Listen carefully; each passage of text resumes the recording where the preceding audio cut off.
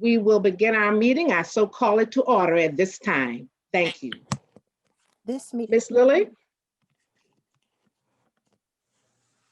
Ms. Collins, would you read the electronic statement, please? Yes.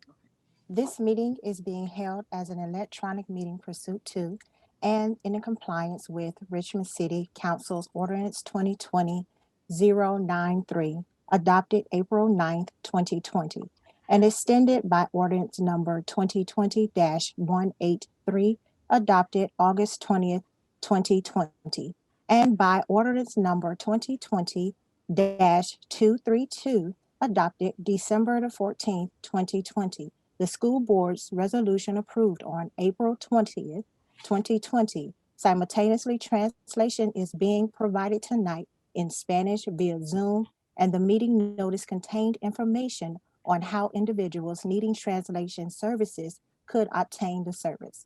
The meeting notice also stated that the meeting would be a virtual meeting and would be live streamed for the public on the schools division, on the schools division Facebook page, and the link was provided.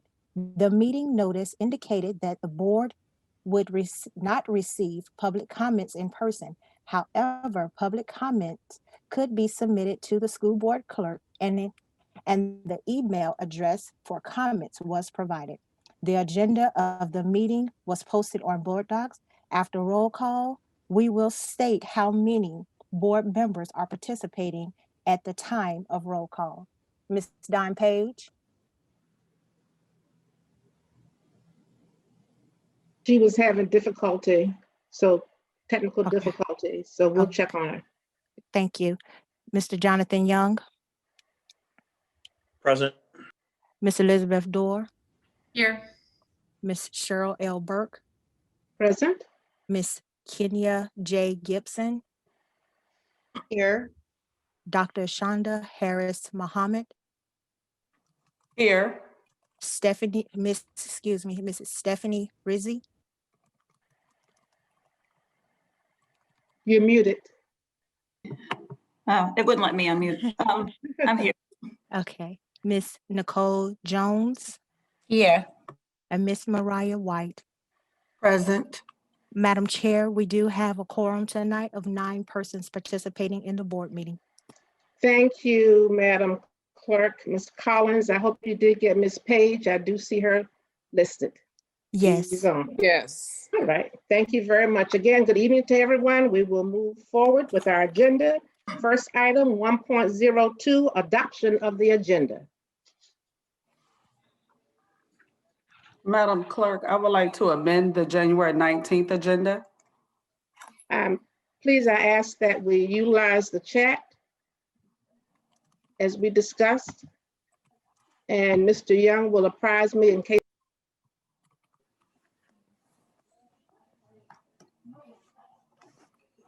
Madam Chair, Dr. Harris Muhammad has requested the opportunity to amend the agenda. Thank you so much, Mr. Young. Please proceed, Dr. Harris Muhammad. Thank you, Madam Clerk.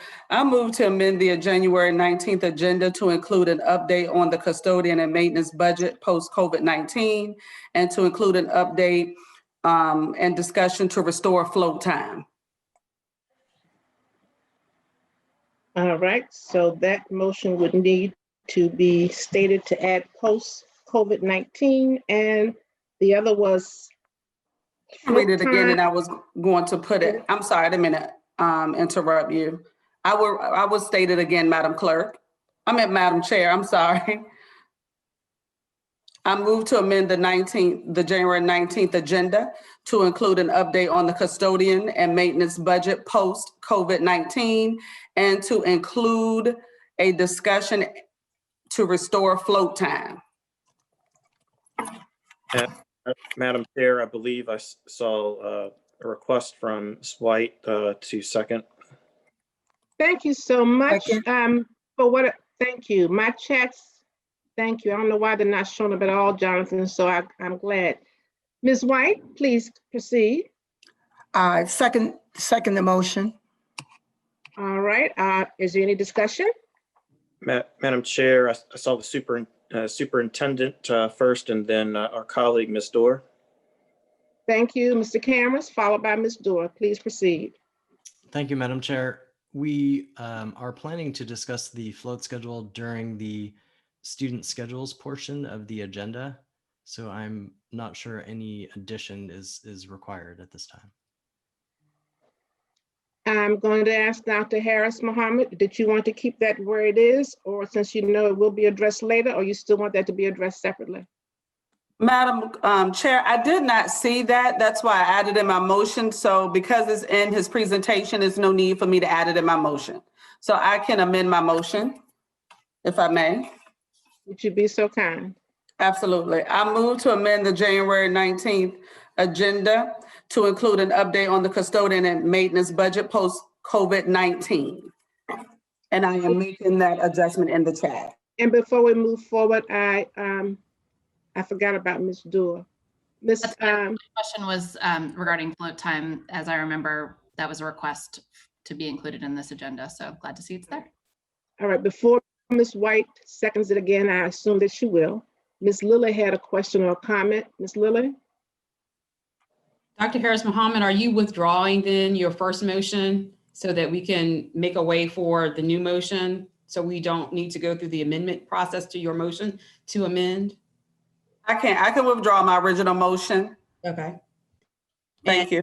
And if Dr. Harris Mohammed withdraws the original motion, Ms. White, your second would be withdrawn. And then, Madam Chair, we can proceed with a brand new motion. Yes. From Dr. Harris Mohammed. Yes, and Mr. Young, do we have someone else in the chat box? We're good? No, ma'am. All right, thank you so much. So, Ms. Dr. Mohammed, would you be so kind to make your motion again? The new motion, the motion in regards to the agenda for the meeting tonight, January the 19th. Absolutely. I move to amend the January 19th agenda to include an update on the custodian and maintenance budget post-COVID-19. Is there a second?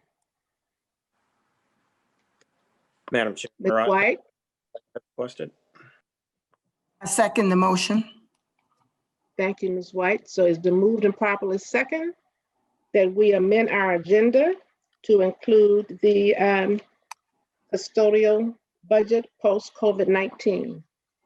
Are you ready to vote?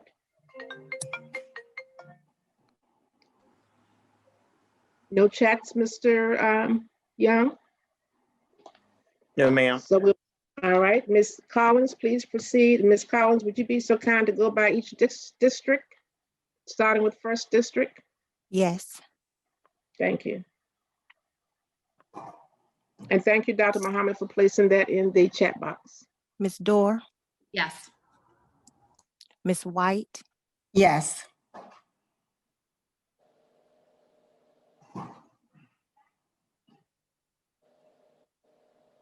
Yes. oh, I'm sorry. Give my me name, one but second. Yes, ma'am. Give me 1 second. I'm not there yet. I'm sorry. Okay. Ms. Gibson, yes. Mr. Young, Aye. Ms. Rizzi, Yes. Dr. Harris Mohammed, Yes. Mrs. Cheryl Burke, Yes. Ms. Dawn Page, Yes. and Ms. Jones. Yes. Thank you. All Thank you. ayes have that. And Madam Clerk, where will we add that to the agenda? Would that come under board business? Or would that come under administrative business? Mr. Cameras? I'm not certain about the context of the discussion, so I'm happy to have it wherever you would like, Madam Chair.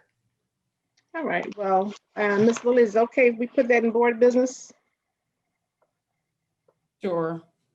All right. So Ms. Clerk, Madam Clerk, do you have that under board business? Yes. Thank you so very much. All right, let's move forward. Thank you so very much. That motion was approved as motioned. public information 3.01. I understand that Ms. Lilly will be reading, and our clerk, I hear echo. Can you put your items on mute, I guess? Is that what the problem is? Okay. Ms. Lilly will be reading the public information. Mrs. Collins, our clerk, will be keeping time. The agreement has been 2 minutes per submission and not to go over 2 hours. Is that the consensus of the board moving forward? Thank you so very much, Ms. Lilly. Please proceed. Ms. Collins, are you ready to time? Yes, And you have the time for the overall session as well, is that correct? yes. Okay. Rosalind Gibson. Dear Richmond School Board, I thank God for the Richmond City School Board selection of Jason Cameras as the RPS superintendent. He has been a blessing to Richmond Public Schools. My request, as a Richmond resident and parent is for Jason Cameras to remain as the Richmond School Superintendent. Since day one of his tenure, he has worked toward promoting inclusion, equity, and justice for all children. He began by reaching out to the RPS parents and students to improve the educational experience here in Richmond Public Schools. Jason rolled up his sleeves and began addressing the needs and concerns of the Richmond community. Superintendent Cameras has accomplished much within his first term. He never shied away from the many challenges within Richmond Public Schools.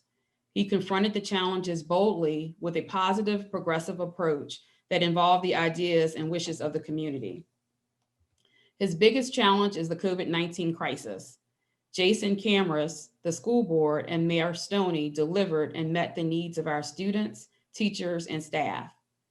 The safety of our children was a priority, and this meant a lot to me as a parent. I cannot say enough about how impressed I was with RPS management of this crisis. RPS exceeded my expectations. For a change, the Richmond City School System outperformed and outshined all other area school districts. They simply had a good understanding of the student population. This leads me to apply this quote to describe my summary of Jason Cameras' leadership approach. You can't teach what you do not know. You cannot lead where you do not go. The school transportation department and staff delivered free meals to all of the city students. Time.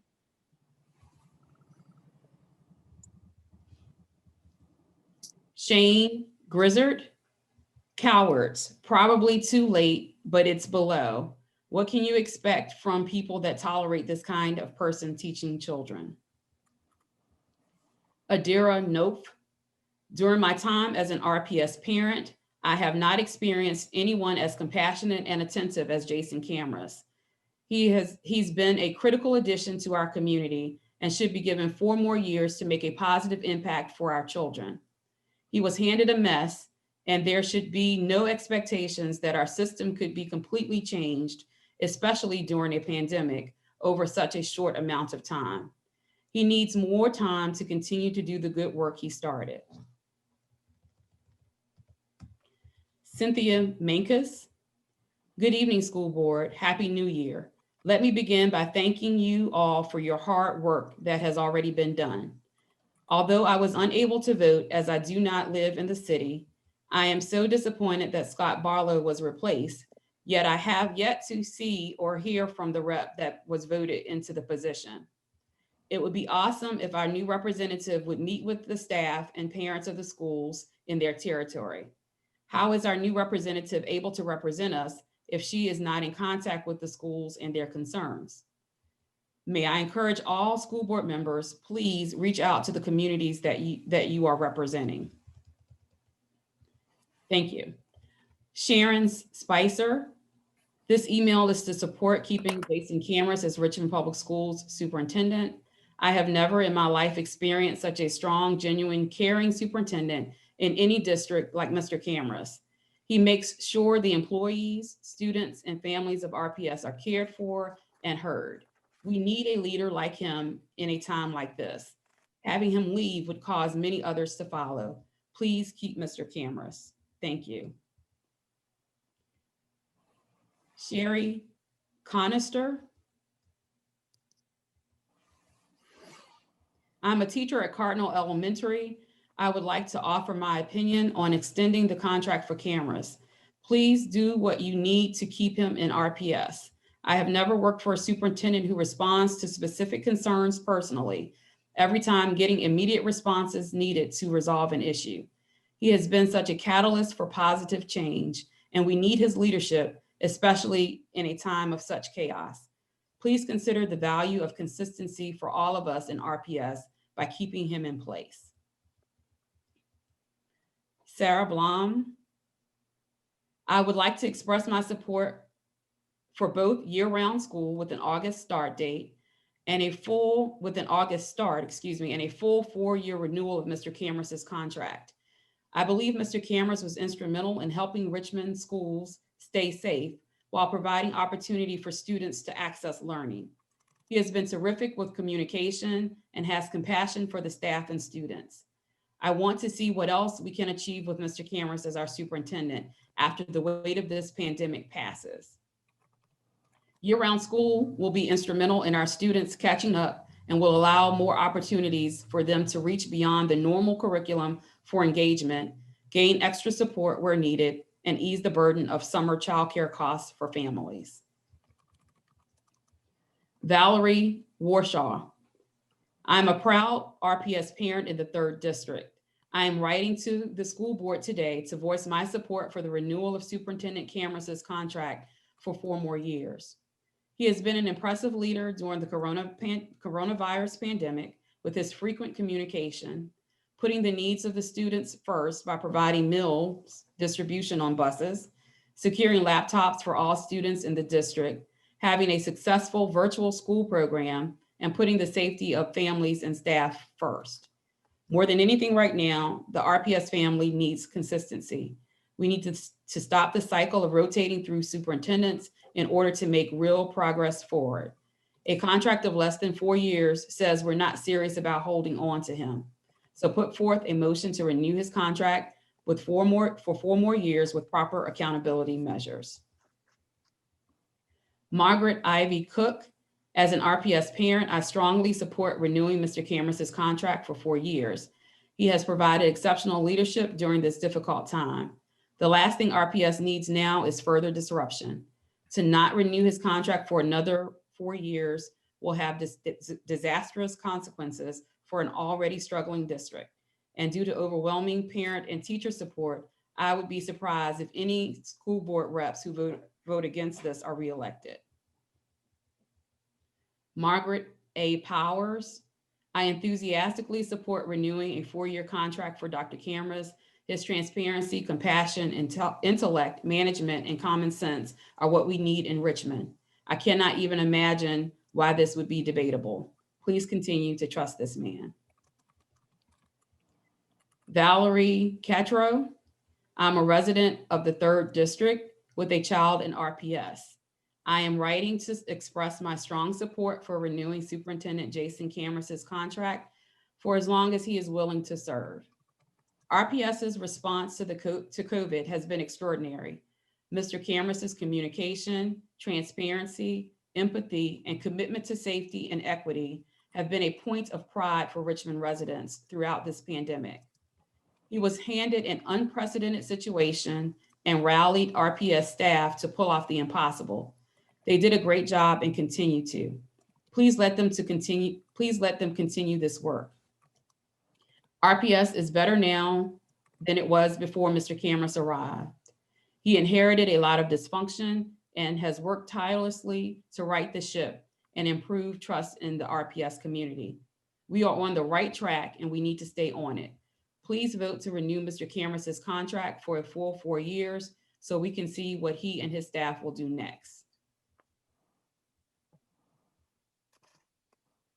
Stephanie Sacconi and family.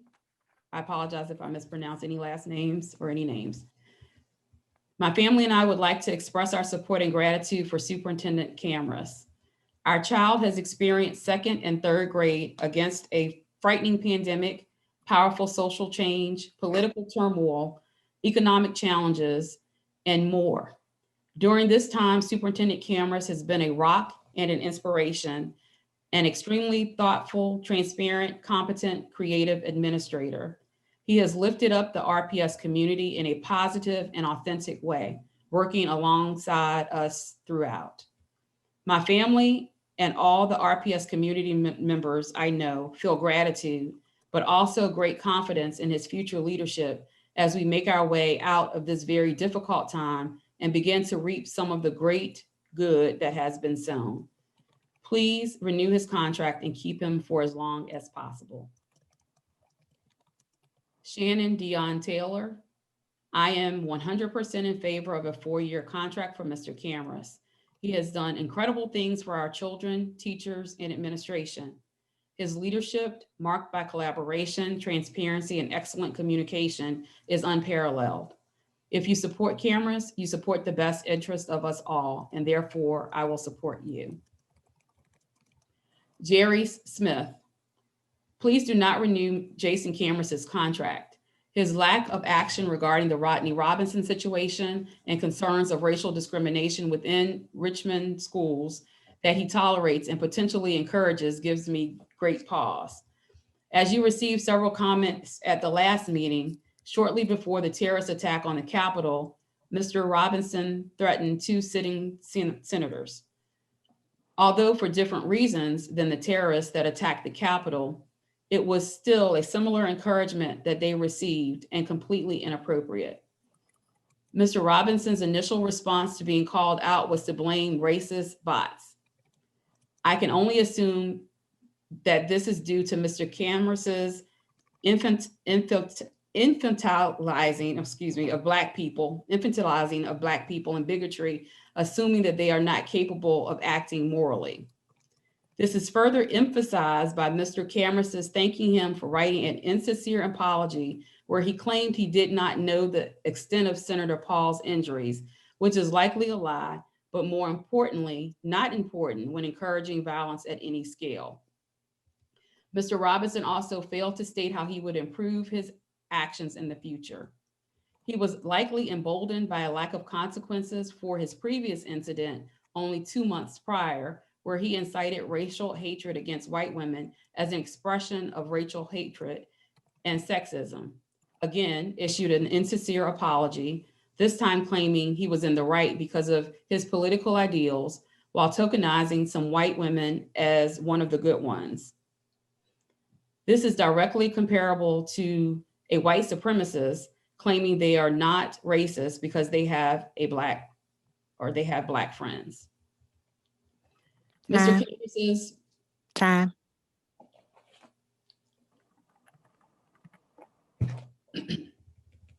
Sarah Fott, I am a RPS teacher, RPS parent, and Richmond resident. Keep Jason Cameras. It hurt my head to read that some of the board may be jeopardizing the opportunity for our district to retain a solid, dependable, kind, supportive, communicative, inclusive, responsive leader. In the middle of the worst of this pandemic and the scariest political climate of our lifetimes, the last thing we need is the rug pulled out from under us here in RPS. I cannot stress enough the sense of stability and reassurance that his leadership has been throughout this insane year. I've been an educator in RPS since 2010, and in that time, we have transitioned through many, many, many superintendents and many school boards. He is the person we need, and we are lucky to have him. The past few years have given me a lot of hope for the direction our district is now heading and for the commitment of Jason Cameras to guide us. There is a lot more work to do, though, and I hope you will not stand in the way of the people doing the work for the kids of Richmond Public Schools. Do the right thing and offer a 4-year contract without delay. Dr. Christine Lucretz Marquise, I'm a 3rd district constituent with a child enrolled in my assigned district school for the past 6 years. I am writing to ask you to support a 4-year contract for Superintendent Cameras. While I know that you did not always agree with him during your first term on the school board, I think it is critical for the success of RPS that he continue for a full 4-year term. The metrics by which he is to be measured were perhaps not fair for any incoming superintendent attempting to address decades of mismanagement. That some of his metrics do not show increases in graduation and SOL scores are actually his willingness to address cheating and the pushing through of students. While I also have not agreed with every decision he has made, I can see discernible improvement in the district. He has instituted policies and individuals to speak to the historic inequities of the district. We now have inclusive language practices, safe bathrooms for non-gender conforming children, teams of empowered and knowledgeable individuals like Rodney Robinson to address the historic mistreatment of Black and Brown kids, redressing of pre-K prison pipeline practices, and RPS in vivo to address language accessibility, just to name 2. Part of the work he has done is to correct errors and problems from the past that he might not even have imagined. The toilet paper shortage comes to mind. Initially, he did a poor job of communicating what had happened, but he has shown a willingness to communicate and listen and learn from others. Many studies show that such humility is one of the most crucial skills of effective leadership. I have only grown incredibly more impressed in this pandemic.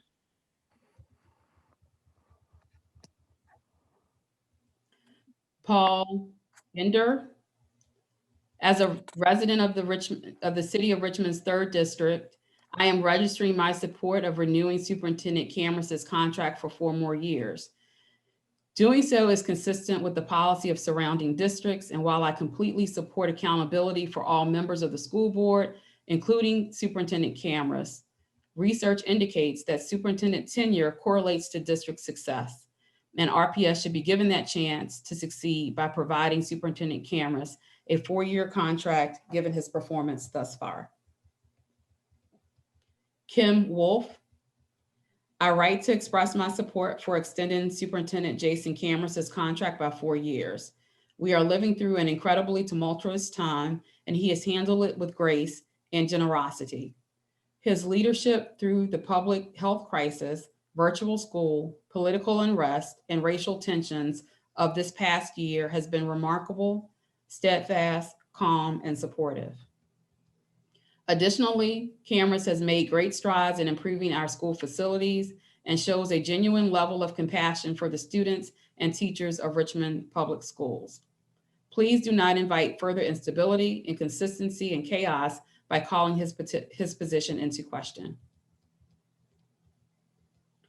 Dear RPS School Board, okay, as a longtime, excuse me, Kelly McAdams.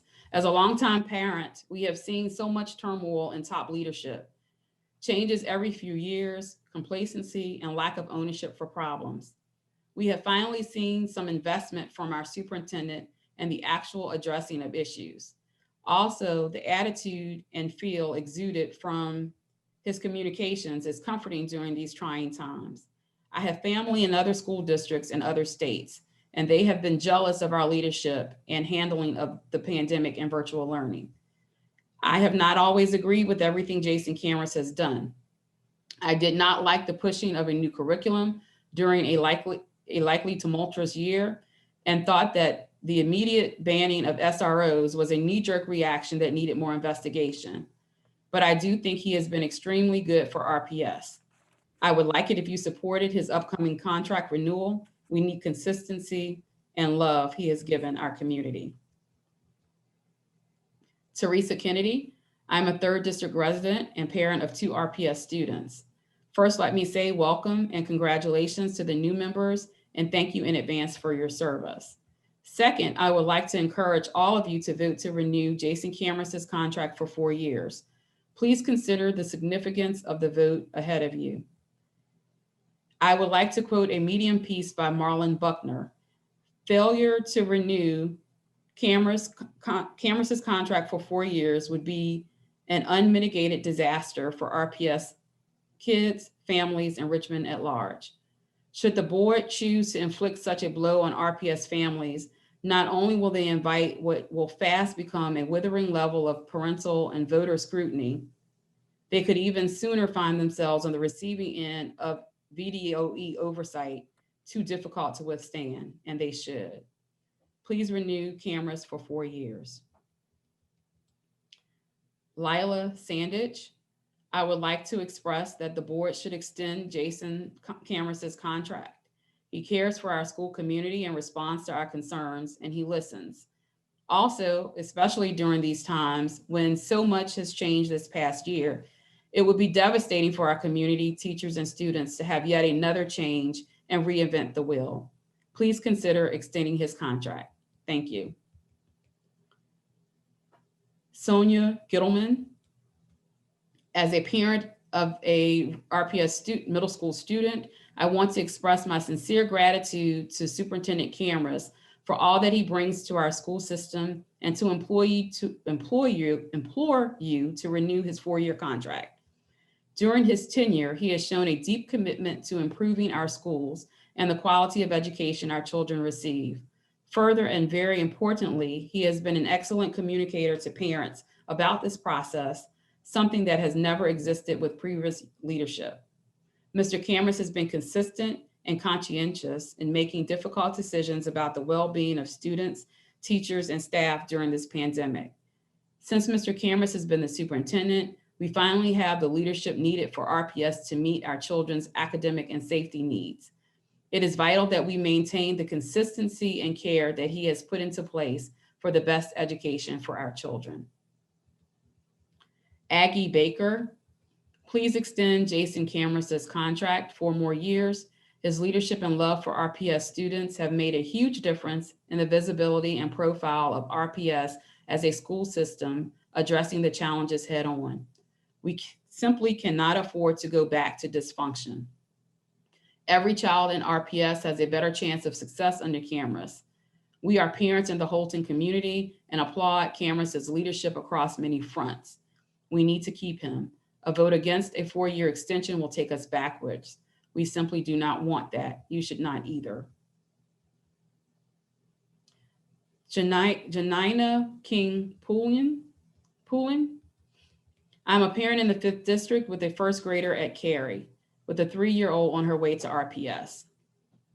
I have been impressed with the transparency, dedication, consistency, dependability, and clarity with which Superintendent Cameras has led.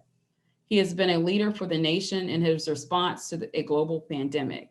I support a full 4 years for Cameras to continue his mission and vision.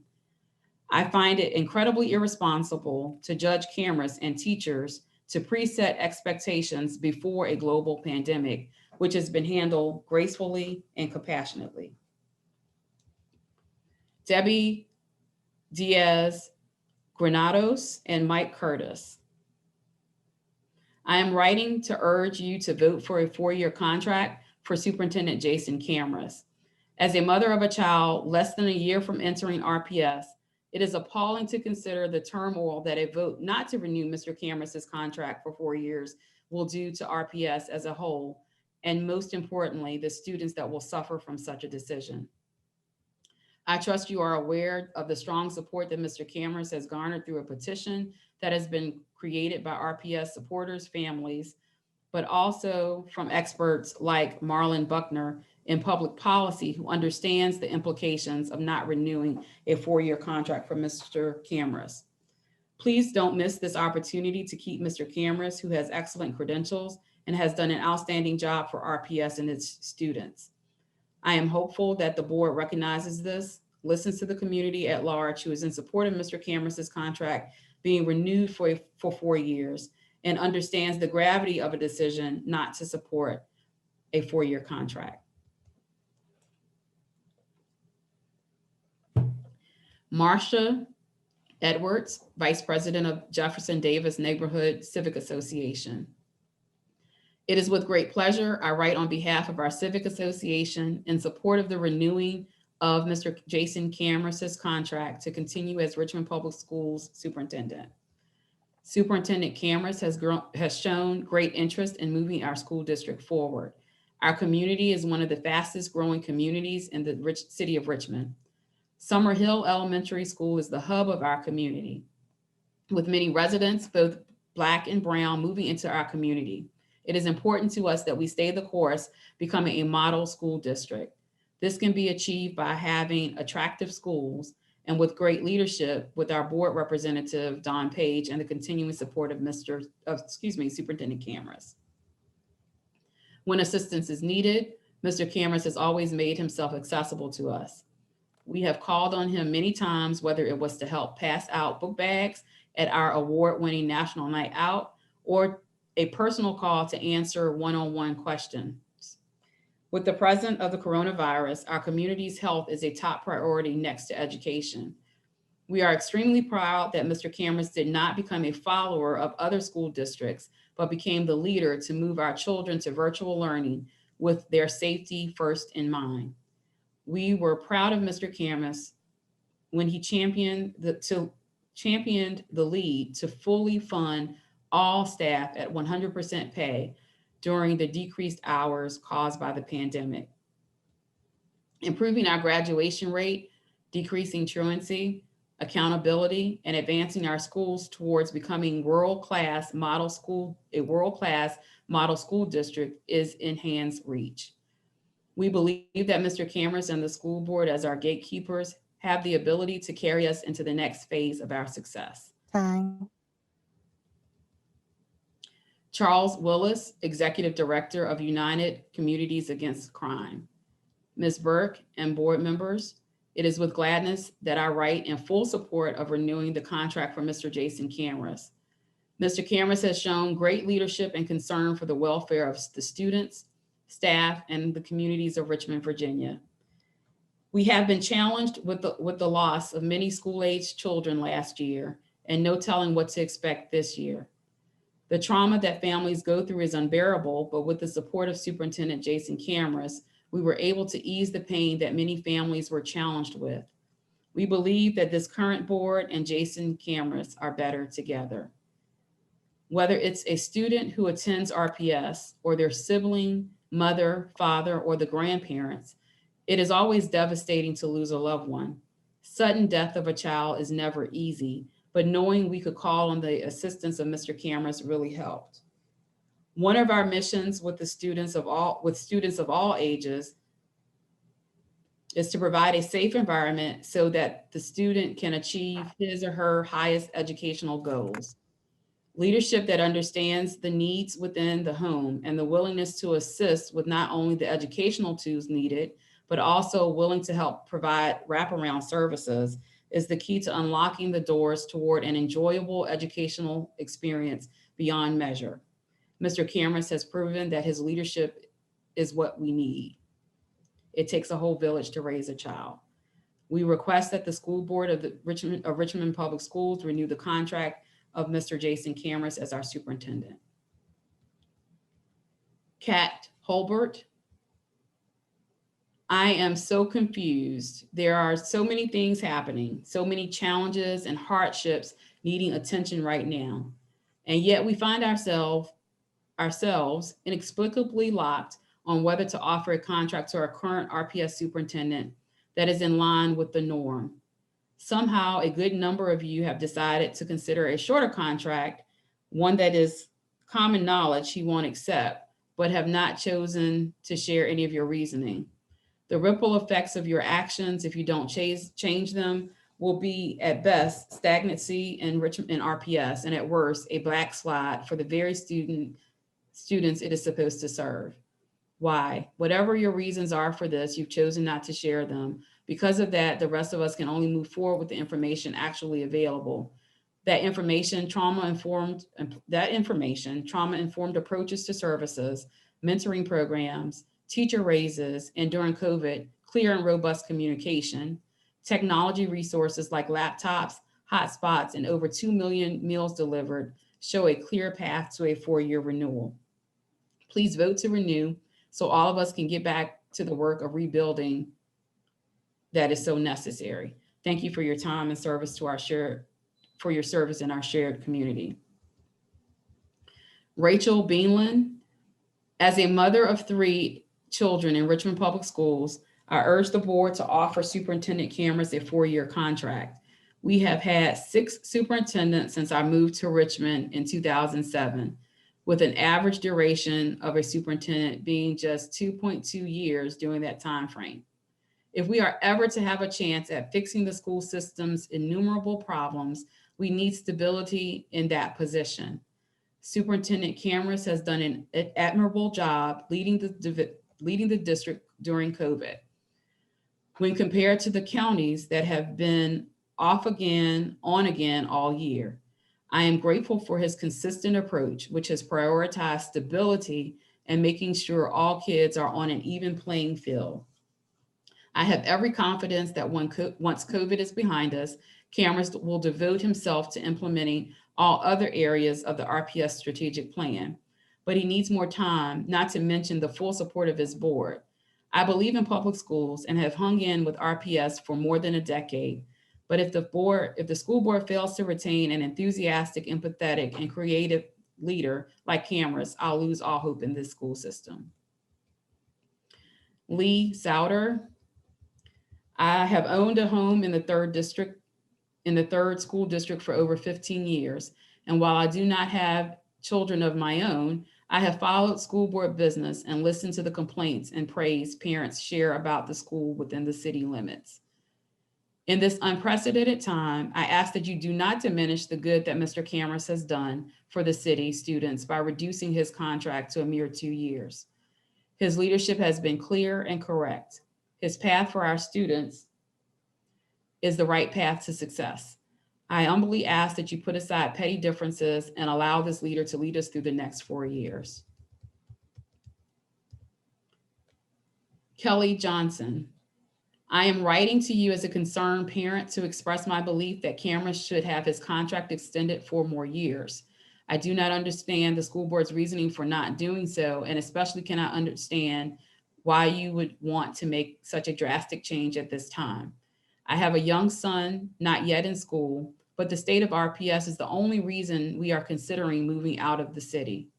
We love living here, but will not jeopardize his education to stay. Mr. Cameras at least seems to be moving the school system in the right direction and has made significant progress in the time he's been here. To end it now would set RPS back significantly. We need stability now more than ever. Anthony Castellano. As a parent of 4 children that attend RPS, I believe Jason Cameras has done an exceptional job in a short time, given very limited resources. To not renew his term for the full 4 years would be a travesty. Thank you. Lindsay Turner. I teach first grade at Chimborazo Elementary School. I am also a graduate of Open High School, class of 2012. I came back to Richmond to teach because I had hope for the school district that helped raise and educate me myself. It is an honor to serve in RPS. It has been even more of an honor to serve under the leadership of Jason Cameras. For some who have been around as a student and now as a teacher myself, I can say with full confidence that Mr. Cameras has offered our district an opportunity. He has given us the opportunity to see the longevity of high quality practices, curriculum, and teachers to produce the results we want to see. The key here is longevity. Nothing will happen overnight or even in 2 years. Our district is in desperate need of an effective curriculum that we fully embrace over a sustained period to actually see the results. Mr. Cameras has brought us instructional leaders who value the foundational reading skills that have traditionally been ignored and abandoned. Mr. Cameras has brought us all of this. He has helped secure a research-based curriculum for ELA that I truly believe will benefit our students, but we have to stick with it, and we have to stick with him. Aside from the academic piece of Mr. Cameras' leadership, I have seen a shift in the focus on our students' other most important needs, their hearts. He has talked the talk and walked the walk when it comes to loving our students. The intentionality he and his administration have placed on the emotional well-being of our students is exemplary. Yes, there's always room for growth, but the fact that he regularly expresses it as a priority and follows through has made me trust that he truly means it. Time.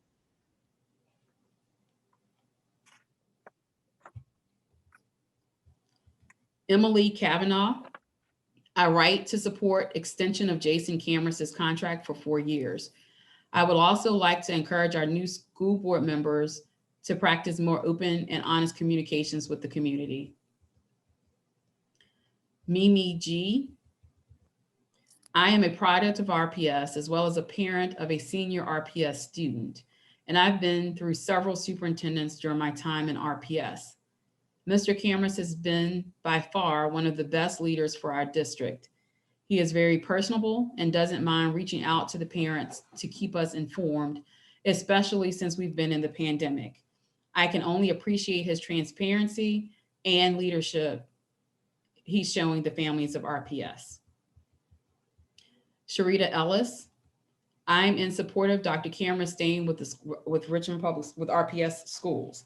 I think he's done a great job with courting the safety of our staff and children during this pandemic, while other local districts were still pushing for the kids to be in the classroom.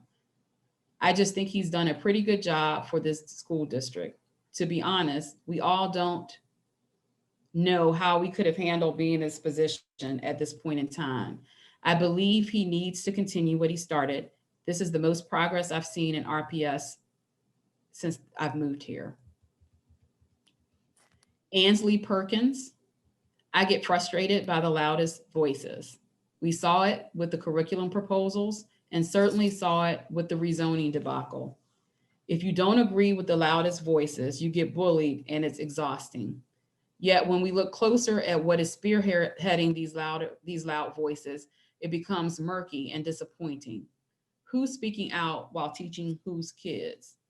Who is the lobbyist that utilizes self-blogs to speak loudly? How refreshing it would be to instead see these loud voices volunteering their time for the schools. School inequities are hard enough. We don't need the city administration controlling the narrative. Rabbi Michael Nope, I am the rabbi of Temple Bethel, one of Richmond's oldest and largest Jewish congregations. I am also proudly a parent of an RPS student. I wanted to write to you to express my enthusiastic support for renewing Superintendent Jason Cameron's contract for 4 years. It is impossible to overstate the good he's done for the district, for our students and their families, and indeed everyone who works and teaches in RPS. It is also impossible to overstate the magnitude of the challenges he inherited and has had to weather this past year, all of which he has navigated with creativity, professionalism, and relentless positivity. RPS will need his leadership more than ever in the years ahead, which is why it is so critical that his term be extended for another 4 years. I'm happy to speak further about my thoughts on this matter, even to testify as a matter of public record, should it help accomplish this most urgent and important goal. Thank you so much for your time, attention, and service to our community. Susan Hawes, I write to implore you to renew Jason's contract for another 4 years. For those that don't know me, I've been with RPS for 17 years. I consider myself to be an education advocate as well as a veteran teacher. The focus for most of my career has been early childhood education, pre-K through first. I've been with 5 different schools. I've had many principals and several superintendents during my tenure. I was fortunate to be selected to serve on the committee in the search for a new superintendent. It was a detailed and well thought out national search to find us the best person for Richmond Public Schools. On the day of the interviews, Jason was first. He was amazing. When it was over, we all looked at each other and said, that's the guy. Unfortunately, we still had to interview the rest of the candidates, but no one even came close. In the years since, Jason has proven us right time and time again. RPS staff, students, families, and the community have been listened to and included in decisions, small and large. Teachers know that if you email him, you will get an email back. This was unheard of before he arrived. He has led Richmond in the way, he has led the way in the Richmond region in how to respond to the COVID crisis. His advocacy and compassion has made me proud to say that I am an RPS teacher. Let me tell you from firsthand experience, the grass is not greener out there. If you waste this opportunity to keep him another 4 years, you will not find anyone more qualified. I beg you, please continue his contract for another 4 years so that RPS can continue to grow into the school system we all know it can be. Deanna Fierro, the Richmond Region League of United Latin American Citizens Council 4614 would like to share with the RPS School Board our support of the teachers, parents, and community members who have raised concern with in-person testing for English language learners, despite the board voting to continue with all virtual learning. By now, we hope the board members are well aware that the Latino population has been disproportionately affected by the virus, so taking every measure possible to keep our families out of danger is critical. We do not agree with any students being tested in person while the division remains in all virtual learning during the COVID-19 pandemic. We are specifically concerned with in-person testing for those students designated to take the WIDA screening assessment. In testing memo 1442, August 19, 2020, the Virginia Department of Education allowed for students to be provided EL services under the temporary identification of presumptive EL. Under this identification, schools can wait to test these students when schools physically reopen. We believe that in-person testing of these students puts them and their families in harm's way and ignores the option for schools to postpone in-person testing. Our council is aware of how testing is tied to funding and supports RPS's work to get all possible funding available to educated students, but we do not believe any dollar amount is worth losing a life.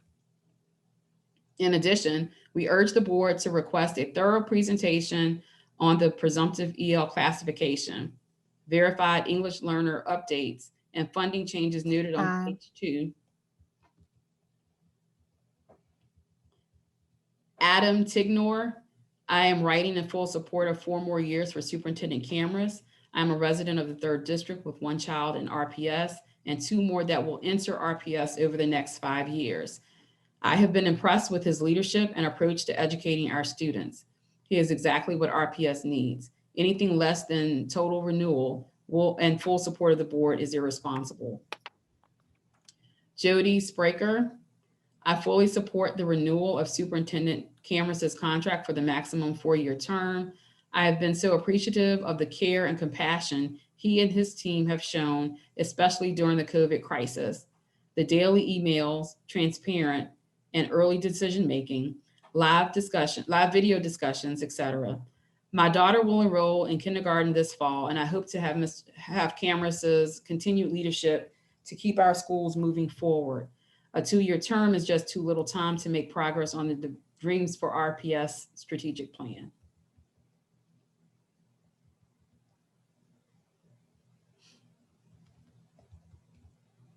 Stephanie Tignor, I am an RPS parent and am saddened to hear that some school board members are not in favor of extending Superintendent Cameras' contract for 4 more years.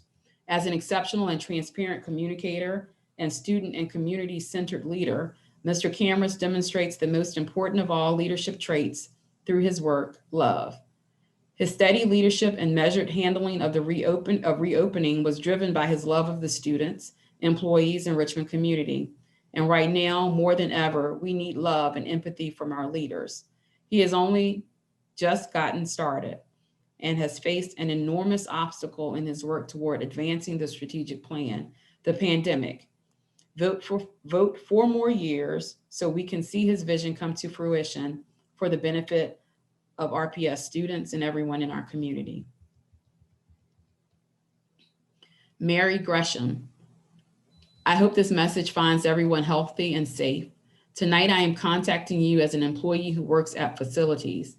I am asking that in your budget discussions, you strongly consider an office associate position for the facilities department. We currently do not have an office associate assigned to the facilities department.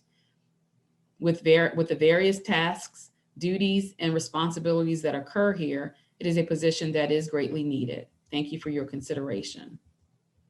Kristen Reed. This week, confusion emerged on social media as to the legal ability of school board members to discuss the superintendent's contract negotiations with the public. It is clear the confidentiality clause in Mr. Cameron's contract does not benefit our families who have a right to open and direct communications from the board about the status of this negotiation. It adds to the confusion when individual board members make anonymous statements to the media. We need the board to clearly decide what is appropriate public commentary and enforce those parameters uniformly. It does not serve our students for the district to be consumed in high stakes, Wall Street style politicking around the contracts afforded our highest paid and highest profile employees. This process has utterly failed to put our parents, teachers, and students first. We are similarly disappointed by Mr. Cameron's attempt to hold the district hostage by threatening to immediately leave should he receive a contract that is shorter than the maximum allowable length afforded by state law. Both Henrico and Fairfax counties have issued shorter contracts to their superintendent this year, 2 years in Henrico and 1 year in Fairfax, without threats from those superintendents. In RPS's case, a 2-year extension would align with our strategic plan, making it a perfect time to assess our progress and revisit this contract. Finally, as our board revisits this contract, we urge you to adopt language barring the superintendent from endorsing redevelopment schemes that have not passed public approval. Mr. Cameron endorsed grant funding for the demolition and redevelopment planning of Gilpin Court, a project that would displace an untold number of RPS students, families from Northside. We do not believe our schools should be in the business of promoting public housing demolition or any other project that would be so harmful to our core stakeholders. Our district should be especially aware.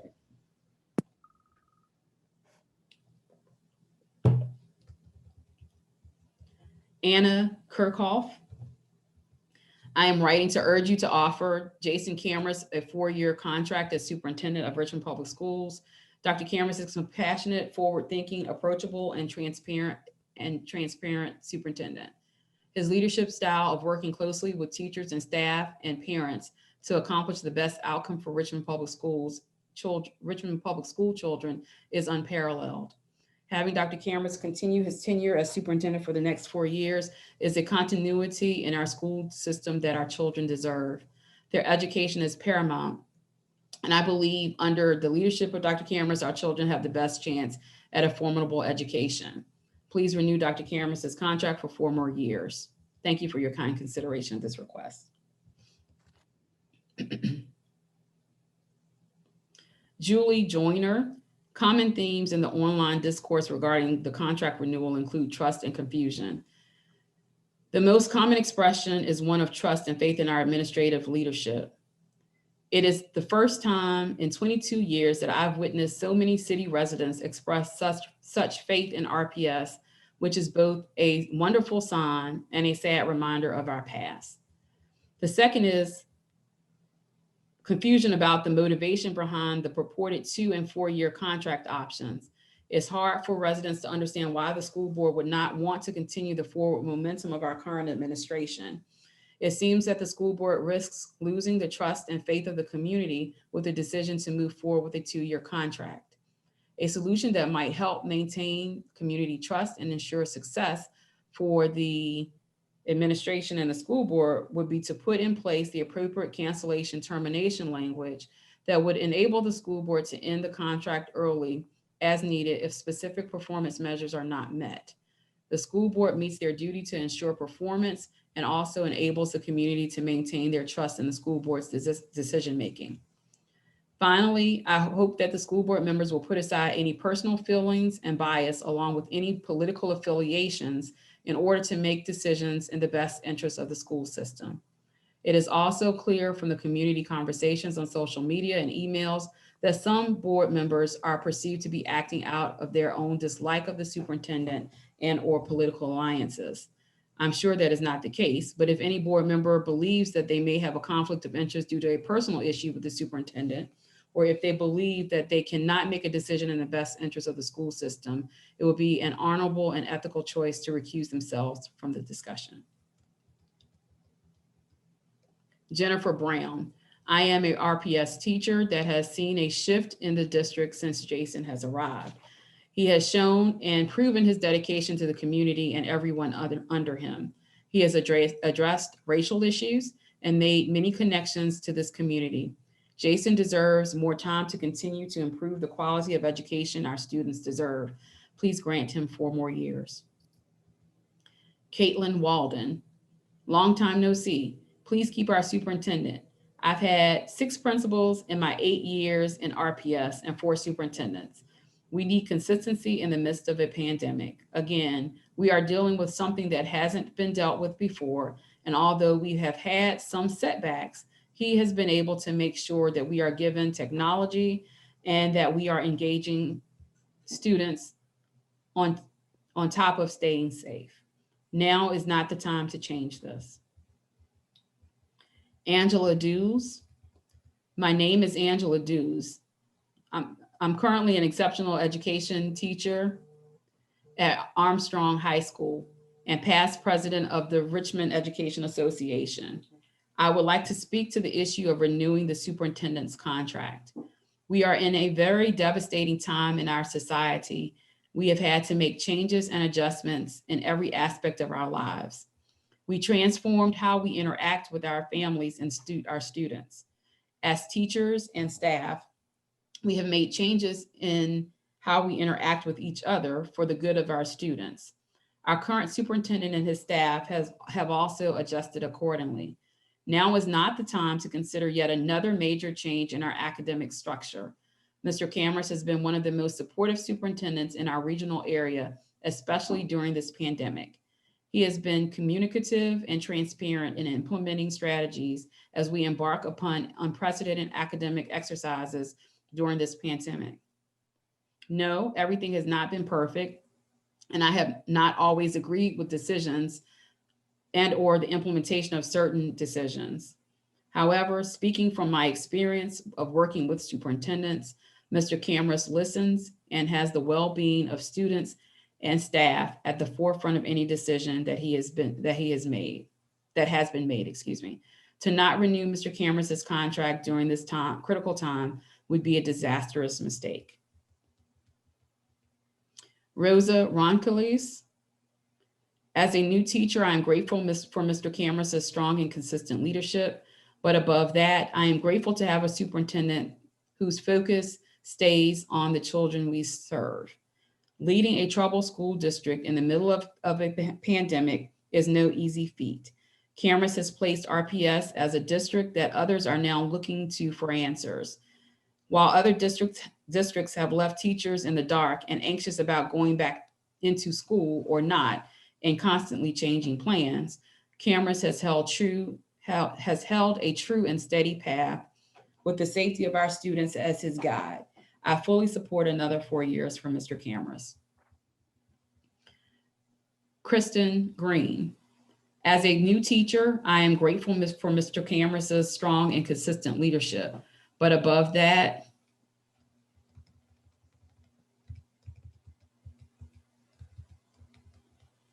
this appears to be the similar comment as the one read above. The Singer Kennebrew family.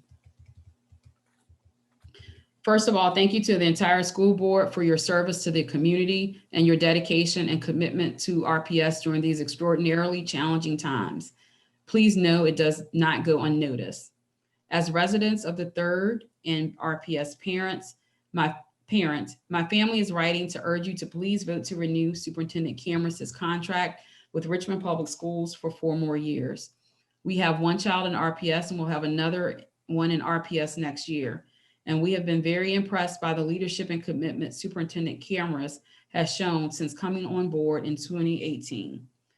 We have been especially heartened by the thoughtful, creative, compassionate, communicative, and transparent leadership he has shown during the pandemic, and believe this type of exemplary leadership has given extra insight into the depths of his abilities and commitment, and why why the school board should seek to retain him for 4 additional years.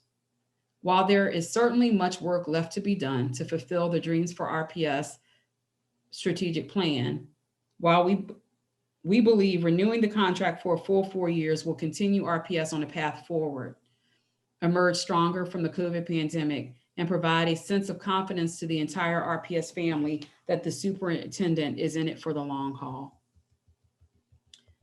Gibson Gahan, I am a 3rd district parent of 2 children. I understand that the school board action for renewing superintendent's contract is a private matter for the school board to work through. I wanted to share my opinion that Superintendent Cameras has been a beacon of hope for our children.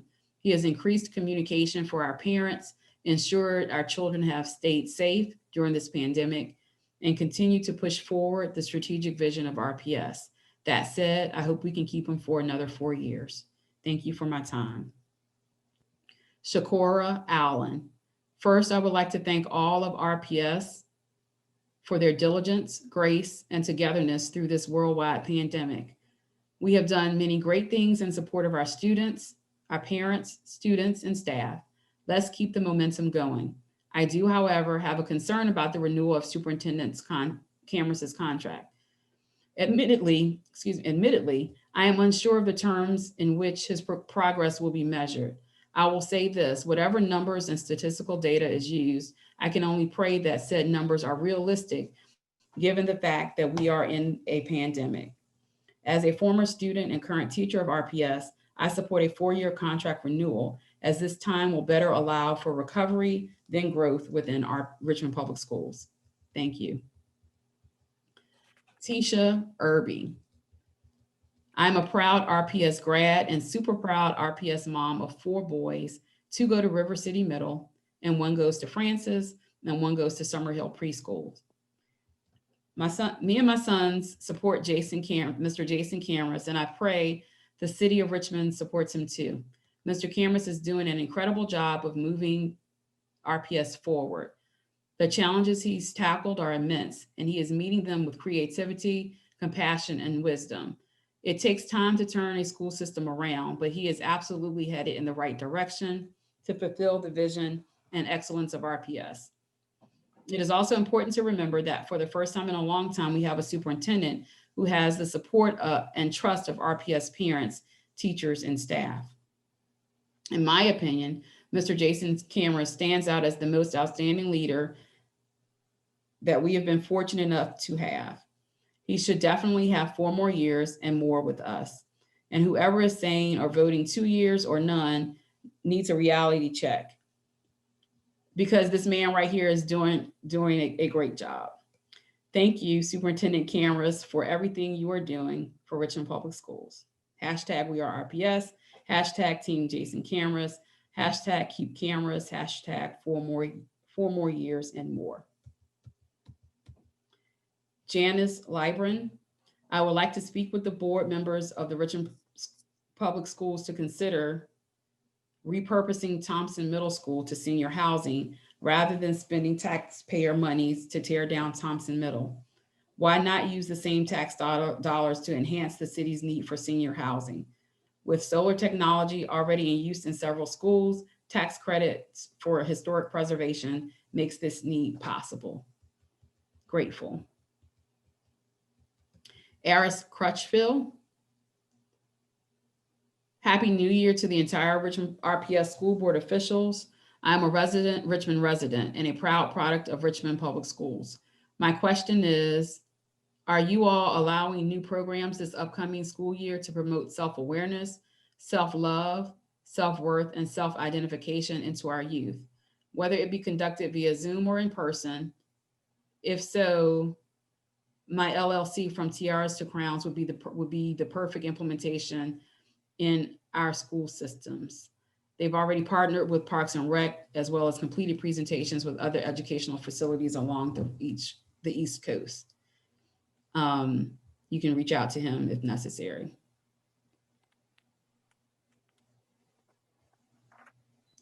Megan Crow. I am an RPS employee representing District 7. However, I would like to speak to all school board members. I am writing to advocate a 4-year contract renewal for Mr. Cameras, as I am sure many are who have had the privilege to work with him. Mr. Cameras has prioritized the community, staff, and students with extraordinary care. He has been exceptionally communicative and dedicated to success, even amongst many obstacles. RPS has been the model for a school district's response to COVID, amongst other things, because of his leadership. Offering him anything less than a 4-year contract is detrimental to the momentum that RPS has garnered since his arrival, and in my opinion, would result in irreversible damage for years to come. RPS can achieve much, and Mr. Cameras has the talent and ability to support our success. Jenna Conway. I write today in support of Superintendent Cameras. I serve on the RPS Advisory Council, the RPS Parent Advisory Council, and have appreciated hearing the voices of a diverse set of RPS parents from across the district. Overwhelmingly, these parents express their support of Superintendent Cameras, how he leads, and his dedication to all of our kids. I share my observations to amplify these important voices.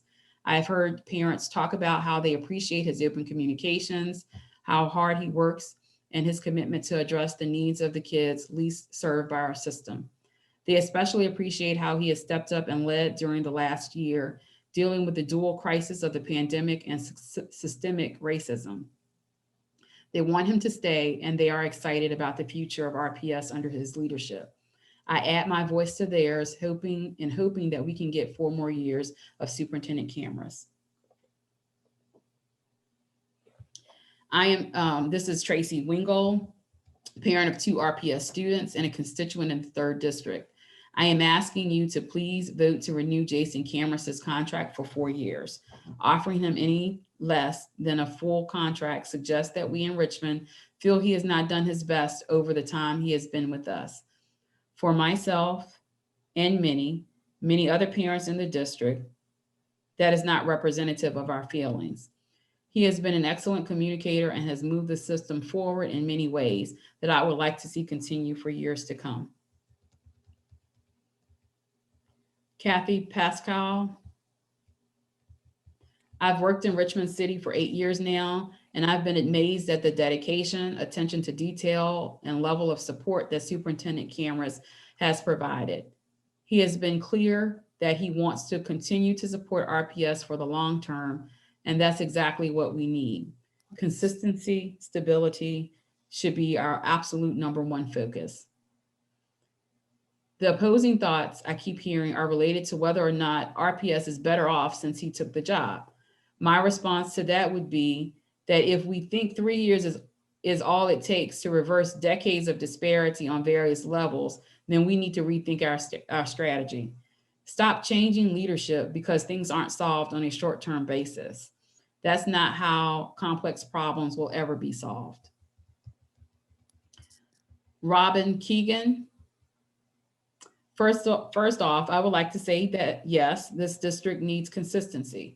I agree, Cameras should stay. He has done some things that definitely should be commended. However, as an administrative team who is the highest paid in the area, it is important to also constructively reflect on the entirety of his leadership, just not his public presence. Here are some of the things that he and his team could address. Graduation rates. Yes, they have improved for some, but abysmal for Latino students. Attendance rates. FACE officers were fired because the team had a better idea that failed miserably. SROs have not been addressed. The budget. Nothing in here about funds for the Carver Magnet School, but we are going to put some money behind resurfacing Henderson's tennis courts. The bathroom blitz. Bathrooms are still awful. Some of these bathrooms need more than a coat of paint and a new faucet. Curriculum. 3 new curricular during the pandemic: math, ELA, and SEL. I would argue that the SEL curriculum was a wise decision. Math and ELA remain questionable. No one paused to think about how that would impact teachers and serve school level leadership during a pandemic. Teacher retention. Teacher voice. I would argue that when you only listen to the teachers that agree with you, that actually listening to teacher voice. Special education. You must do better in this department. Our students have a variety of needs that are being ignored. Transcripts. I ask the board to reflect on these items critically and please vote for a 2-year contract. 2 years is plenty of time to determine if the path Mr. Cameras is laying out for our district post-pandemic is the path we want to be on. Natalie Patino Wright. I work in the 4th district. Essentially, Cameras is my boss. I've had a few bosses over the years and none have shown the dedication and respect that Cameras does. My husband, son, niece, and mother-in-law have attended and attend RPS schools. Our family is deeply committed to RPS. Having a superintendent that listens to staff, students, parents, and other community leaders is essential to making real change. Cameras responds through email, discussion, bold ideas, and follow through. RPS is not going to change overnight. With Cameras, we are moving forward in the right direction. Now it's your turn to listen to staff, students, and parents and leaders. And we say keep Cameras 4 more years. Monica Foster. I'm a teacher at Chimborazo, and also new to RPS. Over the summer, I chose to interview in Richmond due to Mr. Cameras. He is such a trailblazer in the way he handles the COVID-19 pandemic. From the beginning, he has looked at trends and data instead of waiting to see how other localities handle the situation. He is so compassionate and involved in the city of Richmond. When I had COVID, he emailed to check on me, and I felt he was genuinely concerned for my well-being. He acknowledges the struggle of people of color and works to create an anti-racist school environment. Mr. Cameras has reviewed and shared data of graduation rates for people of color and has worked with colleges to create scholarships to get these students in higher education. He created training for teachers about the systemic racism in RPS. He is knowledgeable, understanding, and driven, and deserves to be the RPS superintendent for 4 more years, Stephen Strauss. I'm a teacher in Richmond Public Schools and a 5th district resident. I support renewing Jason Cameras' contract for 4 years. I hope that you all apply the same principle of offering a multi-year extension to educators. Consistency helps build bonds in our school communities between students, families, and educators. Consistency also means that workers who do not have the same status as our superintendent get the same treatment in their contract renewals and placement. We have great administrators, support staff, and teachers at my school, River City. We need to be willing to offer contracts that emphasize our district's commitment to our staff and superintendent. Rebecca Heimholt. I'm writing in support of renewing Mr. Cameras' contract for an additional 4-year term. Mr. Cameras has consistently provided guidance and leadership during this process. I have a daughter in 1st grade at Barack Obama Elementary School and a constituent of the 3rd District School Board. Mr. Cameras has been open, honest, and informative about what is being done and how we can support our kids.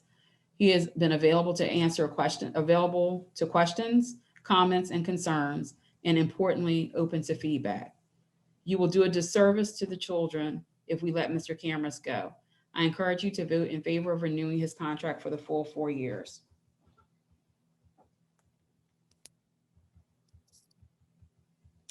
I believe Ms. Waldron, I'll read this, but I think that she had a comment before. Caitlin Waldron, can we put a cap on the meetings we have for the week? The number of migraines and eyeglass prescription changes I have experienced since August is astronomical. The excessive number of meetings has to stop. There has to be a better way to disseminate information. There's no reason to meet from 8:30 to 4:30, literally Monday through Friday. Where is the grace for us as teachers? Our social emotional well-being does not benefit from toxic positivity. Delaney Bloom. I'm a 4th District resident and parent of Westover Hills elementary student. I write in support of the extended year proposal. In addition to making up ground lost during the pandemic, this is a great opportunity for RPS to move forward in a way that keeps our kids continuously learning. The intercession enrichments offered at the more frequent breaks will get students shored up on concepts before moving on, so that their progress never lags in the first place. Much of opposition to the extended year is rooted in a fear of changing from the traditional calendar. If this pandemic has taught us anything, it's that things can change quickly and drastically. Better to go ahead and engineer your own change than be a step behind and in constant reaction mode. Jonathan Robbins, Jason Cameron has done an admirable job as superintendent. If he wants 4 more years, give him 4 more years. Lena Otwell, I'm a resident of the 2nd District, concerned about the confidentialities. Let me start again. I am a resident of the 2nd District, concerned about the confidentiality surrounding Superintendent Cameron's contract negotiations. RPS families feel invested and clearly consider this matter appropriate for public commentary. Parents are seeking progressive and equitable change across RPS, and amidst the pandemic, consistency has also become a priority. Our household is concerned by Mr. Cameron's record of endorsing grant funding for the demolition and redevelopment of Gilpin Court, which would have displaced a great number of RPS students and families. I see this matter as a conflict of interest. Superintendent Cameron has also overseen an increase in virtual schooling suspensions, high school dropout rates, and declining graduation rates, particularly amongst Hispanic students. I agree that given our extenuating circumstances, the greater impact of COVID, it is sensible for Superintendent Cameron to maintain his position. However, I do not see why he shouldn't accept a 2-year contract, an extension that will provide an opportunity for improvement and securing greater trust from the families he serves. It is concerning that he has threatened to leave his current position should he be presented with a shortened contract. The renegotiated length intended to hold him accountable to his public position. Should the board offer a 4-year contract, it should include language barring the superintendent or any subsequent appointees from endorsing redevelopment schemes that have not passed public approval. Julia Rigetti and Felipe Schwartzman. Both kids go to Fox Elementary, one in kindergarten and one in 2nd grade. We started our RPS journey at the same time that Cameron started his, and we fully support 4 more years. We remember the anxiety from a friend who had older kids in the district talking about how unstable RPS was, how much teachers were not supported, and how they had no support from administration. Cameron's was nothing like that. My kid knew who he was. He has responded to emails, and during the rezoning meetings, he made his team and himself available to discuss the options. When we were faced with COVID, he led us into the unknown, always available, always doing his best. Do I always agree with him? Of course not. But I have no doubts that our family is safer and more stable than my friends who are in the neighboring districts. Thanks for the leadership. I understand that some targets were not met, but I truly believe that the numbers need to be seen with a historic lens. We can't expect someone who inherited years of bad administration to turn it around overnight. Also, the influx of Hispanic students also needs to be taken into consideration when looking at the dropout rate. If anything, last year has highlighted the importance of competent, stable, knowledgeable, and professional leadership in all public sectors. Cameron brings all of those to bear and more. I do believe that is all. Those are all of the public comments to be read tonight, Madam Chair. Thank you so very much, Ms. Lilly and Ms. Collins. I appreciate, that's a lot. Thank you so much. I know we have a couple of items on the chat box, and Mr. Young, I'll ask you in a minute for us to go back to that. But I missed 2.01, my mistake. I apologize. How could I forget, of all things to miss, receive a proclamation for Virginia School Principals Appreciation Week? But Mr. Superintendent, before we move to that, do we have a student tonight? I don't have it on the agenda, but do we have a student? Yes, ma'am. We do. Mr. Kaman Williams, There he is. who is Hi, come on. a senior at Franklin Military Academy.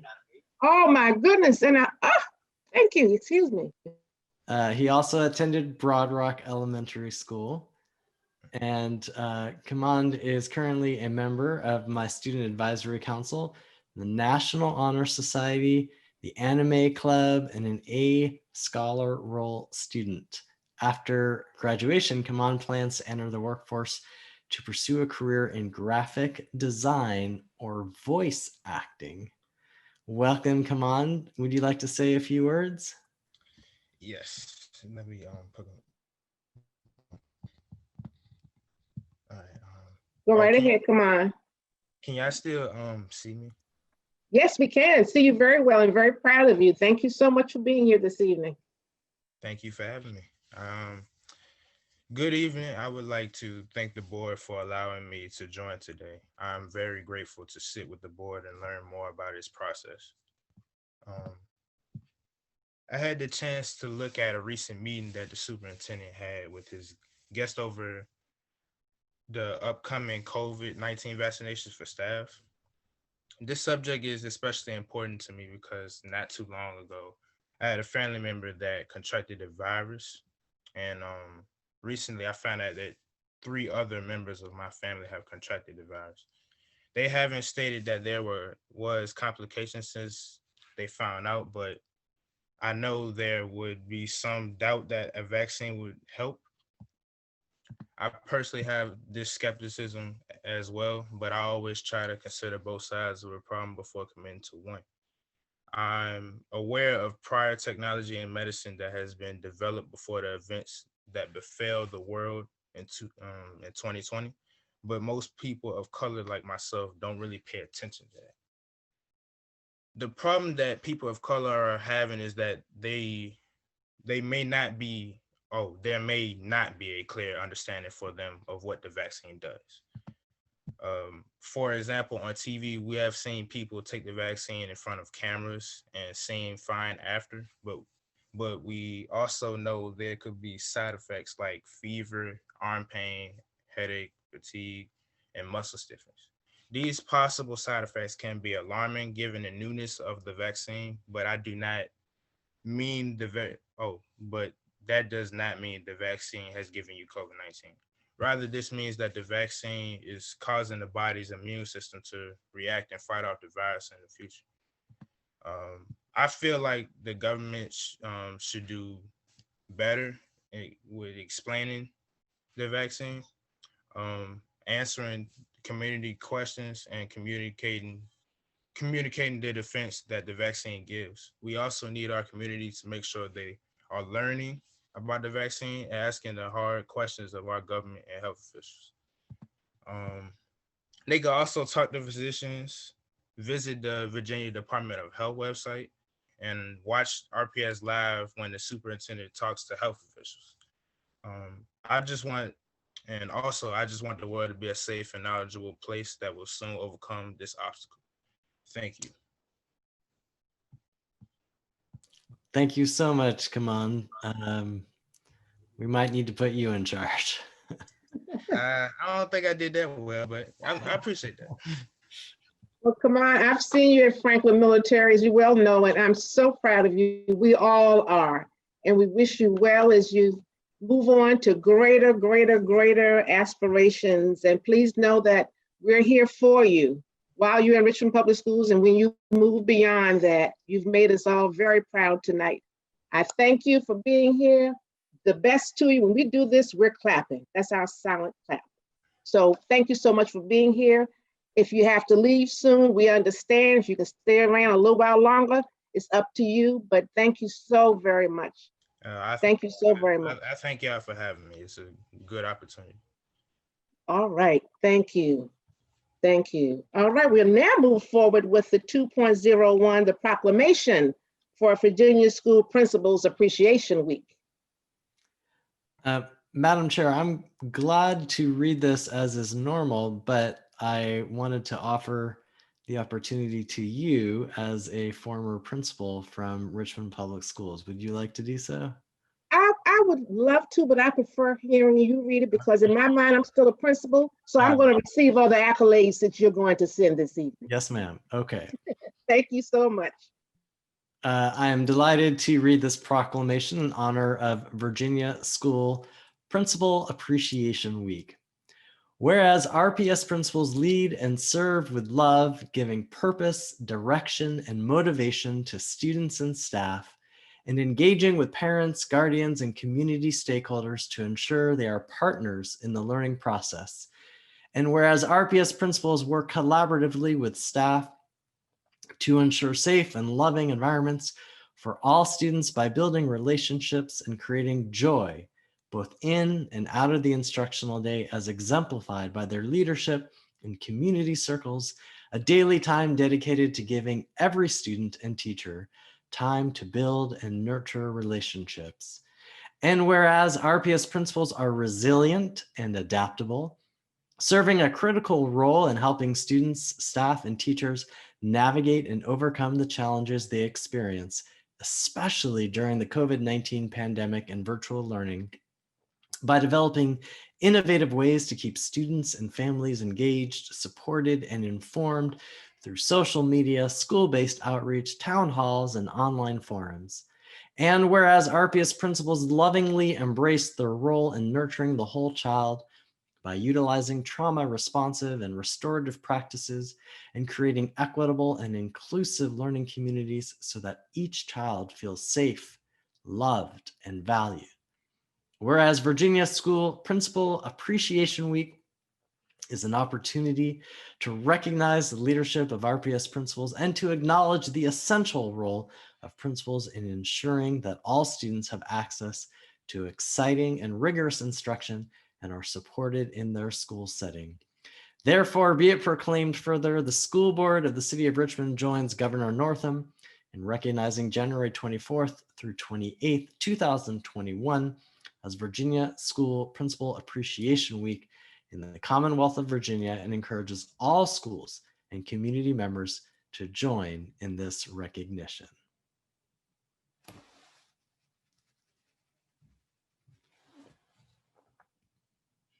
I couldn't find the mute button. Thank you so very much. And thank you for the governor and Richmond Public Schools. I saw Dr. Muhammad raising their hands in the air as well. So we're excited. We have the greatest principals. It's very hard being a school principal. Haven't been one for 18 years.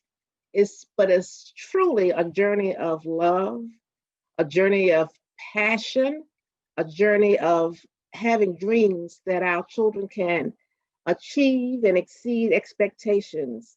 And then also the opportunity to nurture those persons that are a part of your wings to lift you up as a principal, because you can't do it by yourself.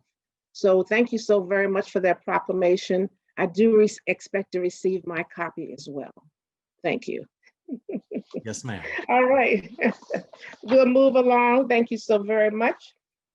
Before we move forward, Mr. Young, there may be, I know there's some chats, and there's one person I've asked to identify herself. Correct. To all. Yes. You Correct. have Yes. it. I don't know yes, who that person is, so let's go on to the persons. Mr. Young, can you tell me who you do have that we do know of? Yes, ma'am. Dr. Harris Muhammad, and then Ms. Dorr. All right, Dr. Harris, followed by Ms. Dorr. Thank you. Chair Yes, ma'am. recognizes. Thank you, Madam Chair. A couple of things. Thank you, Attorney Lilly, for reading all of those comments. I was hoping that I could ask this question during the comment. I am still learning how you all are handling that. If we are to wait until every comment is read, or we can ask a question during the comment. But nonetheless, Ms. Lilly, I would like for you to think back. I know it was a lot, but you did not read one of the comments. Is it because she submitted it twice or he submitted it twice? You began to read it and then you said?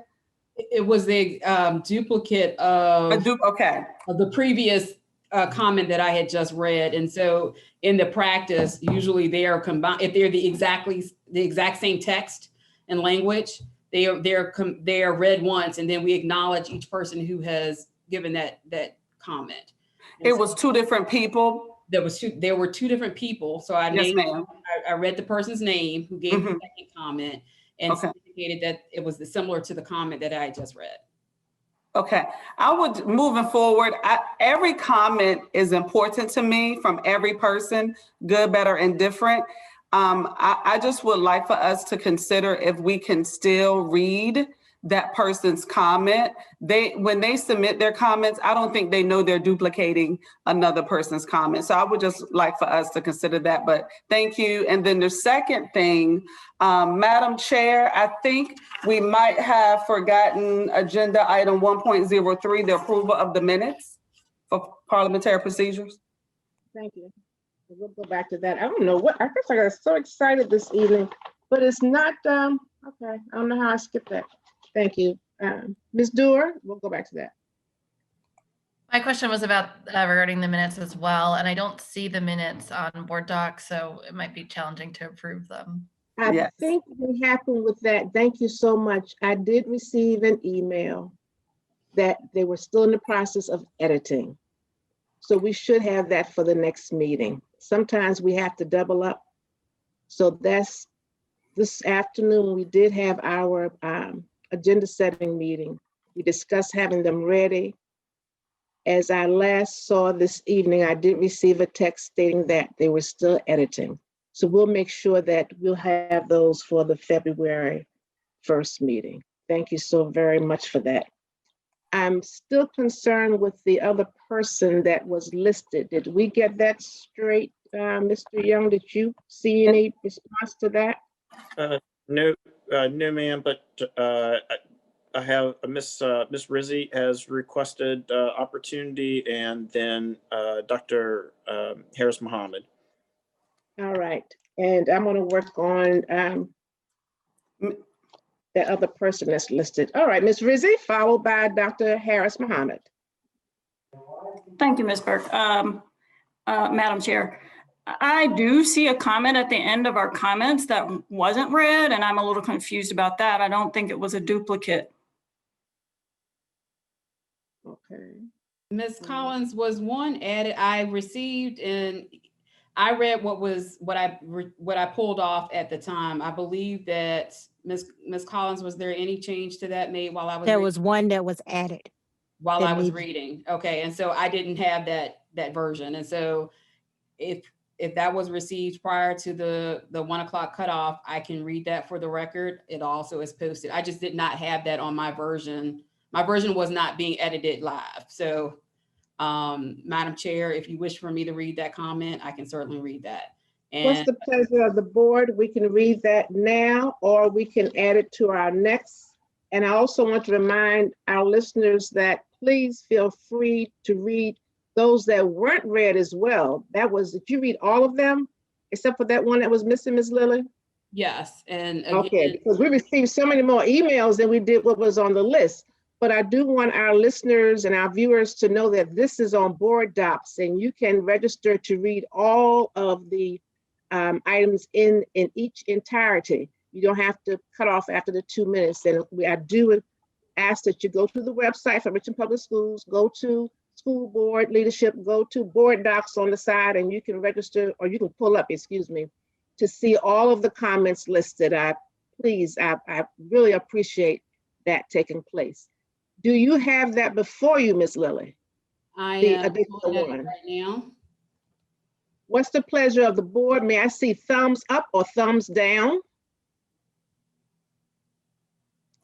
All right, it looks like it's 100%. So we will hear that.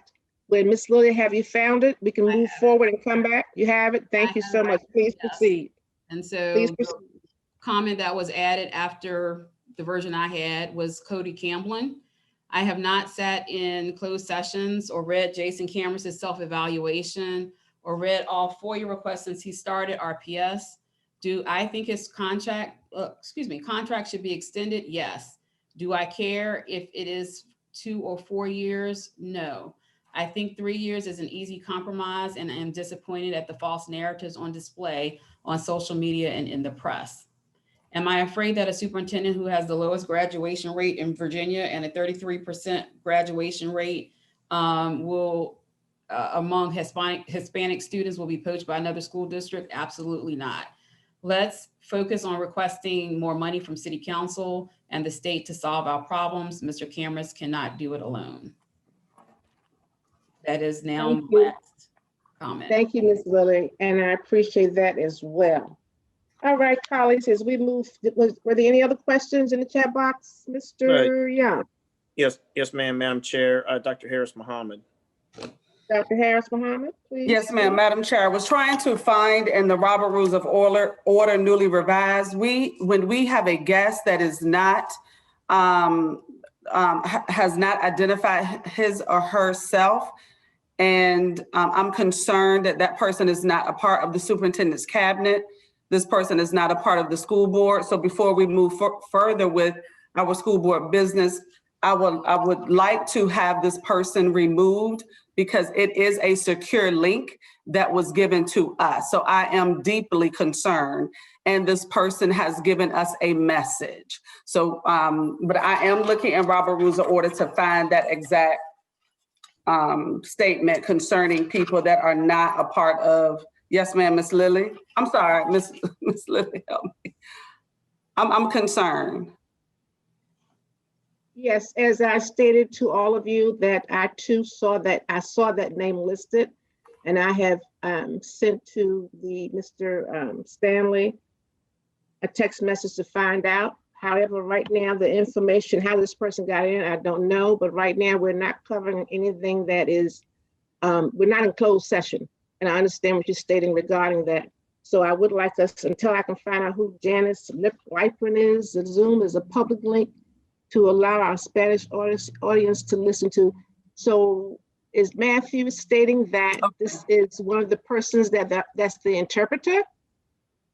Is that what I'm picking up? Ms. Lilly, would you respond? No, I just from clarity, Matthew just indicated that that link was for our Spanish audience to listen to the interpretation. Okay. The chat should have functioned for that link should have been turned off and is now fixed. Okay. Thank you so much. When I did see that, as you all know, Mr. Ali and Mr. Matthew Stanley are addressing that. And I did, when I sent you all the texts, I did do that and move forward. However, this is a public meeting and we are in good place and this is not closed. So as we can move forward, were there any other questions or comments? Mr. Young? Can we move forward? No, may proceed. Yes, ma'am. Thank you. 4.01, board action items. Receive for action an addendum to the program of studies. Mr. Cameras or Mrs. Hadasco, who's doing that? That's me. I'm going to ask Dr. Epp to present this. Oh, where is she? Thank you, Dr. Epp. Good evening, Madam Chair Burke, Vice Chair Young, school board members, and Superintendent Cameras. I'm coming tonight to ask you to approve a very brief addendum to our current school year high school program of studies. One course offering for the second semester was erroneously left out of the program of studies, and due to it is a sequential course to a course that's currently being offered at the Richmond Technical Center. This is the course that students would take as the second in the sequential program around the Energy and Power program. So I apologize for this oversight and to ensure that we have approximately, we have a handful of students at the Richmond Technical Center who would like to take this course for the second semester. But in keeping with our rules, we would need an addendum approved for the board to approve this course in the program of studies. It is an approved course by the VDOE. It is approved, we are approved to offer the course by the VDOE, and there is demonstrated student interest in the course for second semester. So I ask for your approval of the addendum. Yes, as we move forward, and I see it in the chat as well, I was thinking that I missed the name of the course. What is the, did you state that? Yes, Would you ma'am. state it again, please? Name of the course is Renewable Energy. Okay, you did state that. Thank you. I was taken off for a minute. I don't know why. And it is for any particular, is it an elective or any particular grade level? It's typically offered to 10th, 11th, or 12th graders, and it is a course that follows students who are currently taking the Energy and Power course. Energy and power. Okay, all right. So this is for the tech center. Yes, ma'am. Right, okay. Thank you very much. All right, we're ready for discussion. Mr. Young, do we have any questions or comments? Yes, ma'am. Madam Chair, Dr. Harris Mohammed has requested the opportunity to be recognized, and then Ms. Page. All right, Dr. Harris Mohammed, followed by Ms. Page, please speak. Yes, ma'am. Yes, ma'am. Thank you, Madam Chair. Thank you for the course name, Dr. Epps. I would like to make the motion. But if Ms. Page has a question before I make the motion, I do not mind waiting for her question before I make the motion. And also, Madam Chair, I might have missed it, but we did not approve. We did not have a motion to approve. We did not have a motion to move the approval of the minutes to the next meeting for the record. So at some point, I think we need to do that. All right, thank you. Ms. Page? Yes, thank you, Madam Chair. So I just, for clarity, so is that course, Dr. F, is it a part of the STEM sequence of courses? Dawn, Ms. Page, we can't, you're going in and out. I don't know what's happening with your volume. You're having some difficulties tonight with technology, aren't you? Yes. It's all right. It's going to get better. Yes. Dr. F. So my question, is that course part of the sequence, the courses for STEM? Ms. Page, it is not technically in the Governor's STEM Academy course sequences, but students certainly could take that course if they were interested. It is certainly in the STEM field. It's also in the manufacturing and industrial trades field. Students who complete the sequence qualify for work in the energy sector. Okay, thank you for that clarity. Thank you. Mr. Young, is there anyone else? Madam Chair, Dr. Harris Mohammed still has the floor in the interest of introducing a motion. No one else has any discussion before we get ready to make the motion by Dr. Harris Mohammed? All right, Dr. Harris Mohammed, please proceed with your motion. Thank you, Madam Chair. I move that we add the additional course offering to be added to the program of studies for the 2020-21 school year. Second. There a second? Second. We wouldn't hear 2 or 3 people saying second if we just put it in the.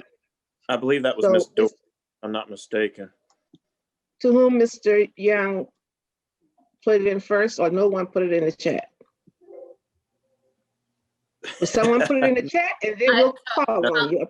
I said second. I apologize. I didn't realize we were supposed to do seconds in the chat as well. That would just help the documentation and also help Kim with keeping the minutes appropriately. We're just trying to, I think we're doing very well though. I'm really pleased. So it has been moved and properly moved by Dr. Harris Mohammed and seconded by Ms. Elizabeth Dorr to receive the addendum to our curriculum. Are you ready for the question? Is there any discussion? Madam Clerk, we're ready for the vote, the roll call. Ms. Dorr, Yes. Ms. White, Yes. Ms. Gibson, Yes. Mr. Young, Aye. Ms. Ritzy, Yes. Dr. Harris Mohammed, Yes. excuse me, Ms. Burke, Ms. Burke, Yes. Ms. Page, Ms. Page, Yes. and Mrs. Jones. Yes. All right, we have, it's unanimous that that motion has passed. Thank you And I very much. must stop. Thank you so very much, Dr. Epp. Thank you for that presentation. Mr. Young, please be mindful that you can put your name in the chat too and speak as well. So please don't think that we do want to hear from you. And I Yep. appreciate so much, as for those who may not know, when we had our governance meeting this past Friday, we decided in order to have our meetings to flow, we hope in due time and in a manner of which is expected, that we can pretty much keep things flowing and also to hear everyone speak. So Jonathan has been so kind as the vice chair to help the chair to stay the course. And I sincerely appreciate it, but please note that, and remind me, Jonathan, also that I can speak too. It's kind of hard to do both, isn't it? But thank you so very much. I really, really, really sincerely appreciate that. And I think we're flowing very well. So thank you. We can now proceed to 4.02, receive for action the personnel actions. Is that Ms. Lee? Thank you. Good evening, Madam Chair, Vice Chair Young, and board members. Tonight, the Talent Office brings forth the following personnel actions for your consideration: the nomination of 6 employees, the change of contract of 8 employees, the resignation of 3 employees, the rescission of retirement of 1 employee, the rescission of employment of 2 employees, and the name change of 3 employees. Thank you. Is there any, do you have any questions of Dr. Lee at this time, board members? Mr. Young, anyone on the chat? Yes, ma'am. Dr. Harris Muhammad. Dr. Harris Muhammad, please proceed. Yes, ma'am. Is it Dr. Lee? I want to make sure I get your title correct. It's Miss Lee. Miss Lee. Miss Lee, ma'am. Thank you. The resignation of our employees, for whatever reason they resigned, of course, cannot be discussed in open session, but are we ensuring that they complete exit interviews?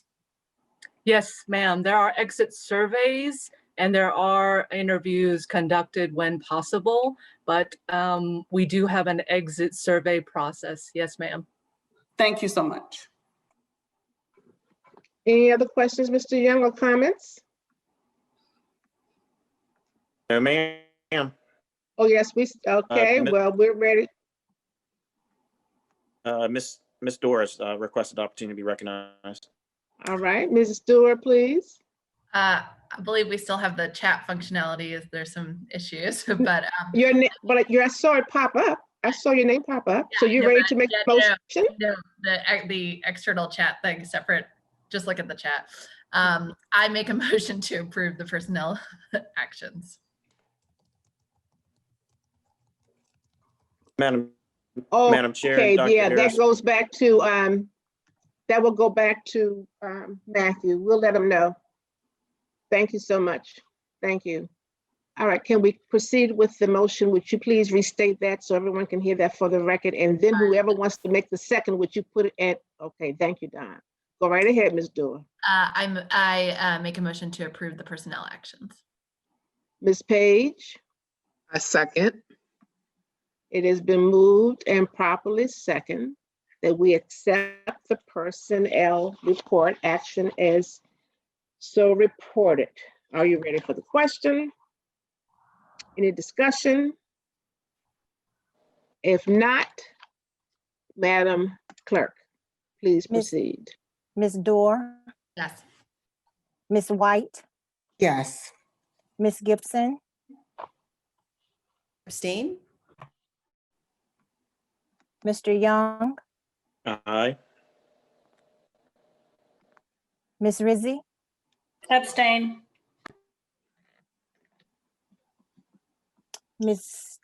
Dr. Harris Muhammad? Yes. Ms. Burke? Yes. Ms. Page? Yes. And Mrs. Jones? Yes. Vote passes. Thank you, Ms. Collins. We will move forward to budgetary items. 5.01, receive the financial statement for November and December 2020. May I, Madam Clerk? Oh, I gotta put it in the chat. Sorry. Mr. Cameras? Who's, okay. Yes. I believe Ms. Udasco, are you presenting these, or is Ms. Braga available? I'm happy to take any questions regarding the financial statements.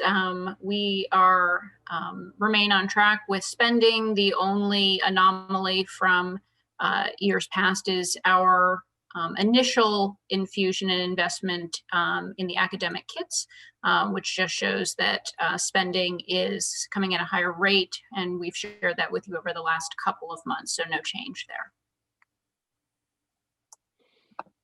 All right, so question, Ms. Lilly, since there's no change, and I'm sorry, I was also looking at the chat.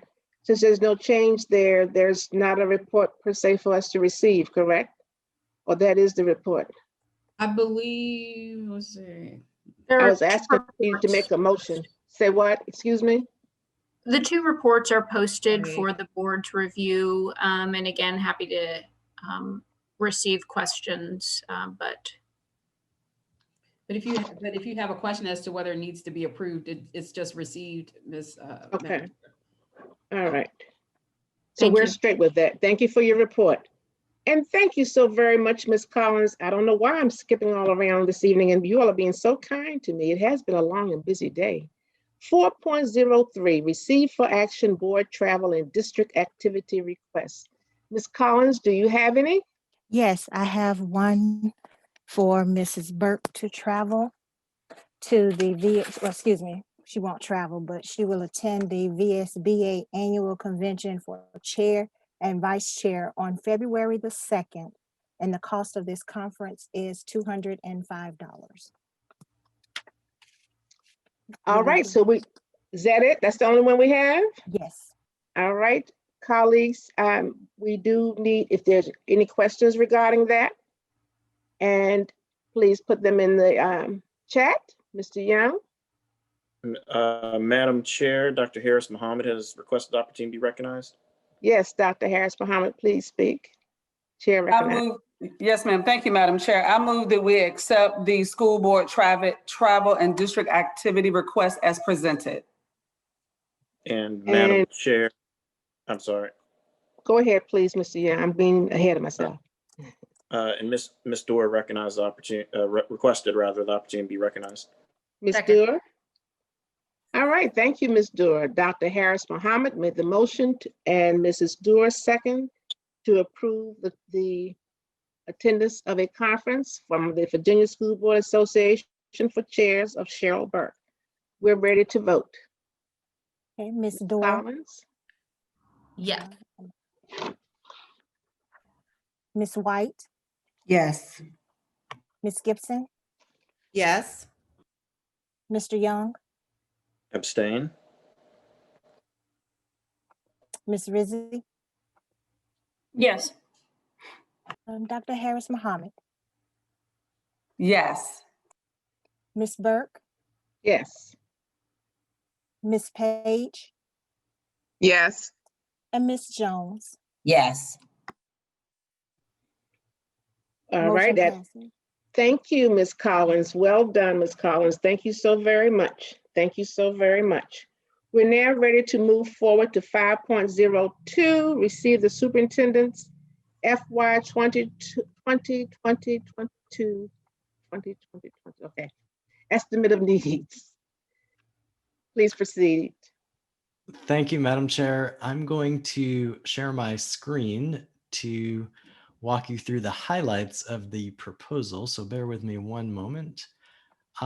If Mr. Stanley is listening, the screen sharing is disabled. So if it's possible to enable that, that would be wonderful. Let's see if we can make that happen.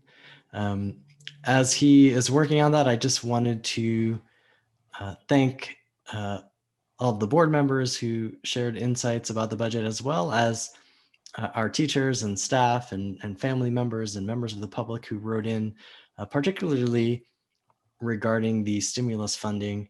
I am incredibly grateful. All right, Mr. Stanley indicates that enabling is in the works. Can we, okay, there it is. Go right ahead. Thank you. I was gonna move to something else. Thank you.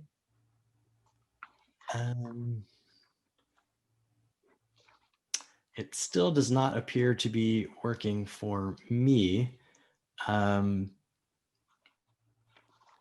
so, Mr. Stanley, is there anything else we can do on that front? Let's see.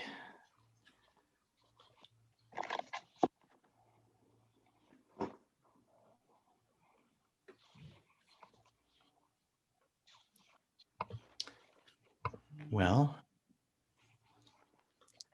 I will begin to give an overview of the process for the budget for any members of the public watching, and also for new board members and for members who were on the previous term of the board. As a refresher, the process begins tonight with a proposal, and it's just a proposal that the board considers. We have hearings, take public commentary, and then the board, over the course of the next few weeks, makes any adjustments that the board feels necessary, and then approves a budget. And that word approve is important because there's another word at the end of the process. I'm going to share my screen. I think it's going to work now. Yes. Very good. Thank you. All right. So here we are. I'm just going to kind of take you through this quickly. We're right here with the proposal. Then over the course of the next few weeks, we'll do hearings and receive feedback, make adjustments. Then in February, the board will approve its budget and it gets sent to the mayor. Then the mayor incorporates our budget into his city budget proposal, and that happens in the February-March timeline. He then sends his budget to the city council, which happens in the March-April timeline. The council will then hold their own hearings and receive feedback, and they may make adjustments as well. Then in May, the council will adopt the city budget. Then if the council adopts a budget that has a revenue level that is higher or lower than what was anticipated when the board approved our budget back in February, then it has to come back for further discussion. If we received more funds, how to use those funds, and if we received fewer funds, what we need to cut. I would then make recommendations on that front, and then it comes back to the board, and in June the board will adopt its final budget. So the key difference here is approve in February and then adopt in June. The adopted budget is the budget that we work off of. A little bit more just background for anyone who is watching who may not be familiar with some of the terminology. We often talk about fiscal years. The fiscal year for RPS runs from July 1st of every year through June 30th of every year. And our current fiscal year is therefore from July 1, 2020 through June 30th, 2021. And we call that fiscal year 21.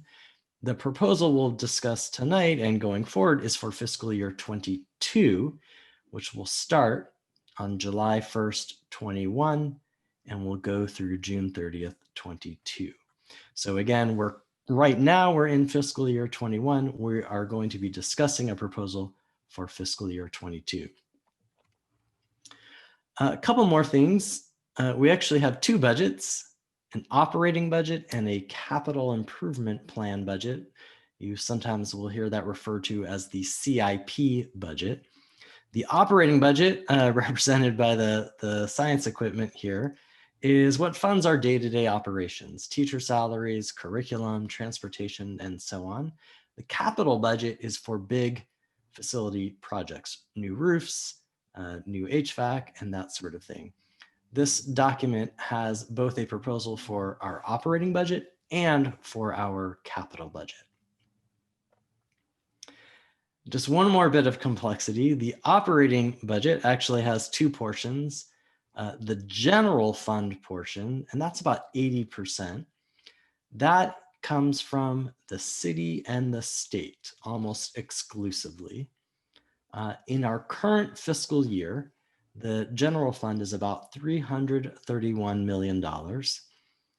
There's also something called the Special Revenue Fund. That is almost entirely from the federal government for programs like Head Start, Title I, and so on.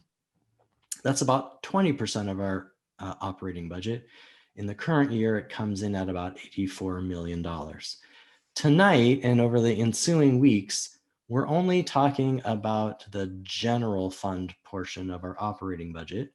And that's because the Special Revenue Fund portion is governed by our federal grants for things like Title I and Head Start, and we discuss those later in the year.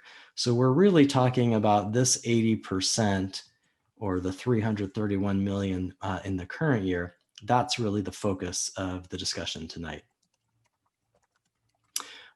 One more note, just the distinction between recurring funding and one-time funding. So when you hear about funding from the city and the state, typically that is recurring funding. For example, the mayor last year proposed a significant increase in our recurring funding. That's money that will show up every year thereafter. One-time funding is what we just heard we are receiving from the federal government in terms of the federal stimulus. So once those funds are spent, they're gone, and they aren't replenished year after year the way recurring funding is.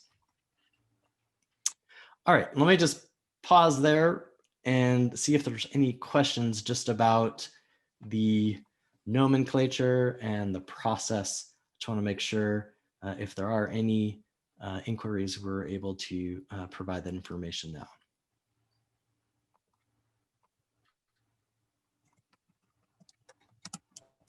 Okay.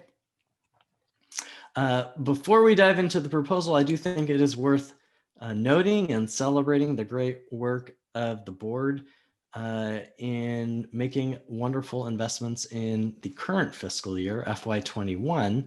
And so I just want to share a few highlights. First, our first priority for Dreams for RPS, rigorous and exciting teaching and learning. With the board's adopted budget, we were able to launch STEM academies at MLK and Henderson, 2 new curricula, add 10 ESL teachers, launch the Newcomer Academy for our recent immigrant students, and the Conganas program to re-engage our English learner students. This is critical to our graduation strategy, as well as hire more reading specialists, special education teachers, and AP teachers. Especially excited about the AP teachers as we've been able to increase enrollment in those courses at our comprehensive high schools. For our second priority, which is skilled and supported staff, I'm thrilled that we were able to provide a 2% raise for all teachers and staff.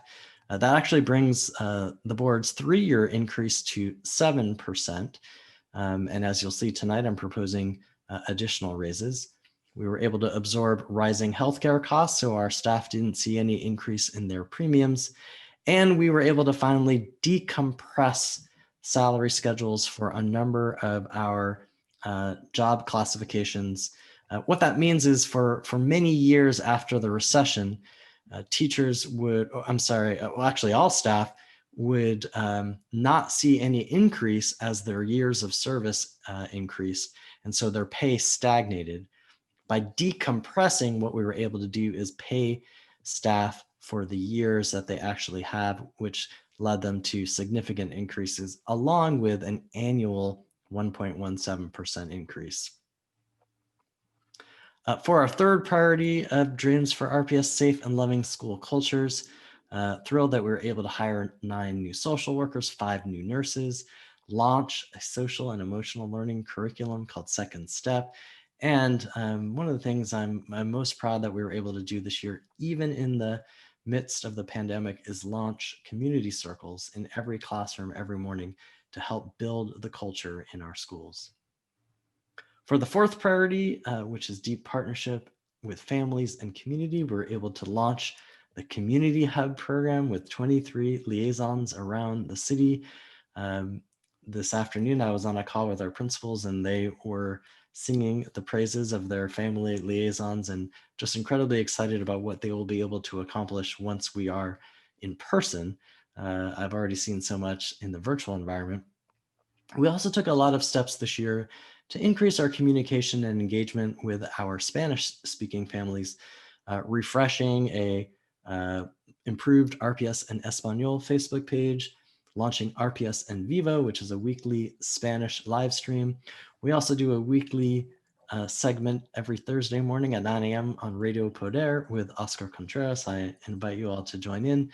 A wonderful segment where we're able to get information out to our Spanish-speaking community.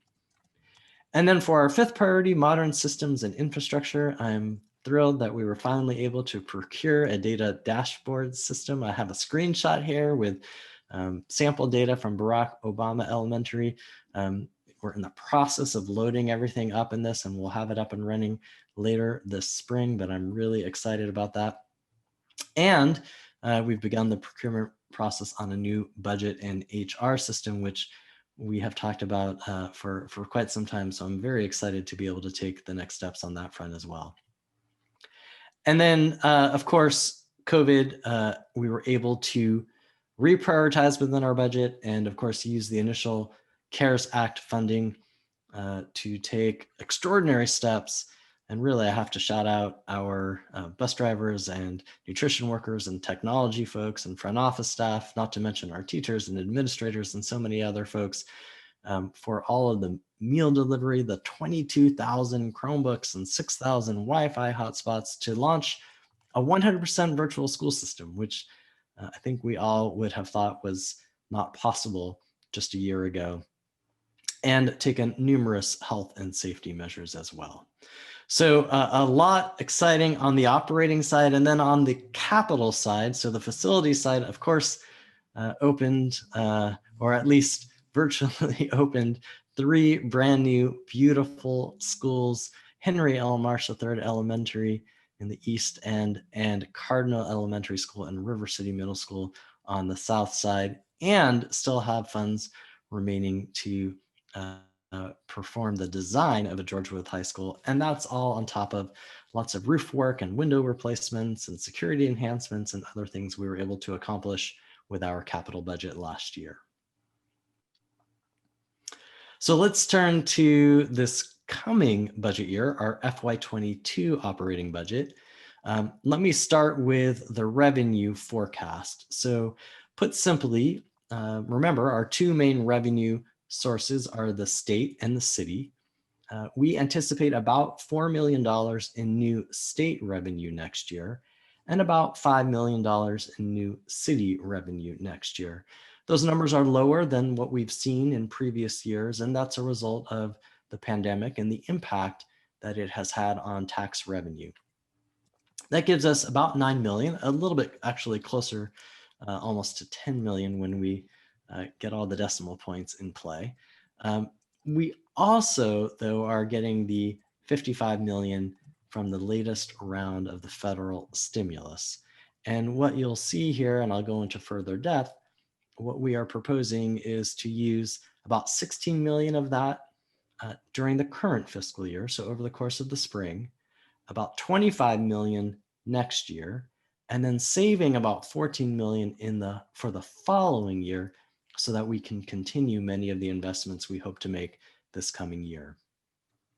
So let's start with, oh, I'm sorry, here's just the graphic, just to put it all together. This funnel in the middle is the proposal for FY22, the upcoming budget year. The light blue there in the middle is the 25 million that I'm proposing to use from the stimulus for next year, along with the 5 million from the city and 4 million from the state. And then you see the light blue circles on the left and the right. The one on the left represents 16 million from the federal stimulus to spend now, or as soon as the money becomes available. And on the right, the 14 million here represents the portion of the stimulus that I'm proposing we hold in reserve for the 22-23 school year. Okay, so how to use all the money.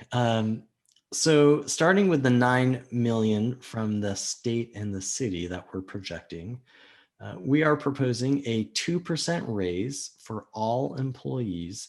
I do want to note that the governor's budget is calling for a 2% bonus, not a raise, although the governor did indicate if additional revenue becomes available, he would like to convert that into a raise, but we would like to take that step now.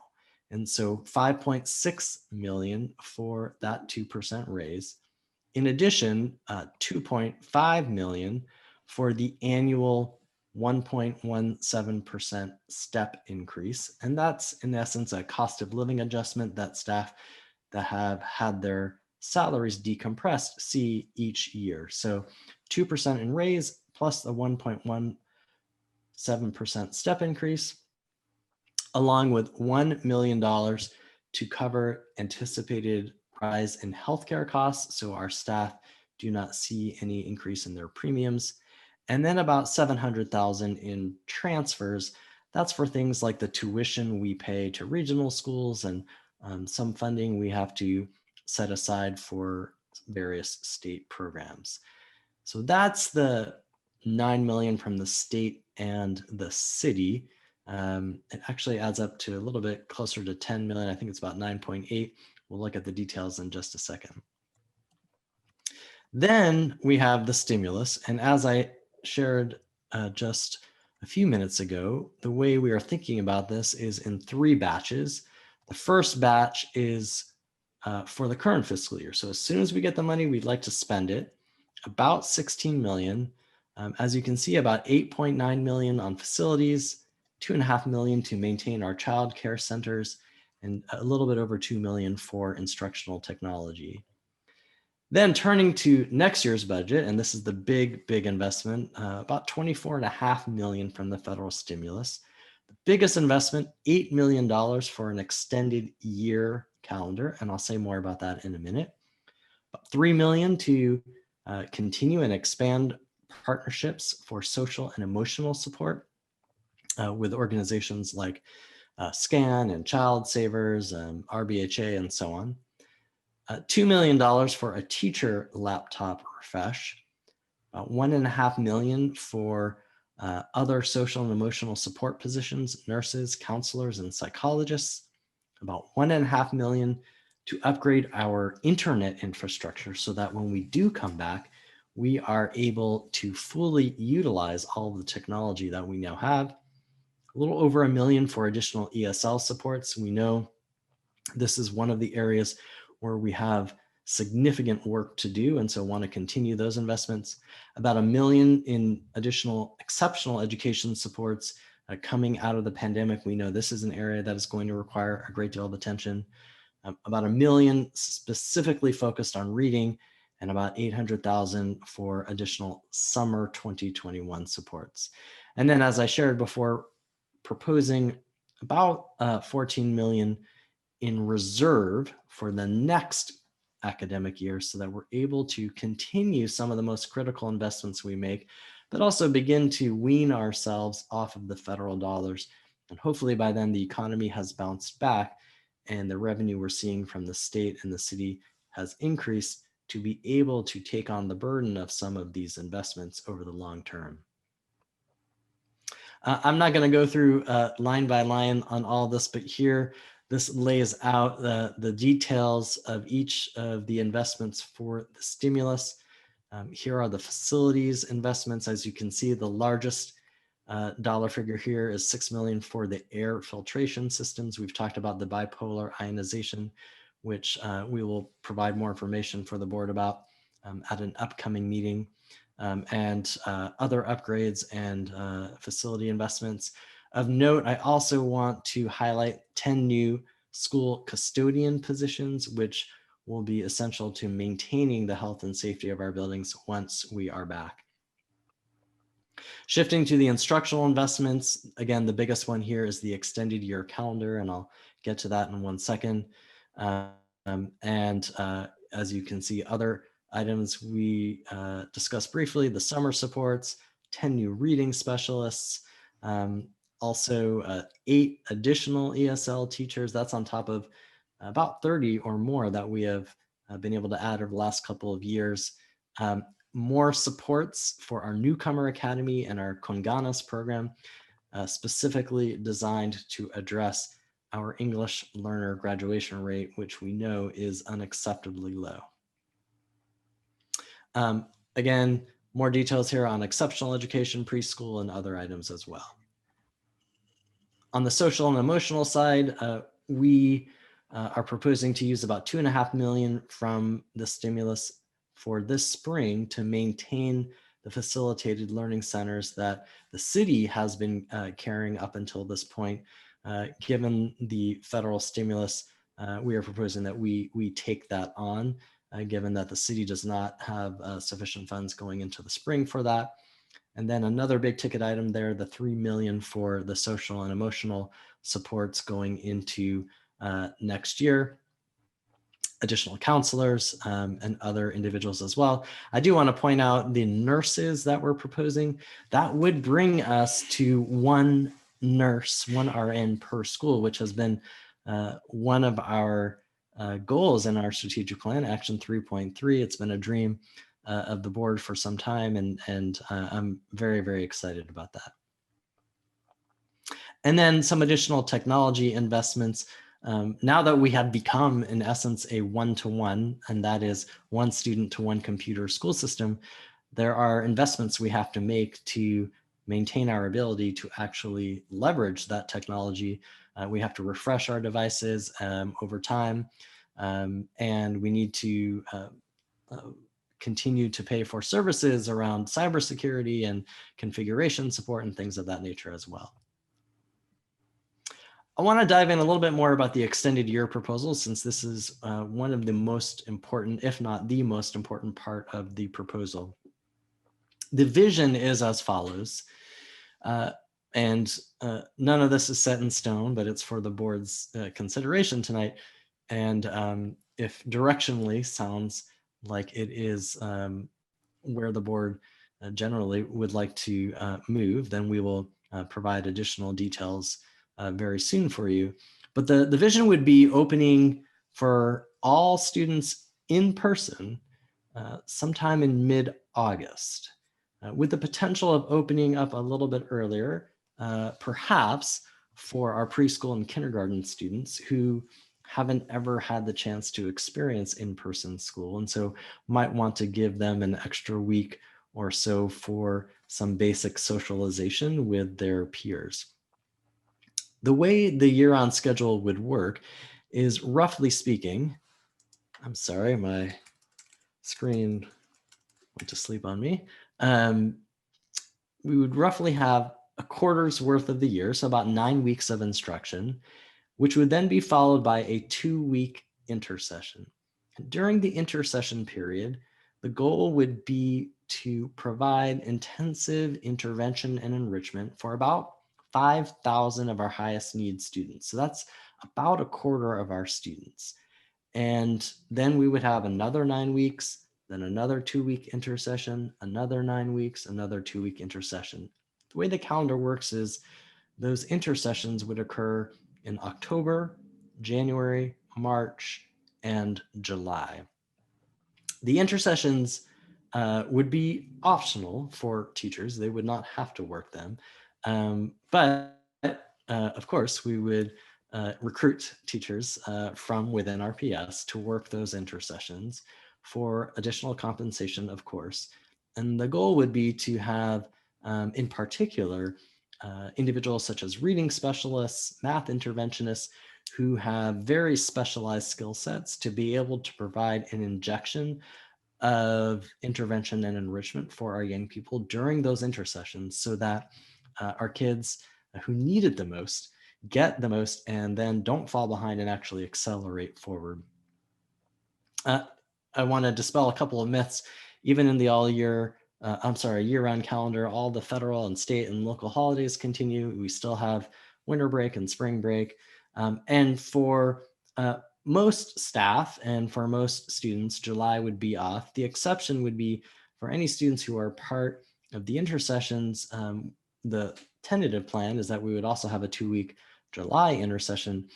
And so students who participate in all 4 intercessions would receive 40 additional days of instruction per year.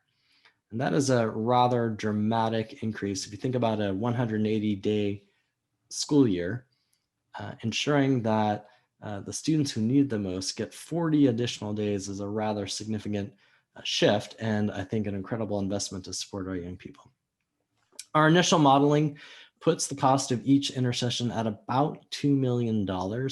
I do want to note that, and that's why we have $8 million in the budget.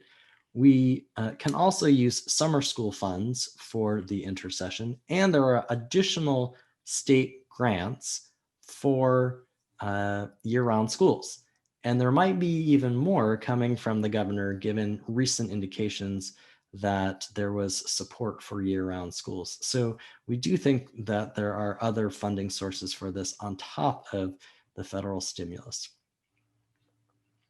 So that is at a high level, the vision for the extended year. A lot of intense work in the morning with enrichment activities and opportunities for kids in the afternoon of those intercessions. And then last, I do want to just touch on the CIP budget. That's the capital budget. These are the proposed expenditures. You see there's a significant investment in athletics, as well as a number of generators that need to be upgraded, a number of roofs and some safety and structural elements. You won't see the HVAC on here because we're front loading all that with the stimulus. So we pulled all that out of the CIP ask and are going to push that all to the front of the list using the money that we are proposing setting aside from the stimulus right now so that we can get all of that done prior to bringing students back. I do want to note that Board Member White had shared a desire to add an item, I believe, to the capital list, and that was a gymnasium at Carver. And so I wanted to, Madam Chair, if you would be amenable to invite Mrs. White to share her thoughts on that with the rest of the board as part of the conversation. I think that's great. Ms. White? Yes, thank you, Mr. Cameras. At George Washington Carver School, it had came to me just a month ago that we now have at Carver School a group that is willing to build Carver School a gymnasium. And as most people know, that I did advocate for a gym at Carver School for the last 3 years. And no money has to be done from Richmond Public Schools. Embrace Carver is the actual nonprofit who will be responsible for everything for this gym. They do have a presentation of the gym. It's a very well-structured gym that can be built actually in 4 or 5 days.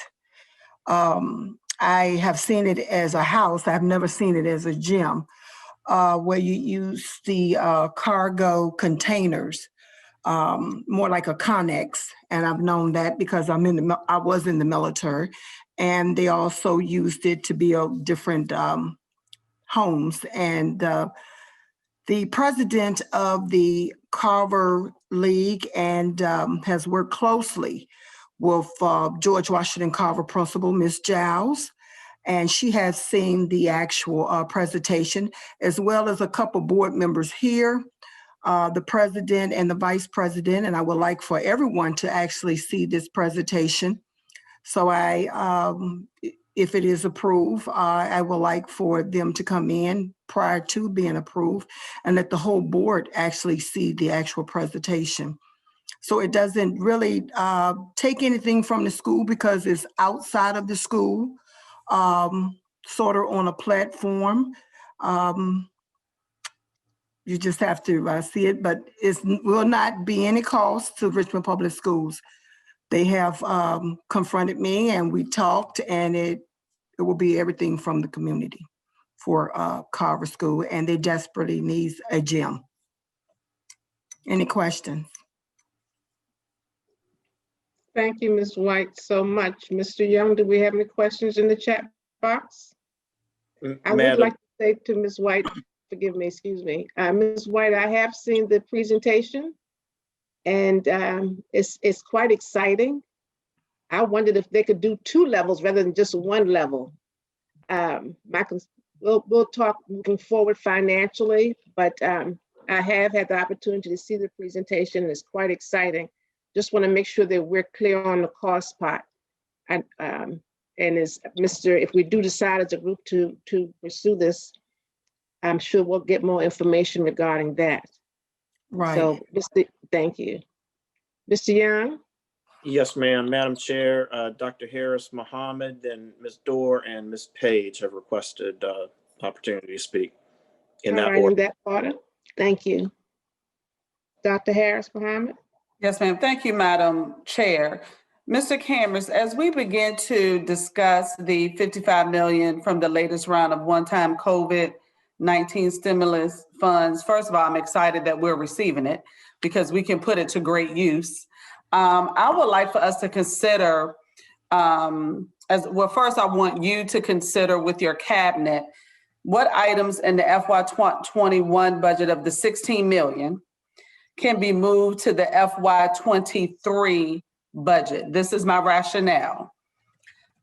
We're going to be looking at and dealing with the effects of COVID-19 on our children. We know that. But we have not discussed the effects that it will have on our teachers. So I would like for you and your team to consider possibly in each school have a social emotional relaxation room for staff, not a regular teacher's lounge. That's not where they can relax. That's not where they can let the hair down and think about being on the beach while they're taking their 45-minute break when we go back to face-to-face, or a 90-minute break. So I would like for that to be considered, if possible. I don't know how much that's going to be, but statistics, and I'm sure you and your team can pull a peer review research that speaks to the benefits for teachers having such a type of room in their school where they can go away from the teacher lounge and relax. So I would like for that consideration I would like for that ask to be taken under consideration. Thank you. On page 21, I know you've taken the presentation down, and please don't worry about putting it back up. That's why I'm identifying the page number. Page 21, for the $2.2 million of instructional technology, talk to us about what funds out of Title I has gone to or will go to the instructional technology. Can you speak to that tonight? Thank you, Dr. Harris Mohammed. Sure. On the first item, we'll certainly take a look at that. Okay. And then on the second item, I would ask Ms. Hudasco to chime in as she has overseen a lot of the technology purchasing. I'm sorry to pass the buck here, but since it was title dollars, I actually see Tracy raising her hand. I was working on the operating budget. I think Tracy will have the most news on the title budget. Thank you. Dr. Harris Mohammed, thank you for asking about the Title I budget. We typically work on that separate from the operating budget. And so we'll be looking to do that here shortly to begin drafting those items. Schools have historically used some of their title allocations for school-based technology. And we certainly use title funds for some of our academic digital instructional technology such as iReady or other digital technology that supports teachers and students. We don't know what our new allocation will be. We'll typically budget against our current allocation, and then if we get more, we can adjust. I will say, as you know, as I'm sure you're aware, instructional technology is an allowable expense by Title I, although given the historical, I would say, over-reliance on Title I dollars for instructional technology, the VDOE has advised us in the past to be careful about overextending our use of Title dollars on instructional technology. That doesn't mean we can't deploy some of those funds towards that purpose, though. Thank you. And as you're preparing that with your team, if you can just share with us what portion that will be going out, and because we want to have a balance, we want to make sure that we're covered and we don't have to go back and have to re-advise or revise the grant because we were underfunding. So thank you for that. On page 22, Mr. Cameron, this may be for Ms. Hudusco, I'm hoping I pronounced your name correctly, but maintenance, 10 new custodians for, is that a custodian for each school? So it's actually two questions within that question, Mr. Cameron. Is it a custodian for 10 schools? Is it 10 custodians for one school? And then also, are the custodians full-time or part-time? Thank you. It's 10 additional positions for the division as a whole. There might be some schools that need more than one, and there are some that don't need any. So we would allocate the 10 based on the need. I'll also add, we have not leveled quote unquote custodians in quite some time, meaning we have small schools that have more custodians than larger schools. And so we also need to balance out where all the custodians are. So that's something that we would like to do soon as well. And they would be full-time, Dr. Harris Mohammed. Okay, thank you. And one last question. You mentioned that there were 22,000 Chromebooks and 6,000 hotspots that were handed out. Great job. How many students do we currently have registered virtually in Richmond Public Schools? Our enrollment is about 22,000.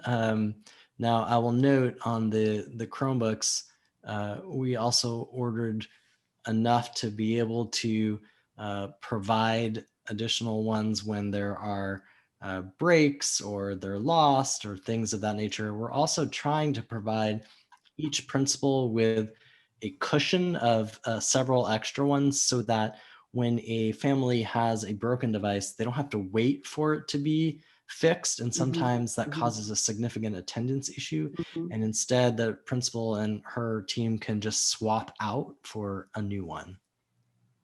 Thank you. And I know I said that was the last question, but now I have a part B to that question.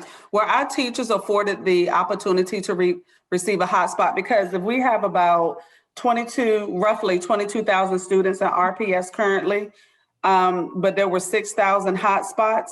Talk to us about where those 6,000 hotspots went. The vast majority went to our students, though we did provide some to teachers as well if they requested them. We have some who live in some areas where it's harder for them to get Wi-Fi. And so in a number of cases, we provided those to teachers as well. Thank you so much for addressing those questions. Thank you. My pleasure.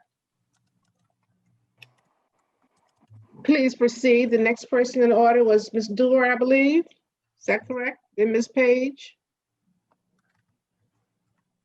Ms. Dewar? Yes, hi.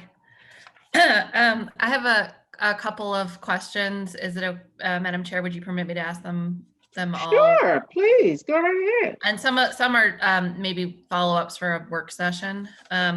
So question one is the 54 million stimulus. Is that inclusive of the prior 10 to 13 million stimulus that we received earlier this year? I asked because I thought we were using some of the old stimulus money for the bipolar ionization. So just curious what the update was there. Do you want me to ask them all at once? Sure. Two, I know last year with sort of the city's turnaround to the budget, we had to defer a couple of initiatives that were near and dear to many hearts on the board. Some things that come to mind are the early childhood intervention program, as well as the additional Passion for Learning initiatives related, to Carver and Bellevue, but also just in general, the Passion for Learning initiative and the Richmond Alternative School updates. So I would love to know, if those are included in the budget, or if your recommendation is to continue to defer. If that, I'd like to discuss that as a board. Three, this is a minor one, but I know we approved funding last year to update our dashboard, our goals dashboard, and wanted to just check in on that. Five, I would love to hear from the administration on anything that we should stop, given that this year has been unprecedented. And, I think it's time probably to think about, are there things that we just can't take on? I'm worried about capacity. And maybe that frees up some additional reoccurring funding. And then I have a question about new school construction. So this is capital improvement budget, but would love to know kind of what the latest is on new school construction, given the George Wythe announcement. And then finally, very excited for the year-round school conversation to be initiated. And I know that there was a proposed engagement timeline around that, because I know our teachers and community members are going to have a lot of questions. So just wanted to learn how you see that fitting into the budgeting process. Thank you. I was listening intently, and so I wasn't writing, but I'm going to try to do these all. And I think Ms. Udasco was taking notes. But I might go in reverse order. On the first, wanted to just get a sense from the board if what we presented tonight was, there's some consensus directionally, and then we would flesh out engagement over the next couple of weeks or several weeks on that to make sure we got lots of really good feedback on that in terms of the extended year program. On capital and new school construction, the truth is we really aren't in a position to build anything new until the city's debt capacity opens up further. So the meals tax provided a revenue source that allowed us to borrow about $150 million to build the 3 new schools, but we've maxed out that credit card, so to speak. And the city will pay down some of its other debt by the year 2024. That will be, unless something else changes, the soonest that we'd actually be able to put a shovel into the ground on a new George Wythe. The goal, though, would be, let's get the design and everything set up such that when the debt capacity opens up, we're able to move, and not just on Wythe, but I believe Woodville is in there next, and frankly, one of the things this board is going to have to grapple with is an update to the facilities plan, but not tonight. So that's where that stands.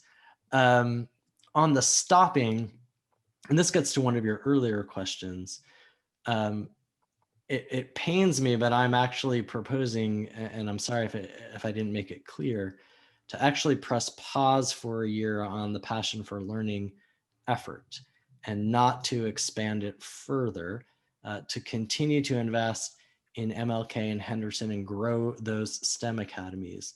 But I am worried about our collective capacity to launch more of those types of programs in a year coming out of the pandemic, when we potentially are launching year-round school. And while I am 100% committed to the Passion for Learning aspect of our strategic plan, in fact, it's the thing I'm most excited about, I think realistically speaking, the prudent step at this time is to really focus on our response to COVID, supporting our kids and our teachers in coming back, get our footing, and then leap forward on some of those other ambitious projects that we have. You asked about, does this new stimulus encompass the old stimulus? No, this new stimulus is in addition to the old stimulus. And you are correct. We had initially, well, what we were had planned to do with our capital funds for board members who were on the board in the last term was to defer some capital projects so that we could use those capital funds that we have to do the bipolar ionization. So for example, we were going to not do some of those repaving of tennis courts and other things that needed to happen. With the stimulus though, what we're proposing is we put all that stuff back into the capital plan. So we do all those things and use this new stimulus money for the bipolar ionization. I know it may seem frivolous to be putting capital dollars towards, say, resurfacing a tennis court, but I will say this.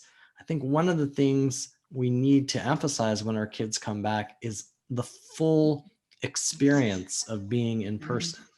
And so I don't know if any of you, I know Miss Page has driven by the tennis courts at Bouchal, but they're appalling.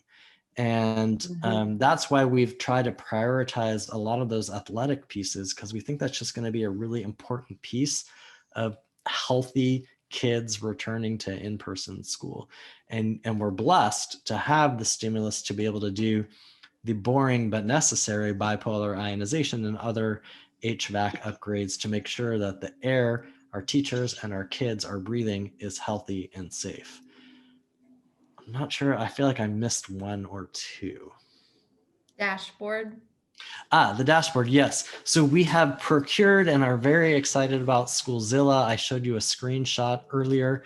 The data is being loaded in as we speak. I do want to be very straight with you all, as I have shared before. Bad data in, bad data out. So one of the things that takes a while is making sure the data we're loading in is the right data, that it reflects reality and truth, so that once it's all in and goes live and you guys have access to it, it's reflecting the reality. Our hope and our objective is that at some point this spring, it'll be live. Jason, I think Ms. Dorr's final comment was around some of the deferred initiatives, which she had mentioned was early childhood intervention, which Ms. Dorr was perhaps the elementary behavior pilot, if I'm potentially bridging the Carver and Bellevue comment, and she also said RAS updates. So on the early behavior intervention, we have kind of wrapped that into the, you'll see there's 500,000 in the alternative education sort of reboot in the budget. And that is part of that. Our sort of current thinking is to continue to evolve Amelia Street to be a true temporary therapeutic center for children who are facing significant behavioral challenges, to learn the skills that they need and then be transitioned back into their homeschool environment. We're going to ultimately mainstream all of the medically fragile students at Amelia Street. This is actually something that is a requirement from VDOE to meet the requirements of IDEA to put kids in the least restrictive environment. And so we're working with the VDOE on a plan for that. And then evolving Amelia Street, again, to be this therapeutic center where if you are a third grader and you are exhibiting extreme behavior challenges, rather than suspending you, sending you for a short period of time, a defined period of time, to the therapeutic center to learn the skills, get the support, and then be supported in transitioning back into the elementary environment. As for Carver and Bellevue, we've had conversations with both Principal Giles and Principal Hines to be honest about the reality of where we are and what we have to scale back. We have planned about $100,000 for each school to begin the process of building out some of the work that they want to do. And they're both very excited about training for their staff to begin to explore the themes that they want to do. I think I covered all the items by now. Thank you. I have a couple of follow-up requests, but I'll let my other colleagues speak. Thanks. I think the next person on the list, Mr. Young, is Ms. Rizzi. Is that correct? I'm sorry, it's Ms. Page, Ms. then Page. White, and then Ms. Rizzi. All right, thank you. Thank you, Madam Chair. Thank you, Superintendent Cameras, for this presentation. I have a few questions, and some you'll have to follow up at our next budget session. Regarding the governor proposed raise, is that a match? Because I know in the past, when the governor has proposed a raise, it was always a match. So do you have any information regarding that? Yes, Mrs. Page. So first I want to clarify, the governor at this point has only proposed a 2% one-time bonus. And what the governor has said is if the state's revenue comes in higher than expected, he would convert that to a permanent 2% raise. What I am proposing tonight is, regardless of what the state does, we give our employees a 2% permanent raise. To your question about matching, yes, it would still be a situation where the state puts up part of the money and then the locality has to put up the rest. And because of the state funding formula, when the state gives a 2% raise, they are actually, for Richmond, only giving us about 1/3 of the cost of that raise. About 2/3 of the cost of that raise falls to Richmond. And that's why you see the amount of about $5 million. That would be our portion of the 2% raise. I figured that. Thank you for the clarification. And then my next question, have you identified the schools for the funding allocation for the different initiatives in the proposed budget? And that's, if you haven't, follow-up question. Do you mean, for example, like where the custodians would go or where the extra ESL teachers would go, that sort of thing? Right, different initiatives that you have identified in the budget. Have you identified the schools or just the proposed funding allocation? Right now, it's just proposed funding allocation. We would later in the spring, when we have a better sense of enrollment and what we need in different places, we would identify exactly which schools they would go to. Okay. And then my next question, I'm excited to hear the news about Carver and the gym, but I do have a question. So because it's an outside entity, and this is a question for our attorney, what are the legal ramifications for that proposed project? And I'm sure follow-up questions as well. Attorney Lilly? I'm here. I'm sorry, I wasn't as quick on the buttons there. Since this is an outside organization, I think it starts with at the appropriate time, which, is whenever the appropriate time is, I guess. The organization needs to come before you or present some type of proposal to what needs to happen, right? And so you all need to look at what space they're looking at, the feasibility of the project itself, and approve that concept and approve the gift or whatever is going to happen to make sure that that property is done in accordance with the code or the renovation or whatever the the gym project is going to be in accordance with code and similar to some other projects that may have been done by other organizations to RPS. And we'd have to make sure that if there are any procurement issues, I know that, funding is a question, or who's going to be responsible for the funding may be a question. So all of that needs to be sorted out, but it would start again at the appropriate time with the organization presenting some type of proposal as to what the actual details of that project would be. And moving forward. And I think Ms. White kind of, she may have suggested that that needs to happen as well. Right. Okay, thank you. Just knowing that it's on our radar. And then my next question, I'm really excited about the year-round school because COVID has just revealed so much and really identified more needs. So I'm really excited about this, and I'm excited to, that when you provide the board more details, flushing out how it's going to look, all of that. So I'm very appreciative for that as a part of the budget. Thank you, Ms. Thank you, Ms. Page. Thank you so much. Because Ms. Rizzi, isn't it? Mrs. White and then Ms. Rizzi. Thank you. Thank you, Madam President. Mr. Cameron, I may have missed this, but I would like you to clarify. I'm sorry, my screen just went out. I'm sorry. We can see you, Ms. White. You can see me? Okay. Yeah. How many special education teachers was in that total that you had for EL? Did you have any?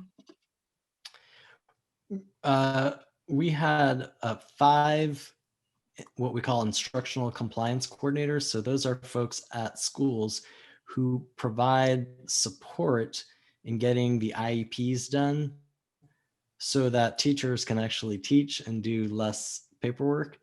And so that's one of the things that we've heard a lot when we talk to the special education teachers is having more of that support in schools. And so we had 5 of those, along with a set of funds that we wanted to have available to provide other services that schools felt that they needed in response to COVID-19 when kids come back. Okay, I just know that there is a shortage in some schools for special education teachers where they have to kind of sort of juggle their children from back and forth to school because they didn't have a special education at a particular school and they had to move their child to a special education where a special education teacher was located. And my next question is, I saw on your slide, I wanted to know, you said $800K for 2021 summer support. What does that consist of? Yes. First, if I may, if you are aware of any student or family that is indicating that their school isn't providing the special education services that their IEP requires, please let me know. That's a violation of federal law, and I want to make sure that we take care of that immediately. As for the summer supports, it has a little bit to do with if we move forward with the year-round schedule, because if we do start, say, in mid-August, what we do in July and early August would be a little bit different from, say, if we had a more traditional calendar starting after Labor Day. If we start in August, then our summer programming can be a little bit more targeted towards reacclimating our most vulnerable students, as opposed to a full summer program that we would normally do, because we would be back in school so much earlier. And so again, if it sounds like there's an emerging consensus on the board, I don't want to speak for the board, to continue to move forward with fleshing out the year-round schedule. If that's the case, what we would do is in short order come back to you, not just with that, but also what does the summer support look like in light of that year-round schedule. And I have I think I have two more questions for, well, I want to add on with your year-round, what you just said about the year-round program. Would there be a year-round program for all schools, or would this be a pilot year-round for like elementary and middle? Because I foresee a year-round school for high school. There are a lot of different things that they have to deal with, work, taking care of their young students. Can you elaborate on that some more, please? Yes, our initial planning right now is for the entire school system. But again, we can bring back a couple of options on that for you to look at. I do think the more complexity we add to anything, the harder it becomes for all of us to effectively execute on it. So I want to try to keep the variations as few as possible, while of course meeting the needs of course of our students. And if that means high school needs to be a little bit different, then certainly we will put something forward to address that. And I just want to put this is my last one, but I want to put it all together, and I'm sure you can answer it all together.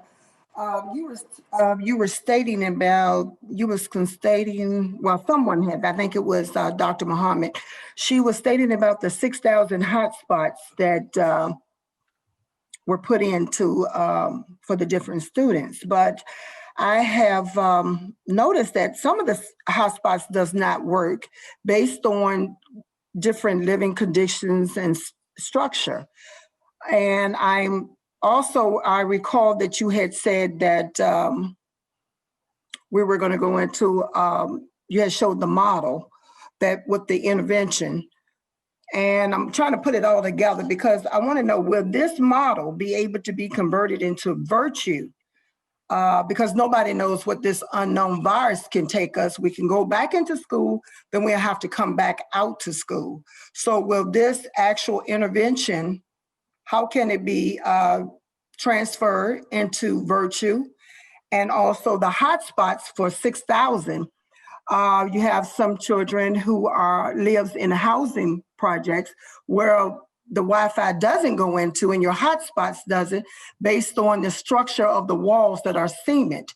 Have we looked into something for that? I didn't see anything since it's stimulus money. How are we going to counteract on those structures? That's my last one. Thank you. That raises a really important equity question, which is basically the fact that the 6 major public housing developments in the city are not wired for internet. So when you hear about things like the Comcast program, which gives a discount, well, that's great. But if you don't have a wire coming to your apartment, you can't access the discount. That's why we went to the hotspots. And you're right, they are not always successful with the cinder block construction of some of those developments.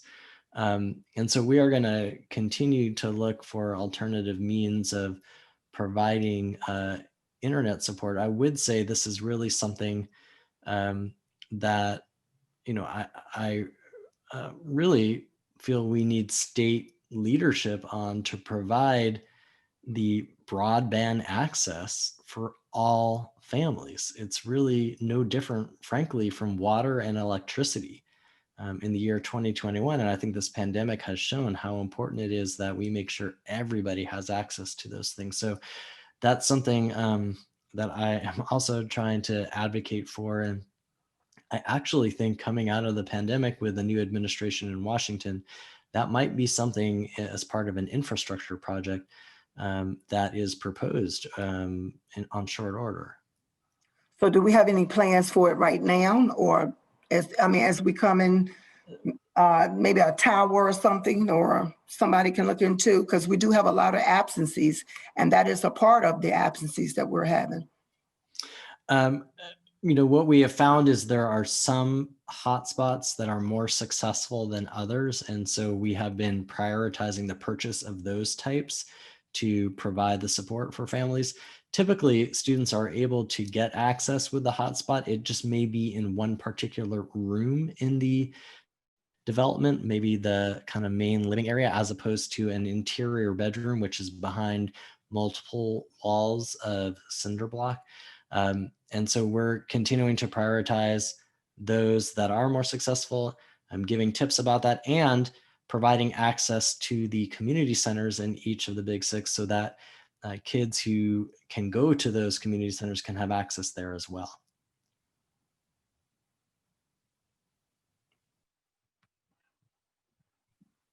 All right, Ms. Rizzi. Thank you, Madam Chair, and thank you, Mr. Cameras, for making this presentation. I'm really encouraged to hear that you're working on focusing on therapeutic behavior for elementary age students.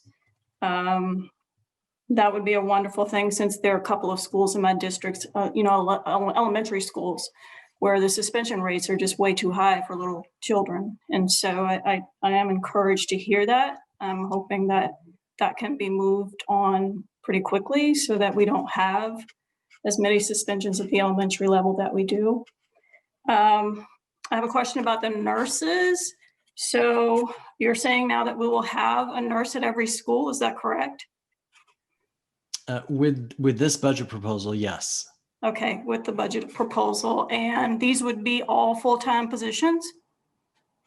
Yes, I'm going to ask Ms. Cudasco to chime in on any additional specifics I might be missing, but I believe, yes, they would all be full-time positions.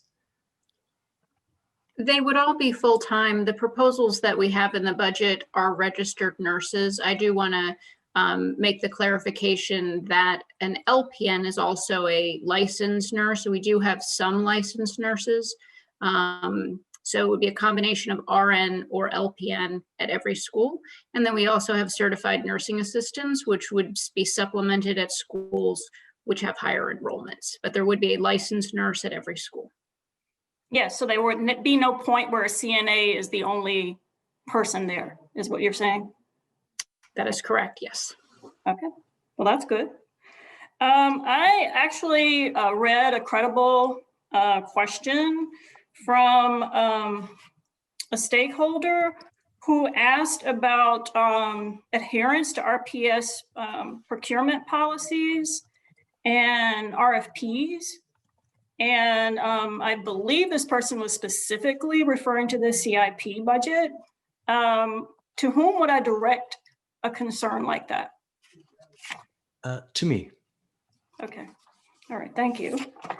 And then as far as the extended year calendar is concerned, as we move forward with discussing this, I'm really hoping that research will be shared with us, data on how this has worked in similar systems. Hopefully we be presented with models of how this actually has functioned in real life. It's just really important to me that I have some information on how this has actually worked in other school systems. And I am aware of some systems that are practicing this, but I'd like to hear more specifics about those and also look at research associated with, I need more assurance that this actually will lead to academic progress with our students. Absolutely. All right, Mr. Young. I'm sorry. Thank you, Ms. Rizzi. Thank you so much. Mr. Young? Yes, ma'am. Madam Chair, you are next in the queue. Then yours truly, followed by Ms. Gibson with additional comments momentarily.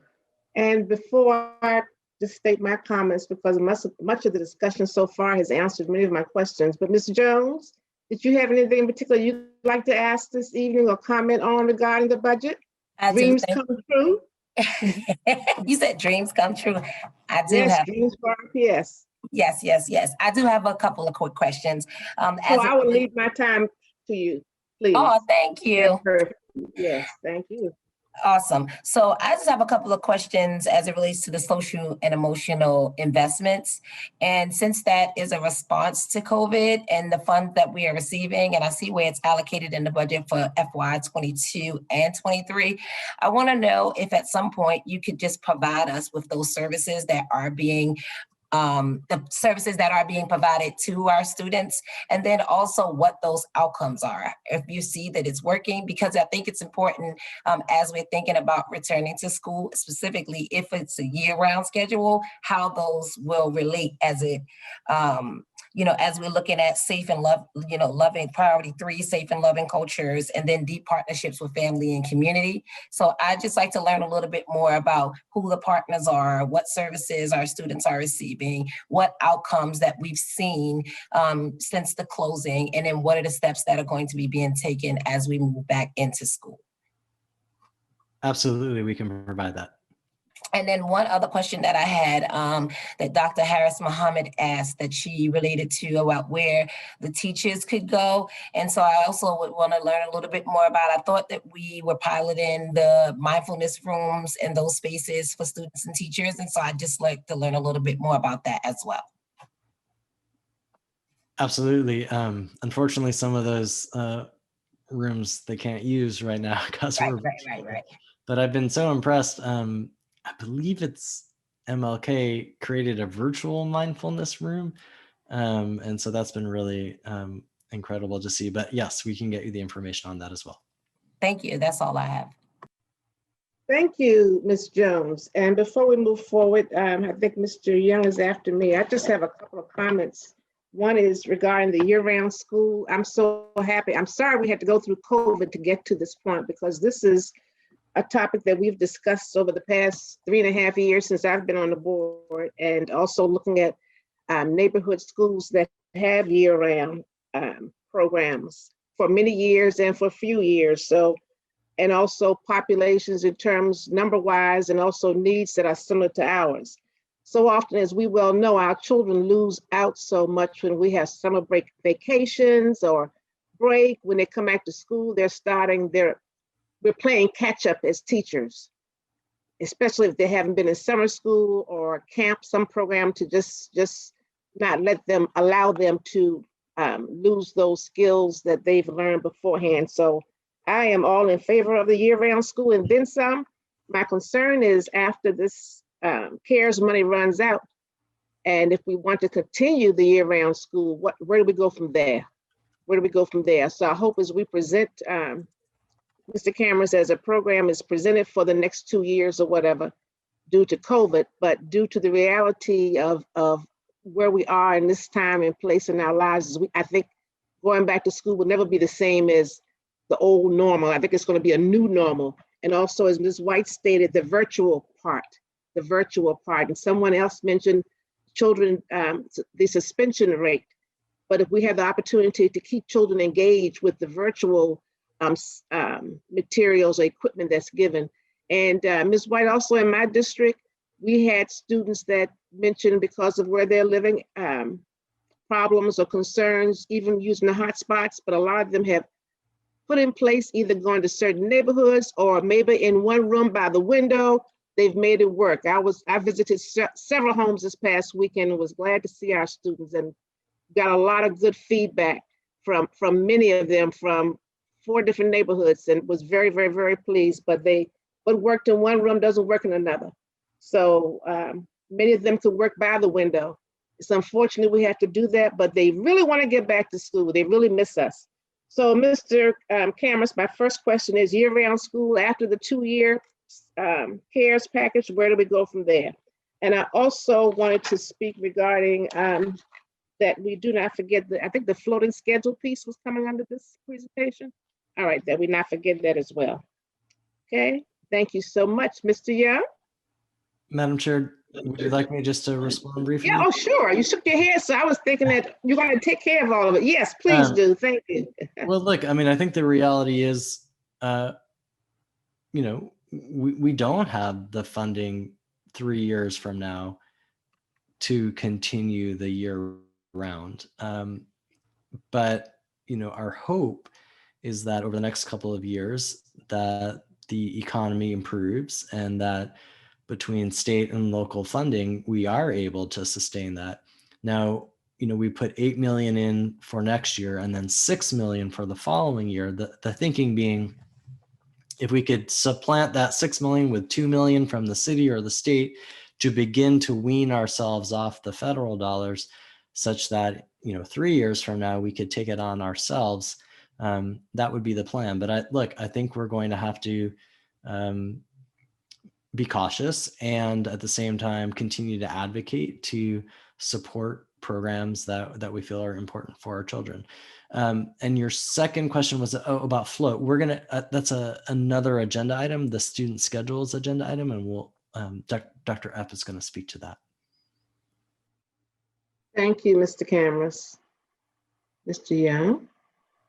Thank you, Madam Chair. I just have a brief statement, and then I gladly yield the balance of my time to my colleagues, and specifically my perspective as it relates to Superintendent Cameras's budget proposal is this is precisely what the doctor ordered, because this budget proposal is more than that. It's really a COVID mitigation strategy.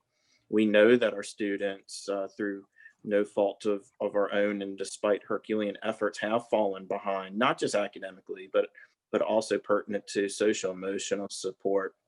And this budget proposal rightly prioritizes COVID mitigation strategies, including the year-round school, including extending instructional time for 5,000 students, prioritizing teacher retention, overdue capital needs. So though we have, needless to say, a lot of work to do before we will present to the mayor and the council our proposed budget, I look forward to support this very forward-looking budget, which is, again, I would contend at the risk of belaboring the point, precisely what the doctor ordered. Thank you, Madam Chair. And Madam Chair, I'm sorry, next on the list is Ms. Gibson, and then Ms. Dorr and Dr. Harris Muhammad. Thank you so much, Mr. Young. Ms. Gibson? Thank you, Madam Chair. So I wanted to highlight the point Ms. Jones made regarding the strategic plan. I do think it would be really helpful to go through the, kind of the previous plans. It's my understanding that, originally the ask for this year was going to be a pretty substantial amount. And so, and I don't recall the exact number, but I remember that those costs did ramp up. So I'm guessing it was originally a $30 million ask in terms of additional revenue. And so I want to have a clear understanding of, what is it that what have we put on hold with the strategic plan? And that being the case, just looking back at those dollars that we have allocated to ensure that, the way that we're spreading those operational funds still makes sense to do.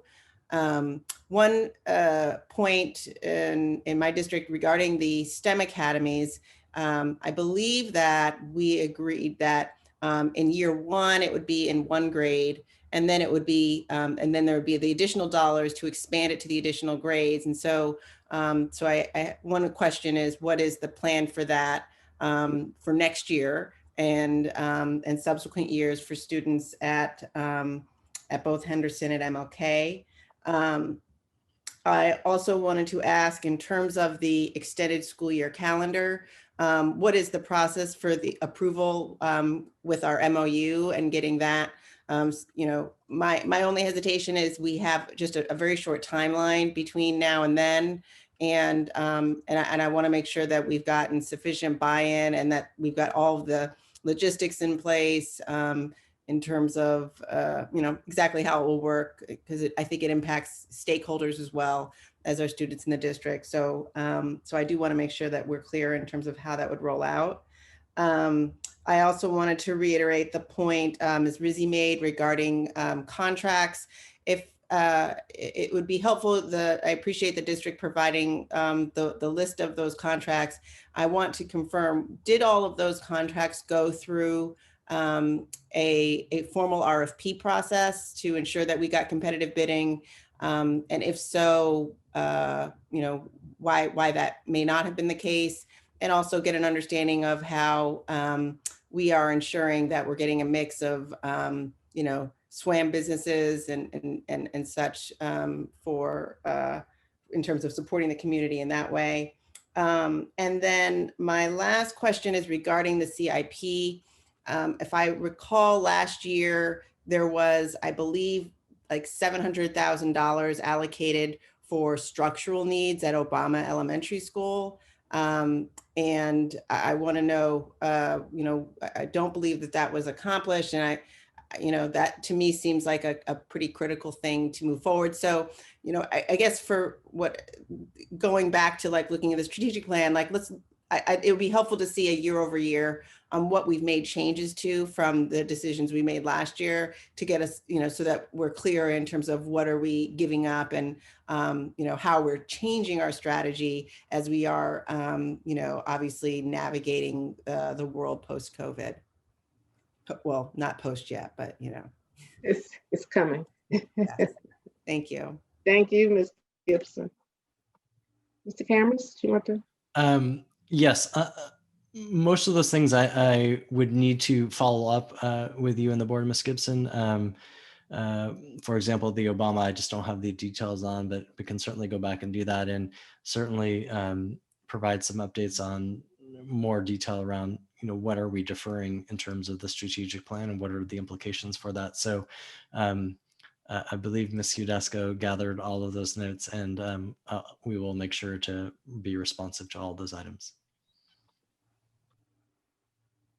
Thank you, Mr. Cameras. I believe Mrs. Dorr is next. Is that correct, Mr. Young? All right, Ms. Dorr.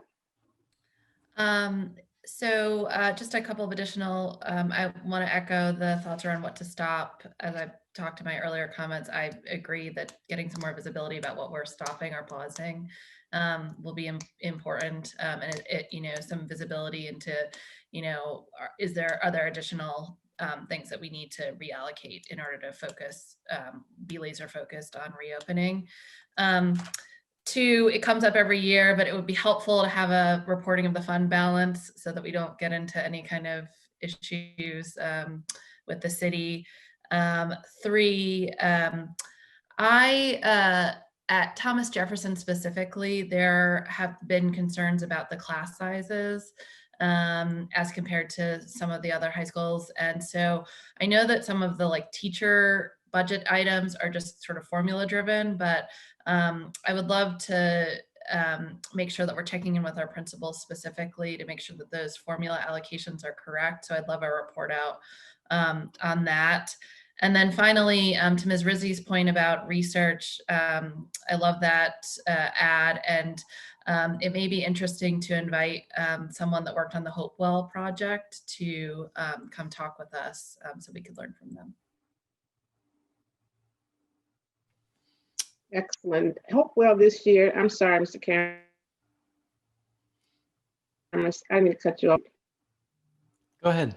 I just had a question in my mind. Hopewell, we're going full system this year, correct? Because last year they just did one or two schools. Well, is that Hopewell?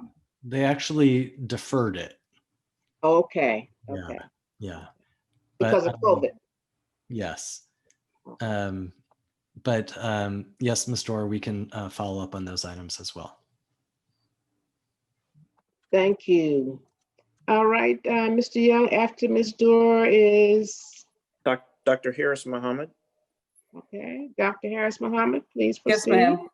Thank you, Madam Chair. I have a couple of questions, Mr. Cameras. I'm not sure who on your team you're going to receive these answers from. Why is the proposal now for our school division to absorb the cost of facilitated learning centers when, if I recall, it was first proposed for the city to be responsible for that?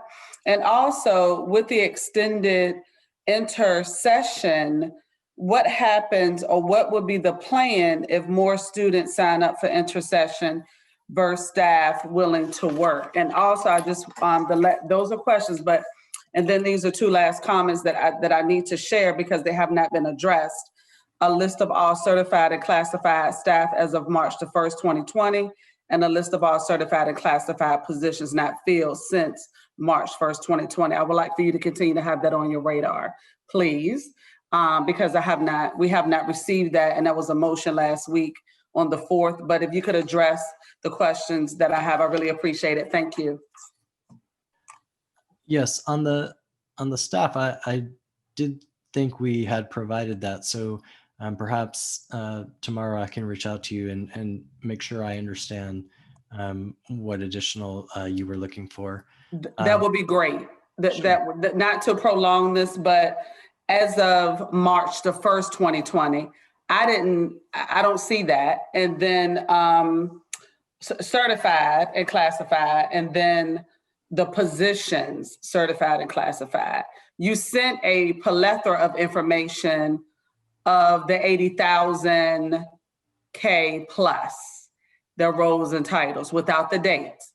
But those 2 bullets are still missing, and that is a part of our strategic plan dealing with being fiscally responsible, and it is also part of the governance in terms of we are responsible as a governing body to ensure that we are remaining fiscally responsible. So I appreciate that. Reach out to me tomorrow.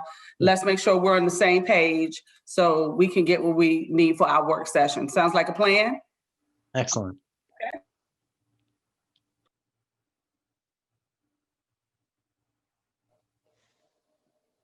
Okay. Madam Chair, Ms. Yeah. Rizzi, Ms. Gibson. All right, Ms. Rizzi. Thank you, Madam Chair. I have one last quick question. I wasn't sure if I saw this in the proposed budget, but did you include any kind of salary boost for our on-the-ground support people who have essentially become our front line in terms of exposure and risk?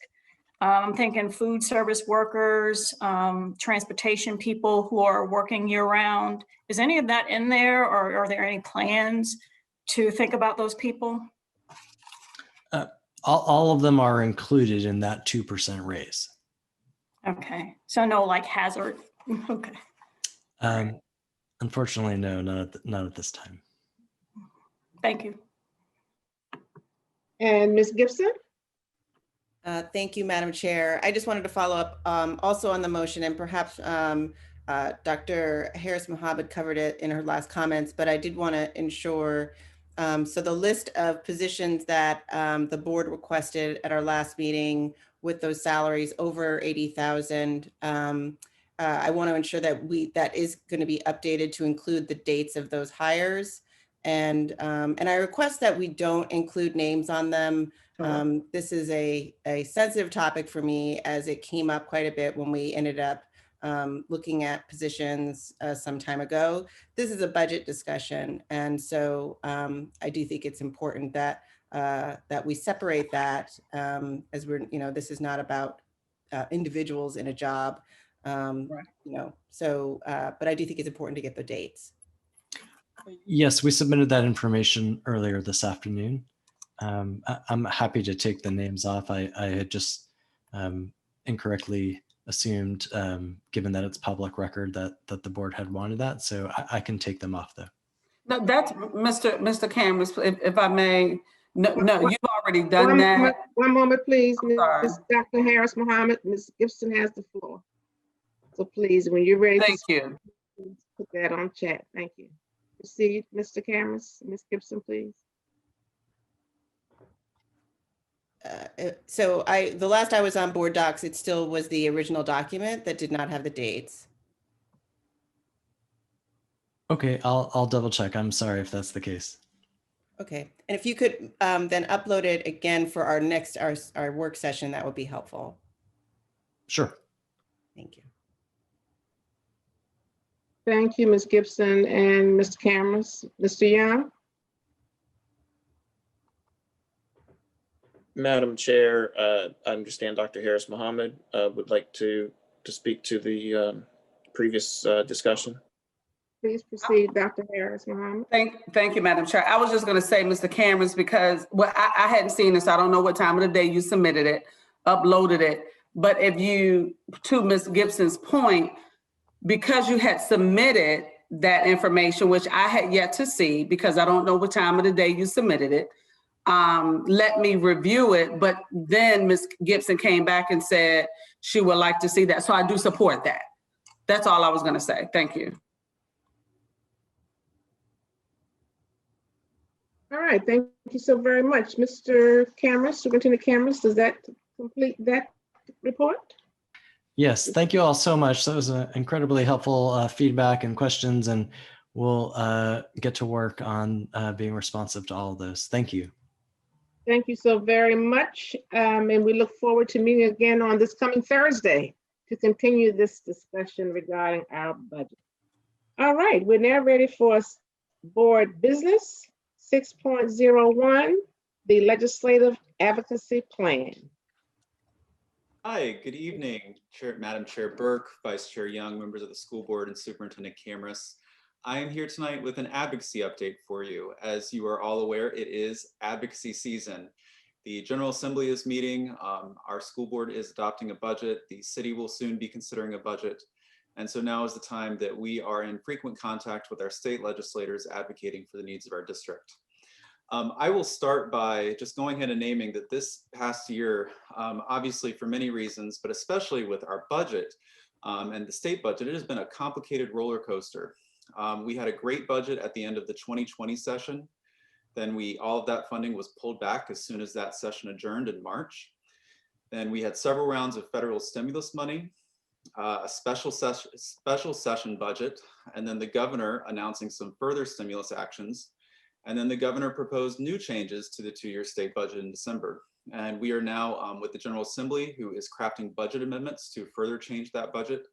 And they are doing all of this on a compressed timeline of a current 30-day session. We do have indications that the General Assembly is planning to continue to meet after that 30 session adjourns for a normal extra 2 weeks, which would be the normal 45 days of a session. So a lot of our general timeline will stay about the same. It may feel a little bit rushed at the beginning as they are trying to add more work on the front end than they normally do.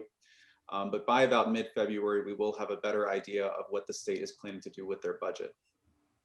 While I know that there's a lot to process, our goals and our focus of our legislative advocacy this year remain the same. It is advocating with the Commonwealth to equitably and fully fund our schools.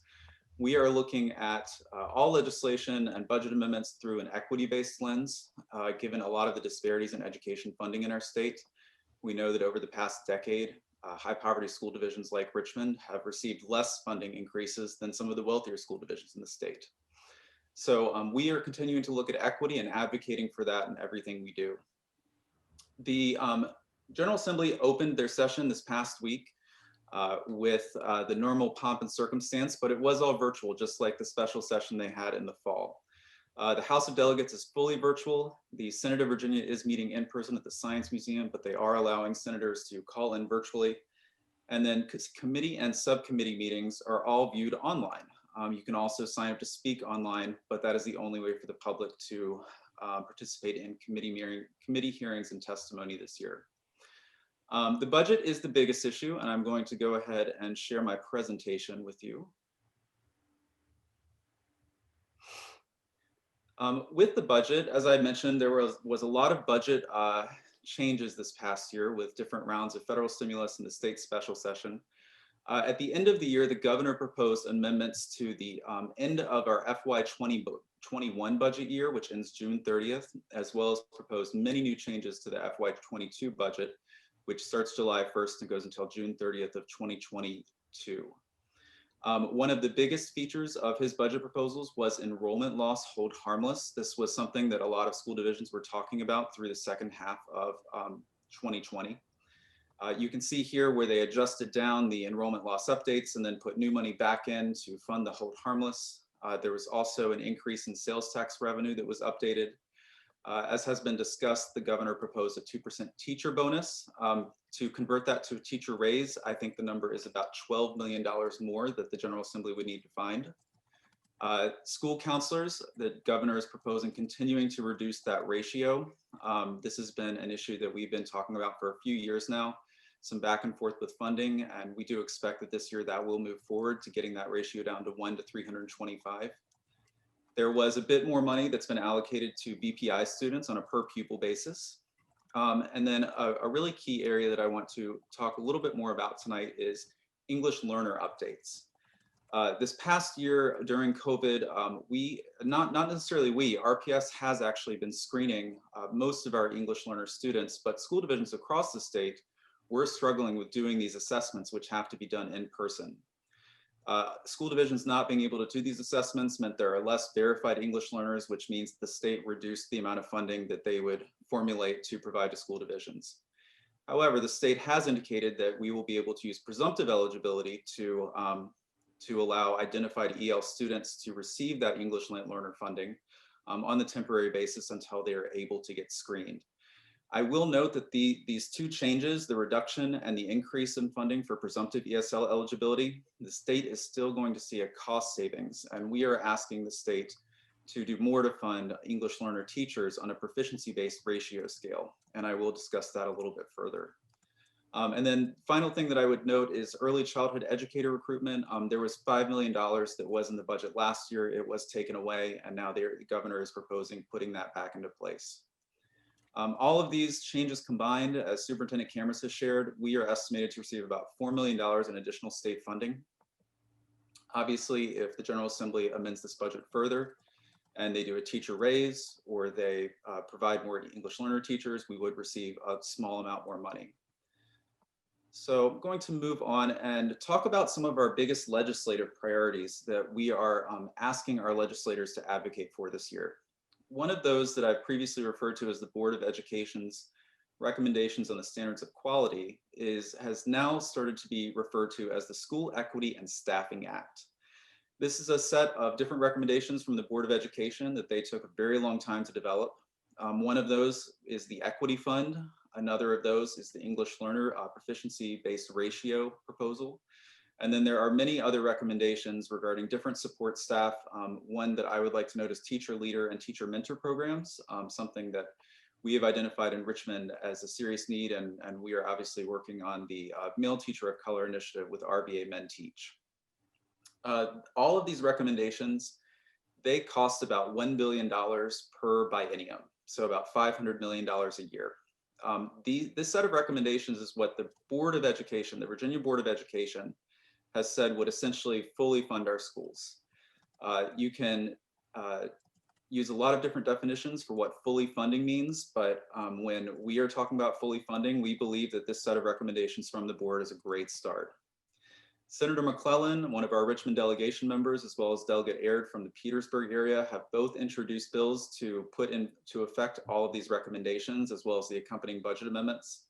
And they're being considered by the committees that I noted here. And these 4 committees are the primary committees that we need to advocate with this year. They are the ones who decide on the policies and the funding for everything that happens within public education in the state.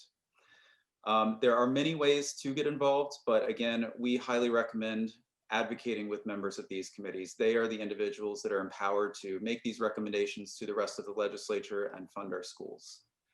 The Equity Fund, one of those proposals, the first and foremost of the board's recommendations, is something that we have been discussing for the last year. It would combine 2 existing state funding streams, the At-Risk Add-on Program and the Prevention, Intervention, and Remediation Program, into a single program called the Equity Fund. This fund would allocate significantly more standards of quality staff positions to public school divisions based on free lunch rates.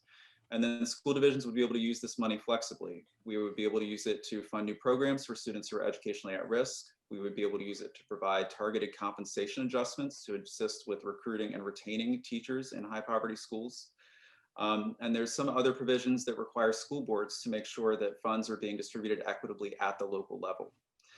So again, this equity fund is included within the larger package of the School Equity and Staffing Act, but there will be separate budget amendments, at least in the Senate, that would implement just the equity fund.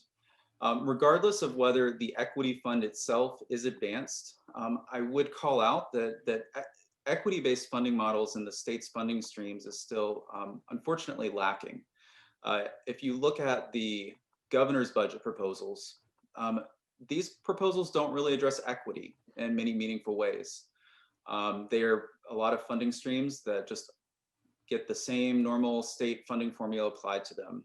And that formula based on the local composite index does not favor higher poverty school divisions like Richmond. And so we are continuing to advocate for the equity fund or for any funding streams like the at-risk add-on program that further increase equity in our state's public education funding streams.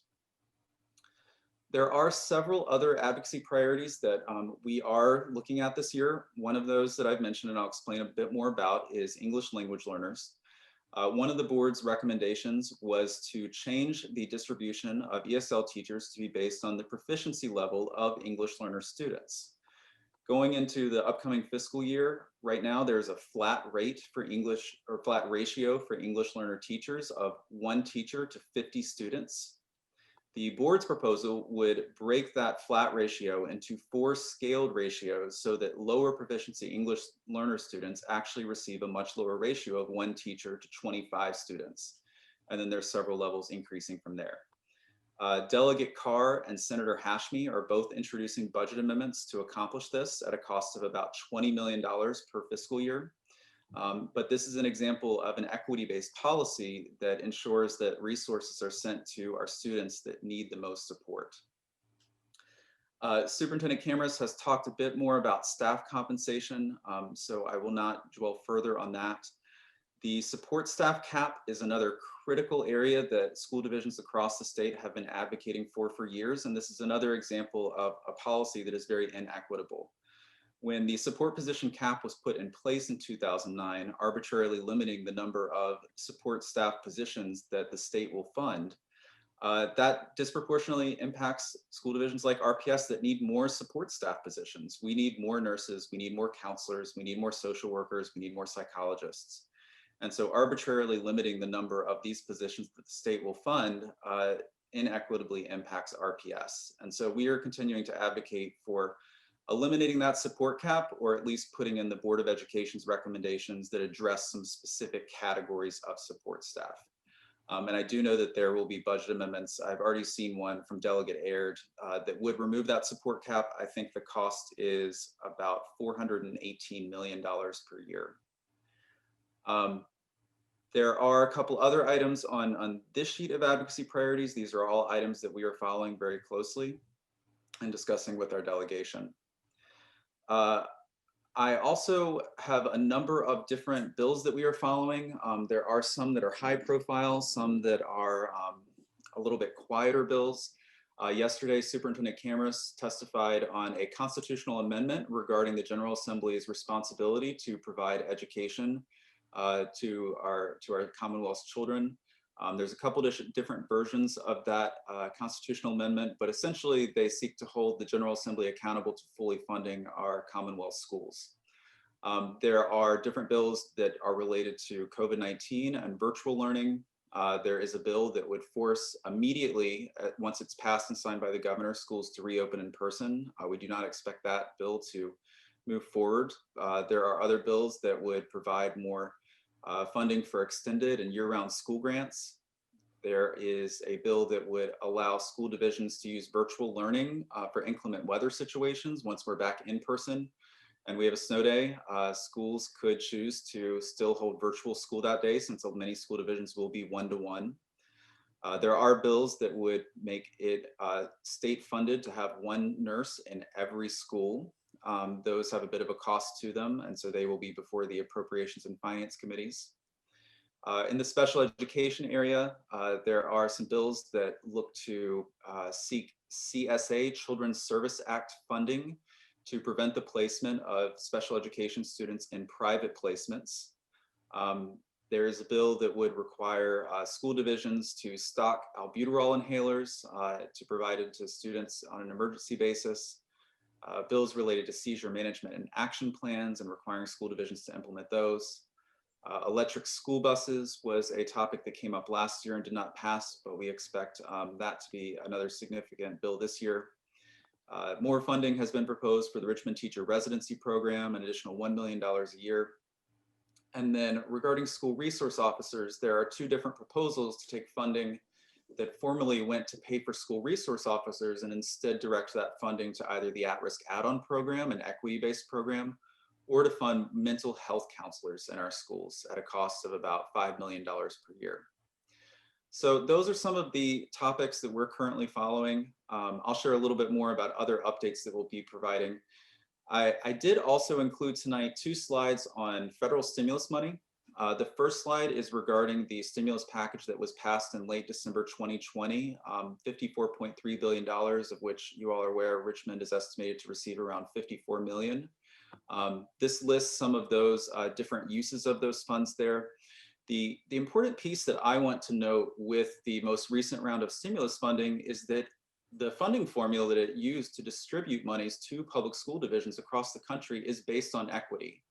The funding allocations use a Title I formula so that school divisions with more Title I students do receive more funding. This is an exact example of an equity-based funding stream.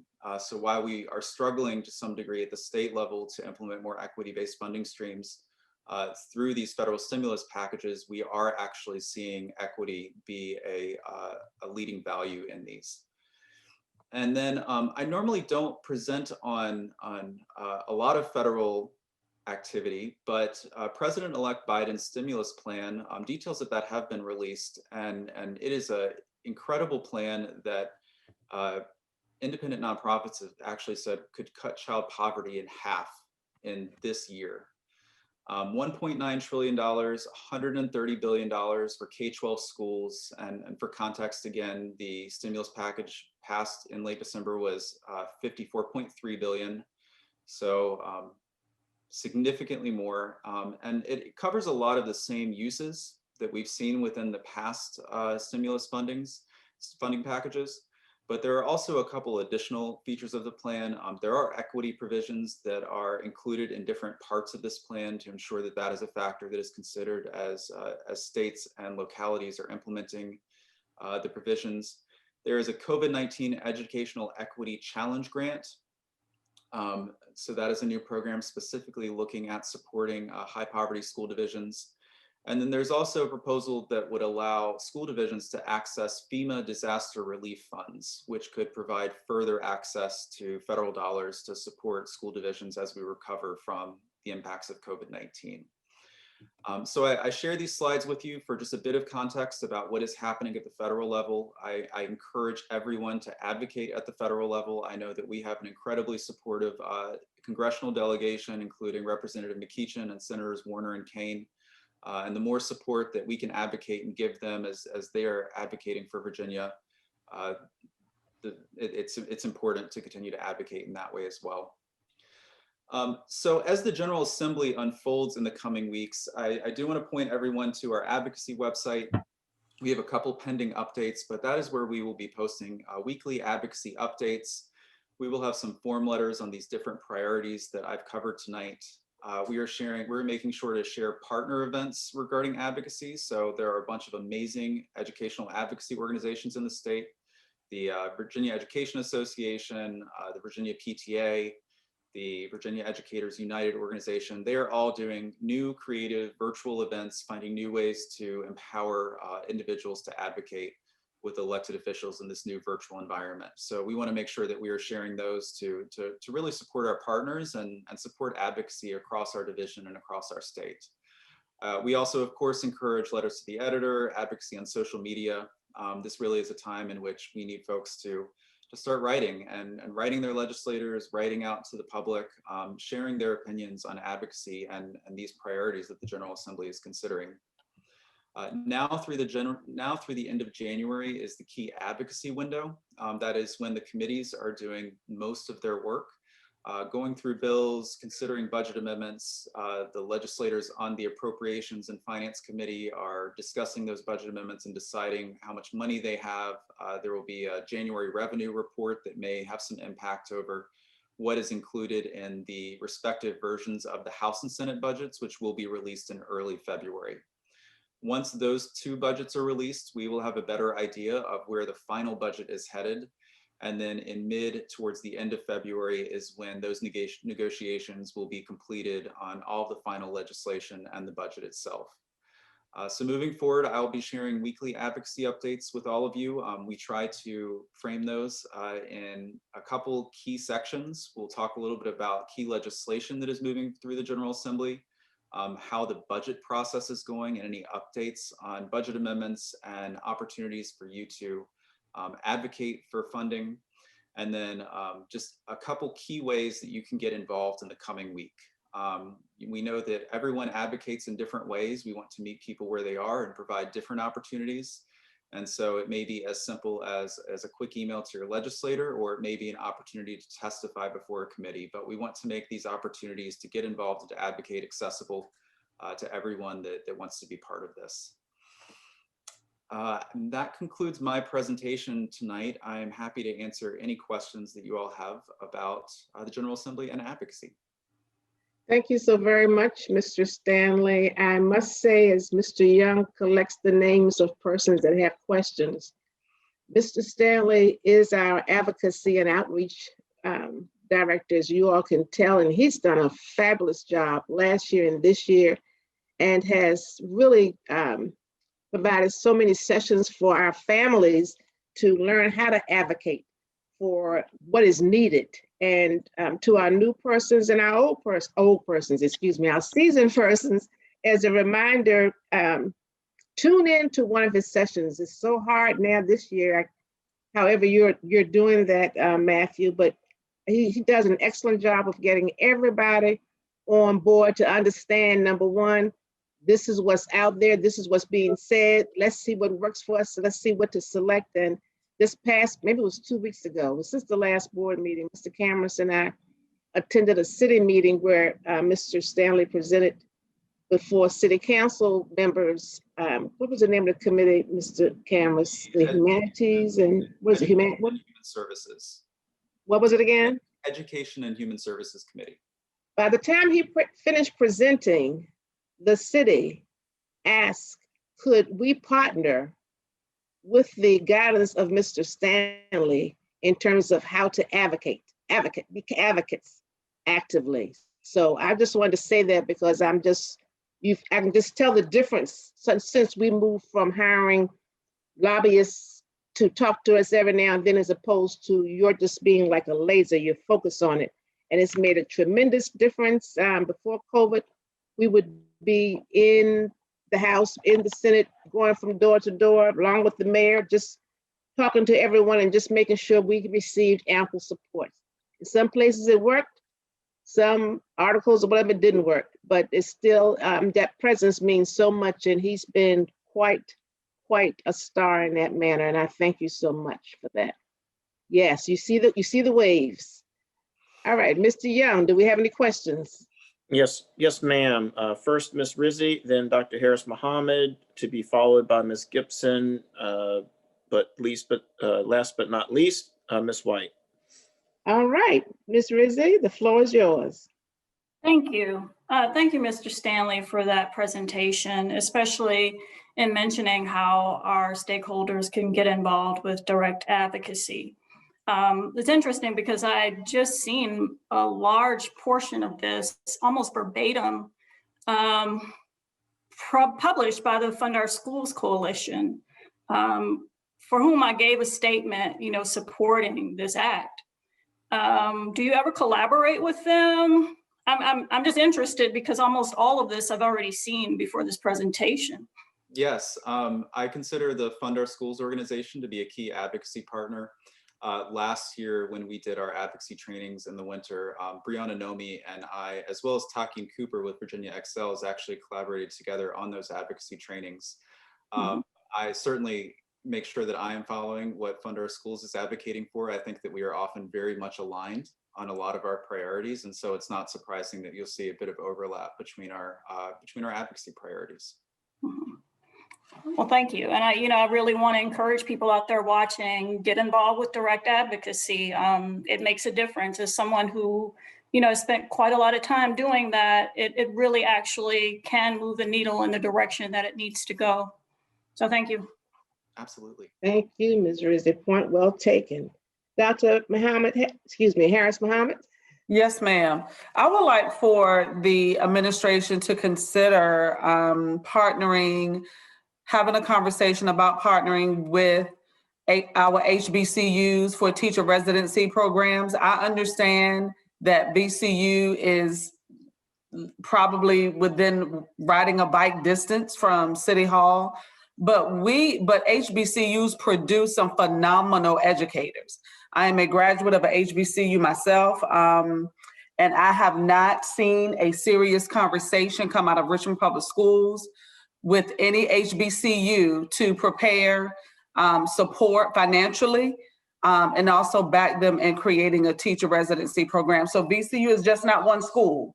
We also have our HBCUs, such as Virginia State. I didn't go to Virginia State, but Norfolk State, where I did attend, Virginia Union, Hampton University. So I would like to see a serious conversation happen this go round. I really do. And I am going to continue to advocate for that as well. Thank you. Mr. Cameras, would you share what we're doing and also about the 8th grade program at Virginia Union? Yes, Madam Chair.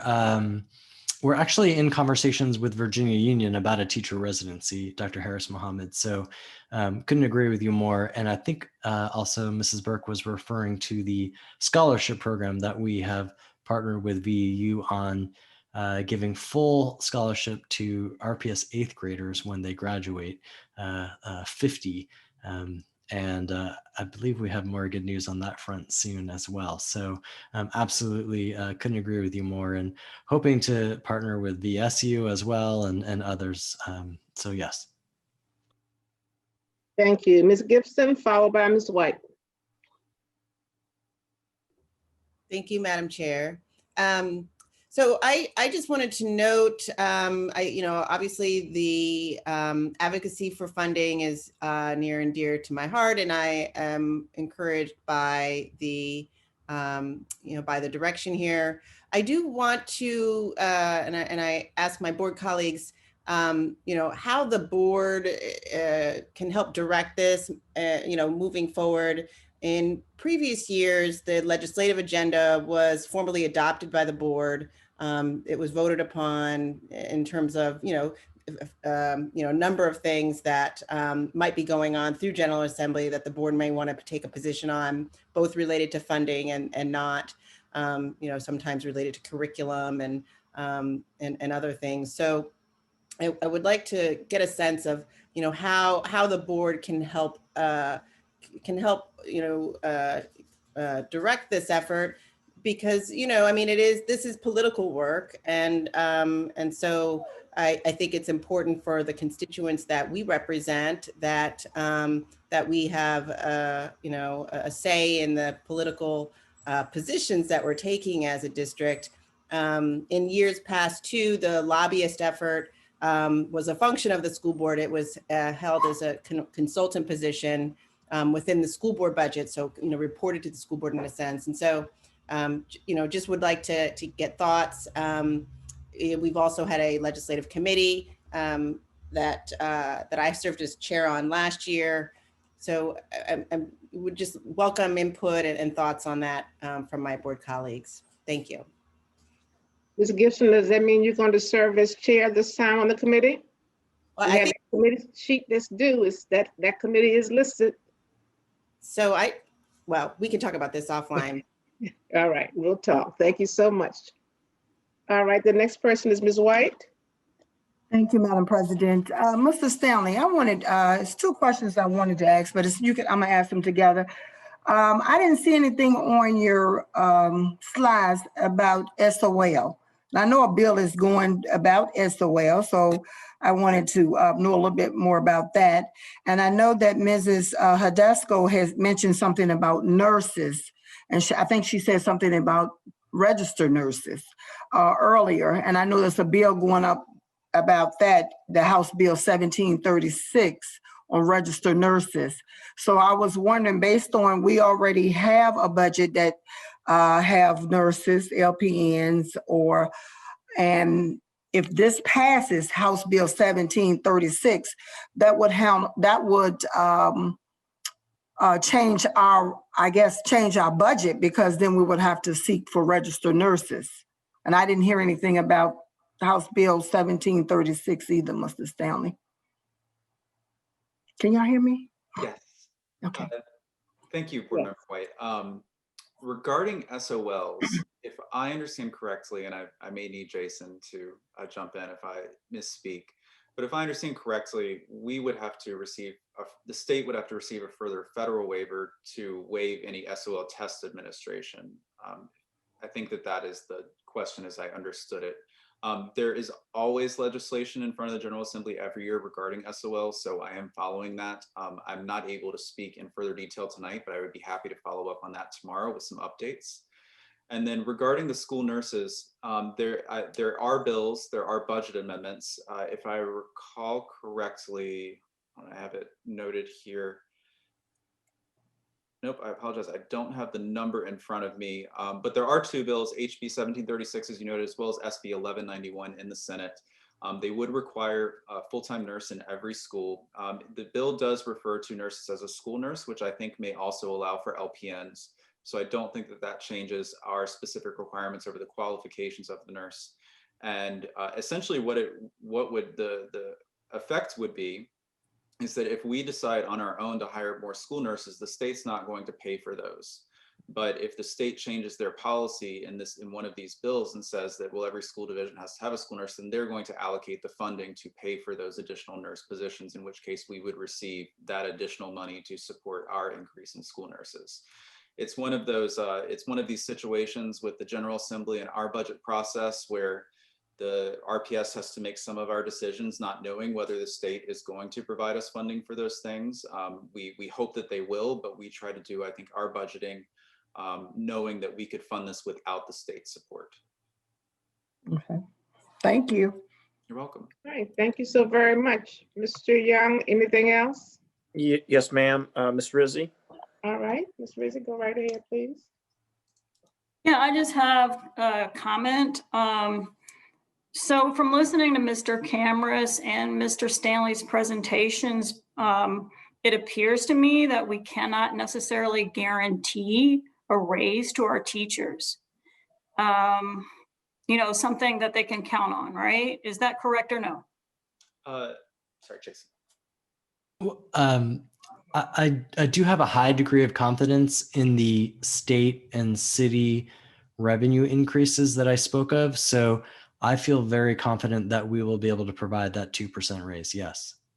Okay. I mean, that was my basic question, because I know one of the strategic plans, action items, you know, has to do with implementing incentives to bring top educators to Richmond, and also, you know, incentivize them to stay and invest in our schools. And that seems to be a start, at least, as a way to do that. Thank you. Thank you, Ms. Rizzi, so much. Mr. Young, can we move forward? Yes, ma'am. Let's do it. All right. 6.02, receive reports from board members attending committee meetings and conferences. Do we have any items in that section, Mrs. Collins? When I looked last, we didn't. I'm not sure. When I said that section, board docs, because we asked that committee reports be placed in board docs. All right, Mr. Young has a comment. Madam Chair, just real briefly, particularly because we have had conversation relevant to what I'll share in past meetings, but specifically the Appomattox Regional Governor's School convened to discuss reopening plans, and the board elected to evaluate perhaps a reopening on April the 12th, subject to continuing deliberation, but the board had previously considered a February opening that was not approved. So the first opportunity would be April the 12th at Appomattox. Excellent. Mr. Young, would you do this for us as we discussed earlier? So we'll just have documentation of that. And as the hour gets later, I think we have a long evening as well. Would you just mind writing up a couple of sentences and give them to Ms. Collins so she can put them in our board docs piece, and we can have that documentation in place? And documentation in case we need to go back and refresh our memories per se as to what you stated. All right. Okay. Anything else, Mr. Young? We can move forward. Yes, ma'am. All right. 6.03, we added the custodian report, I believe. Yes. ma'am. Mr. Discussion on update of the custodian and maintenance budget COVID-19. Mr. Cameras? Thank you, Madam Chair. I'm not certain what the focus of the discussion is, so I'm happy to try to be responsive to whatever the questions are. Yeah, I think Dr. Muhammad asked that. Dr. Muhammad, would you be so kind as to share your questions Yes. regarding that? Yes, ma'am. Thank you, Madam Chair. Mr. Cameras, I am wondering if you can help us understand the assurance that we will be fully staffed with maintenance and custodians post-COVID-19. As you know, pre-COVID-19, the staffing was looking a little different. But as we prepare for our students and our teachers and other staff to return back to school, I am hoping sooner than later. What does that look like in the budget? I think page 21, if I recall, about the 10 custodians. Is that enough? Are those 10? Because do we need to allocate additional funding for custodians and maintenance because of all the guidelines that we have to make sure that we follow when our students and staff do return to school? And on the point of returning to school, it was brought to my attention that some schools are closed tomorrow. Principals allowed some schools to close tomorrow because of the concern surrounding the inauguration. I'm sliding us in there because I almost forgot when I said returning to school. And with that being said, if some schools are closed tomorrow, could we consider, because of the concern of lives and violence, can we just close all schools? Taking that question first. Sure. I did authorize principals to allow 12-month staff who typically come in but may not be essential, for example, a front office staff member or perhaps a custodian, to be remote tomorrow, given some of their lengthy travel and the concerns about potentially some security issues. But given the fact that we are virtual, did not think it was necessary to close the school system because of potential security concerns that were really, I think, primarily focused around the capital area. And even our closest schools to that area are really MLK and Carver, and they're still quite far away. So didn't think it was necessary to issue a full closure. Thank you for that explanation. Thank you. I really do appreciate that.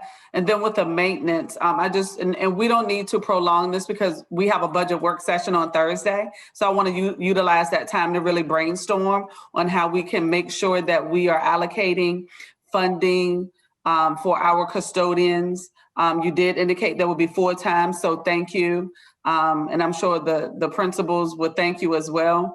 But if I can slide in there, if we can make sure that our facilities have a admin secretary, you can put that on your radar to discuss on Monday, because that is a budget item that we will have to discuss. But that's all that I have for that. And just remember, if you can remember on Thursday, let's really make sure that we will be prepared for our custodian and maintenance staff when we return to school. Thank you. I really appreciate that. Thank you. Excuse me, Mr. Young. Do we have anyone listed as we move forward? No, ma'am. All right. All right, Mr. Cameras, we're going to move forward with administrative business. And thank you so very much. This has been a lengthy meeting, everyone, this evening. And if you need to take a break for a second, just make it a second, because we need you here. We need to see your faces. But thank you all so much, because we have a lot of information and business to cover, and I'm very pleased with the response from the administration as we move forward, and the great involvement of the board as well. So thank you, thank you, thank you. 7.01, receive a verbal update on student schedules. Is that you, Dr. Epp? Yes, Madam Chair. Thank you. Yes, thank you. So I'll be brief. I want to make sure I have time to answer the board's questions. Take your time, please. With the decision to remain virtual for the remainder of the year, we certainly want to reinforce our commitment to revisit what is working, what is not working. We certainly also want to just again express incredible gratitude to our teachers who've really gone above and beyond to figure out how to pivot teaching and learning in a virtual world, and to our families and our students who've really been flexible through this adjustment over the last 9 months. And I would say, while not perfect, the schedule adjustments we made at the end of October, I think by and large, we've received positive feedback overall, and it appears to be working. The general flow of the day appears to be working much better since that shift. That adjustment included two really key aspects. One of those was float, and the other was ensuring dedicated teacher planning time. Float, the intent of float was during the 45 minutes in the afternoon, when typically it was harder to kind of get student engagement or full attention after a long morning. But knowing that our students still needed support, the intent was to create a 45-minute period in the afternoon where students could receive, as needed, one-on-one or small group academic support, personalized instruction, even touch bases with time to touch base with their counselor, time to get social emotional support, whatever it was that students needed, but doing that in a small group or one-on-one setting. The second aspect was more teacher planning time. And I think as we rolled some of this out, that I want to own that there was some initial confusion about just what we needed from teachers out of float and how that dovetailed with planning time. So I want to just take a minute just to explain a little bit of sort of where we are and how we propose moving forward. First, our students do need dedicated intervention and small group instructional time, not just for academics, but certainly for SEL and other supports that they may need and we really need all of our instructional staff to be available to provide that support. Now, how that looks naturally varies across each campus, depending on the size of the campus, as well as the grade levels. But we know that as we look at this remainder of the school year being virtual, our students are going to really receive some of their most important supports in a smaller or different environment outside of the whole class model. We certainly thank our parents and families in advance for making sure our students show up for that time. But we also know that because the teacher workload for virtual is different and is significant, and we know that we need an all hands on deck approach for float. We want to underscore the planning time that our teachers have and where we see an opportunity to provide more planning time. And so the planning time, as we understand it, our teachers, particularly our elementary teachers, should have a minimum of at least 2 hours of planning a day. That's 30 minutes during encore time, as well as 90 minutes in the afternoon following float time that teachers should have. Now, this is in addition to sacred lunch period, as well as there's 45 minutes at the beginning of the day, typically from 8:30 to about 9:15. Now, we don't count that for planning time because school leaders may use that time either in the morning or in the afternoon for staff meetings or other faculty meetings. And then at our secondary level, middle and high, our teachers have at least 90 minutes per day, as well as, again, that morning time from 8:30 to 9:15, which may may be utilized at times, hopefully not every day, but some days for faculty meetings and such. That all said, we know our teachers can always use more planning time, and especially now more than ever. And so one of the adjustments we do want to put forth is to pivot our Wednesday. We have a Wednesday early release where instruction, synchronous instruction ends at noon, and then students have independent work assigned while teachers have professional development. Well, starting with February 6th, we want to propose that 2 out of 4 Wednesdays per month are dedicated to teacher planning time. So the first Wednesday would be all teacher planning from noon to 4:30. The second Wednesday would be school-led time. The third Wednesday would be division coordinated time. And the fourth Wednesday would be teacher time as well.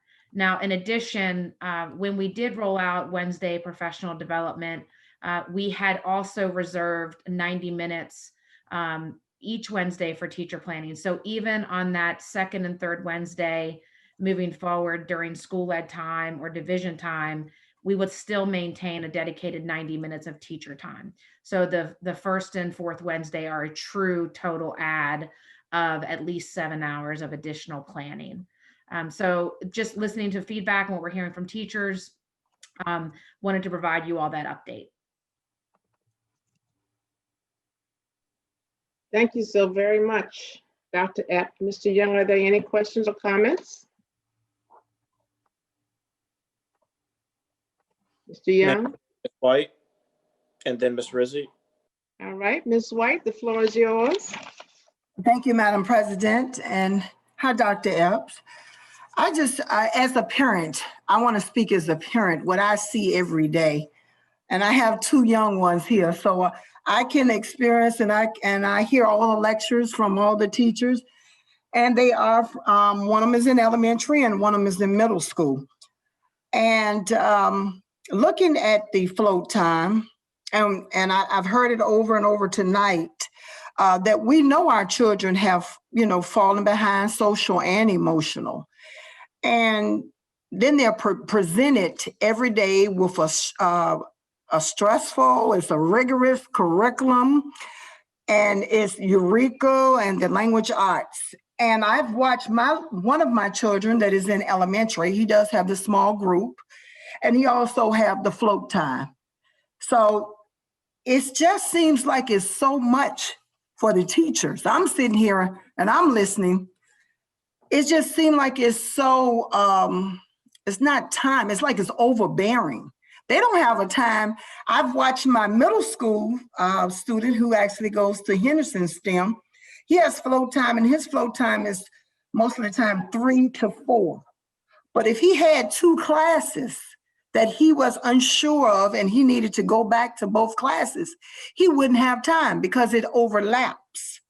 So I'm not sure, but I'm not sure what you can do. I'm suggesting, I'm not sure why it's a Wednesday. It seems like it would be a Friday where the teachers will have the whole day all Friday trying to develop and do lesson plans, because it gets in the way even with children in the evening. After they have their actual float time, then they have to do homework. So the actual student, they actually gets out at 3, probably still finish at 5. So what about the teacher who's doing the lesson plan and trying to hold up her household? She probably wouldn't get up till 5:30 or 6. And we're in a pandemic. We don't need to stress out our teachers anymore, as well as the children, because you're also stressing out the parent too, me, when I'm sitting there watching and got to go back and forth. So it needs to be a fix coming in February. It really does. On the float time, they have the small group. It just looked like everything is so crowded. It doesn't give a chance for teachers or parents to really adjust. And the children don't always come back at 3 and 4 o'clock. I've watched that also. You may get one child to come back into a class and you holding a teacher there for a whole hour to sit there or whatever when time is out, it's 3 o'clock. She's still sitting there till 4. My little one get out at 2. And I think that should be a case by case. That's where you form relationships with parents. You say, well, that child needs maybe some additional help. Can Johnny stay back? And then maybe she can stay back, but not just keep her back there every day for a float time. That's just my suggestion. Thank you very much. Very helpful. Thank you. Thank you, Ms. White. Anyone else, do we have Ms. Rizzi? I'm sorry, Ms. Rizzi, the floor is yours. Thank you, Madam Chair. Hello, Ms. Epp, Dr. Epp. It's good to meet you. So I have a question. I don't really want to speak for what's best for teachers. Goodness knows they're professionals. Many of them have advanced degrees. They could tell us what they want. And so my question is, have you presented this to teachers? Have you received feedback? I'd like to know how many teachers you've presented this to, how widely this has been, this proposal has been disseminated among them so that they can tell you what they want, what would work best for them. I certainly just don't want to be in a position here to decide, because I think that, teachers already have been hamstrung in terms of their agency to tell us what they need. I don't want to sit here and make decisions for them. They are not children. They are not, they are just as much professionals as we are. And so that is why I'm asking, how much of this have you discussed with teachers at the building level, who are interacting with our kids on a daily basis? Yes, ma'am. Thank you so much for the question. And it's nice to meet you as well. When we revised our schedule in October, we had extensive conversations. I had, I would say, about at least 15 small group conversations with teachers. We also asked schools to gather formal feedback during faculty meetings and submit that feedback via I wouldn't say it was a formal survey, but they wrote up their feedback in a narrative fashion. And in terms of in terms of this proposal, what we're adding is additional teacher planning time, because we've heard that, I would say, I feel like we've heard it enough anecdotally through emails to Mr. Camrus, emails to myself, feedback from our teacher advisory council, who Mr. Camrus and myself meet with every month. So the adding additional planning time is based on that conversation. But we have not done a formal survey of all teachers to this point.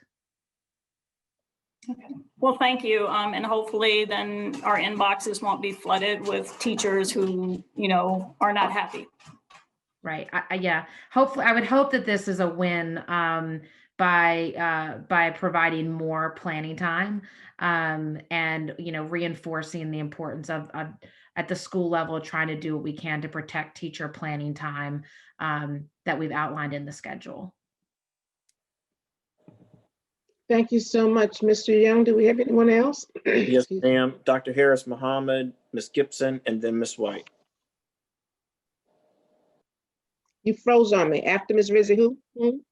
I couldn't hear you. Froze on me. Dr. Harris Muhammad, then Ms. Gibson, then Ms. White. All right, Dr. Harris Muhammad, floor is Yes, ma'am. yours. Yes, ma'am. Thank you, Madam Chair. Dr. Epps, thank you for that. Dr. Epps, talk to me about what the original plan was for float time. Just very quickly, what was the original idea? Yes, ma'am. So in our draft proposal, in October, it was to provide, it was two purposes. One, in the afternoon, we knew we needed to shorten the structure of the day whole group. We knew we did not have the luxury to just end school early, given state requirements and other needs. So, but two things. One, the idea that students' engagement might be higher in the afternoon in smaller group settings and one-on-one settings. That was some of the feedback we heard from teachers and families. The second and most important, I would say, is knowing that we were experiencing learning loss, making sure that students had a way to have one-on-one or small group additional support time, be that academic or socio-emotional. Those were the original two purposes of float. And I would say that's still the purpose. I strongly believe that the teachers need daily, not weekly. And if we can consider as a board to provide that float time where they're receiving the daily breather and not how it was changed. And then the other thing, I want you all to take a dive and consider, every school is different. We know that, right? Because they have their own school culture, right? But every school is doing something different with this float time. Mm-hmm. And Ms. Rizzi is right. Our inbox is being flooded because every school is doing something different. I also want to make aware to my school board colleagues that every school is different. I'm sure they know that. However, our teachers need daily planning, not weekly planning. So if we can, I'm advocating for that. And I hope my school board colleagues would advocate for that. And so I hope you receive that in the spirit in which I'm giving it. Absolutely. They need daily planning. So we need to figure that out. If you can get with your team, possibly, and all of this is directly correlated to the strategic plan, which deals directly with student achievement. But I think the piece that we miss in student achievement is also teacher achievement. And that's the piece that we're missing. They're trying to help students achieve, but who's helping them achieve? I want us to keep that question in mind about who's helping our teachers achieve. I appreciate it. They need daily planning, not weekly planning. Thank you so very much. Dr. Harris Mohammed, I love that frame of how are we supporting our teachers and achieving what I see primarily my role to be. And I could not agree more on the daily planning. Our elementary teachers should have, actually for all of our teachers, but I think our elementary teachers should have more planning time now than they've had in normal circumstances. Even current state, before thinking about the additional Wednesday time, they should have at least 2 hours daily for planning. And if that's not happening, I've asked teachers to talk to me about that. Now, I know that what I hear is sometimes that time gets encumbered by faculty meetings, which is why there's that 45-minute extra time in the morning that we don't account for in my 2-hour time frame. Good. And so I will make a concerted, I meet with our teacher advisory council this week. I will ask them again, particularly our elementary folks, where that time is coming away from, because they should have on paper they should have at least 2 hours plus this additional Wednesday time. So I will check into that. Thank you. And then also one last thing, Dr. Epps, I appreciate you, I really do. If we can assure that our building administrators is not interrupting their planning time. You have just indicated, for those that are listening, the first 45 minutes or whatever that time was that you described is for those faculty meetings or PLC meal. Teachers need uninterrupted planning time, because as you just indicated, our elementary teachers have more to plan for.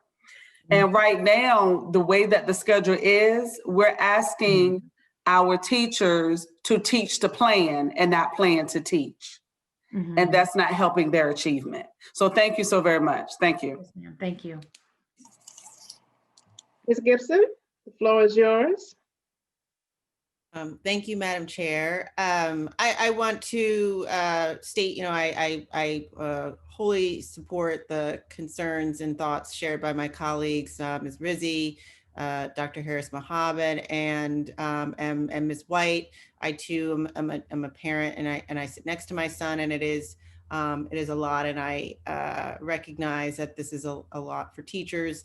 It's also important to note that teacher retention is also a goal on our strategic plan.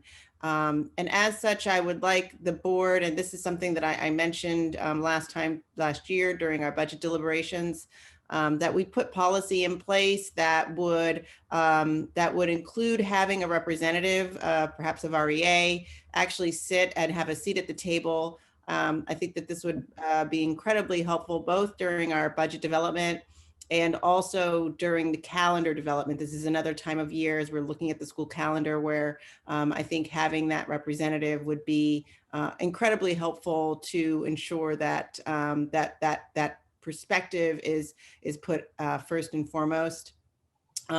Lastly, on another note, and this is, for me, my request is that that these updates, there's a number on our board agenda, there are a number of verbal updates on our agenda.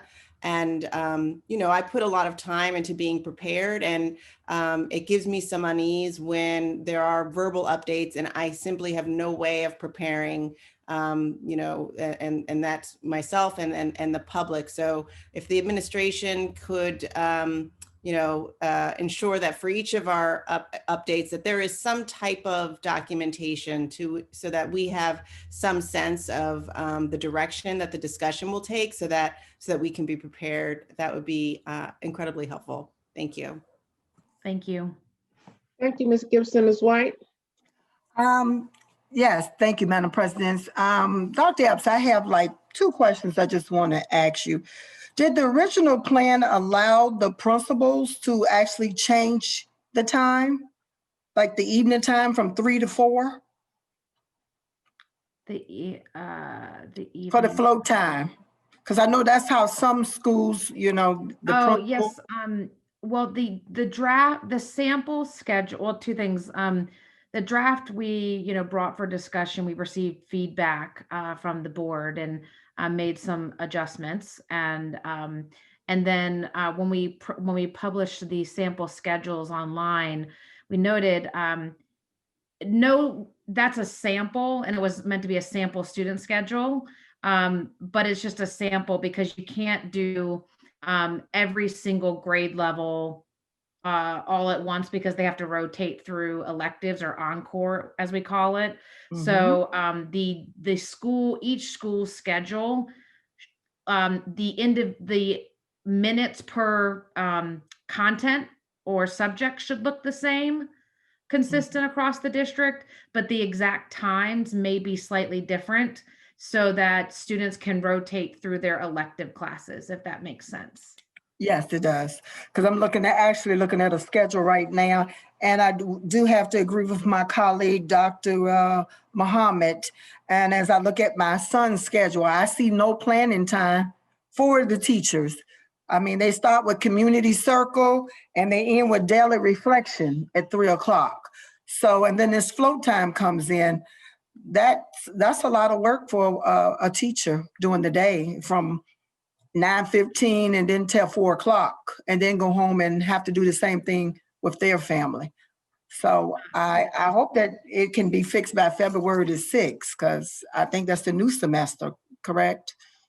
Yes, ma'am. And again, I'll certainly,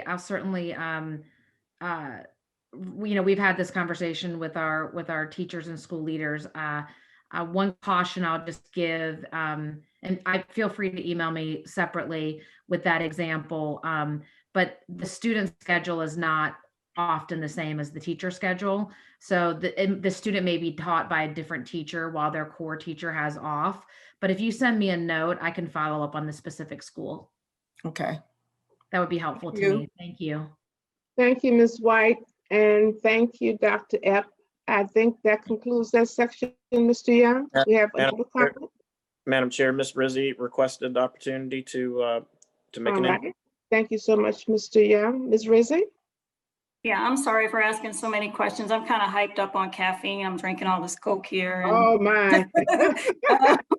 so like I'm a little hyper, but so the question, I just want to reiterate, Dr. Epp, that, I really want to know that we're consulting our teachers with this, because the emails largely are saying restore the float time, right? They're not suggesting other options, right? And so I just want to make sure that our teachers feel like they have a say in this, because my colleagues have all expressed the fact that this is a lot of work for them.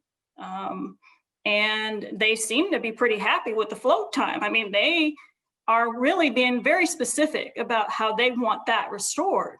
So, I mean, I just really want to reiterate the fact that I'd love to know that teachers en masse have been consulted about this as a body. And yeah, Ms. Gibson, teacher representation on the board, that would be a dream.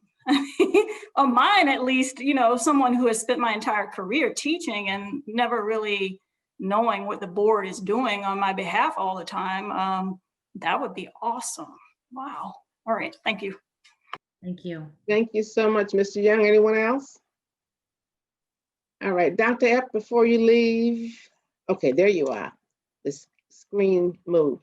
Thank you so very much. It is very, very, very, very hard to figure out a good schedule of planning and release time for elementary level. And it's because the average elementary teacher works, I know, at least 10 hours a day per se, to be realistic. And having been an elementary teacher for years and administrator, even time to, I'm enjoying the conversation to hear that there is an opportunity to work out ample planning time or float time or however it is listed.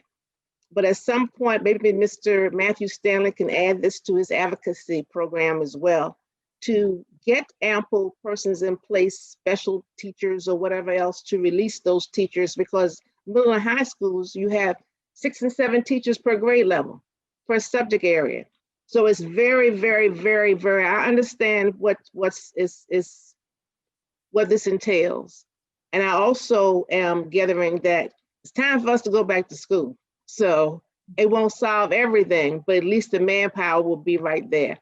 But we know that, I know that you would bring a report back and that we will be able to address this accordingly as we move into the next semester as well. But thank you so very much, and appreciate all that you will do in regards to hearing what our children need, as well as what our teachers need, because our teachers are very, very, very well equipped to teach in spite of, and then some, and we thank them all for that. Their hard work. We can never really thank them enough, and then some. And thank you so very much for the great conversation and suggestions we've had this evening. And also, we know that the administration will address that appropriately. So thank you so very much.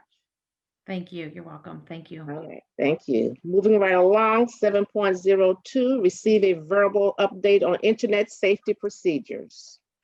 That is also me. May I continue? Yes, please. Okay. So I wanted to again, I will be brief.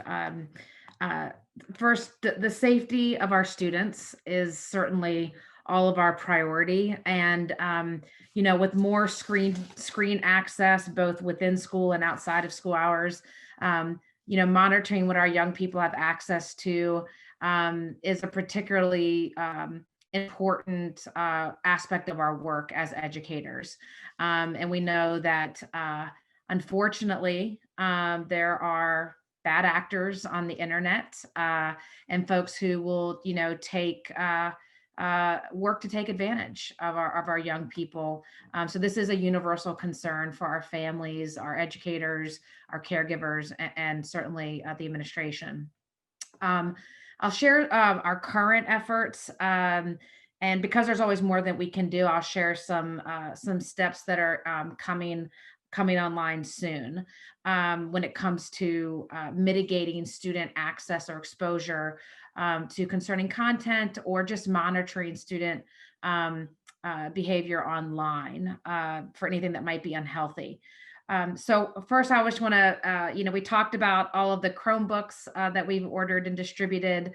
I want to remind folks that at the beginning of the year, due to delivery shortages, some students had to access school via a personal device or via a tablet, which was not equipped with the RPS filters or protections or safeguards. So just as a PSA, if your child is still using a private device or a tablet, please work with your school to swap that out for an RPS Chromebook. So the protections and safeguards I'm about to go through, some of the filters really only apply to, we can control so much more on an RPS device than we can on a private device, an RPS Chromebook to be specific. So specifically on all of our Chromebooks, we are able to set filters and block sites from certain content.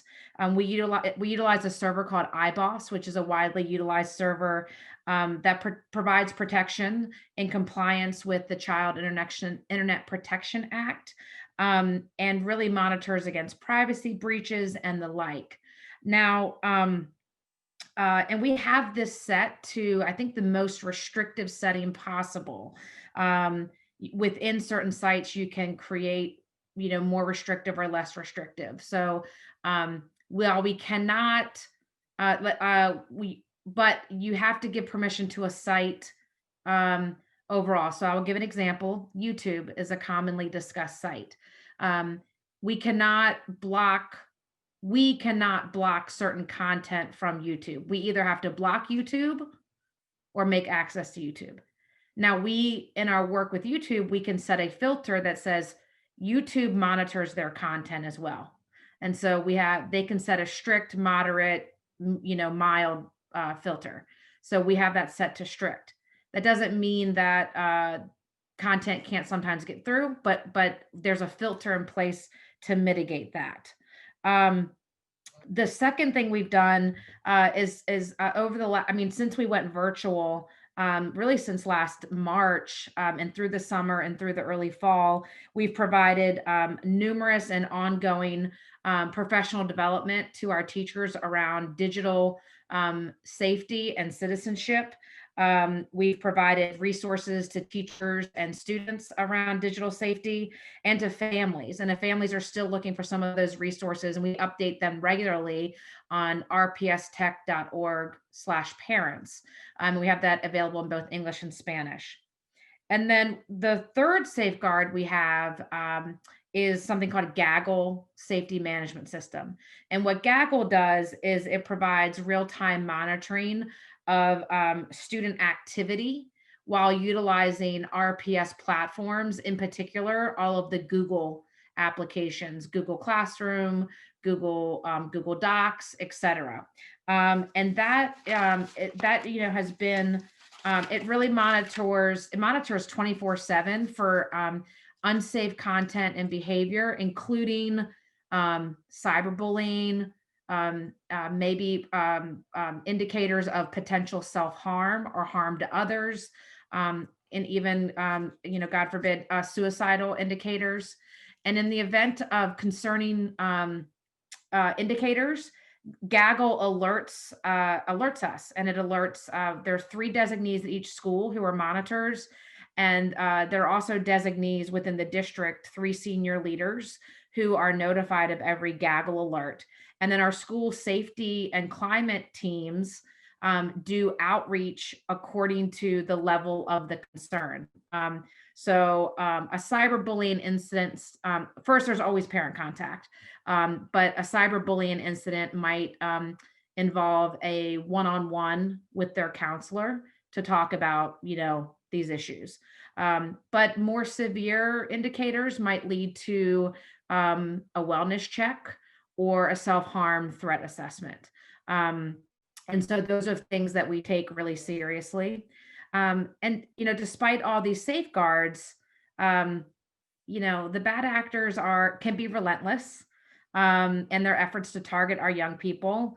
And even in cases of more innocent or distracting content, like extensive gaming, the internet is full of information for people to bypass firewalls or proxies, unfortunately. And so it really is just a daily effort of our filters and our systems. And the best way is when people notice a breach is to let us know so that we can research that, and we can continue to review any glitches or things of that nature. But I wanted to give an example. Like people trying to get access to our kiddos can use all kinds of workarounds. And so we just have to stay vigilant.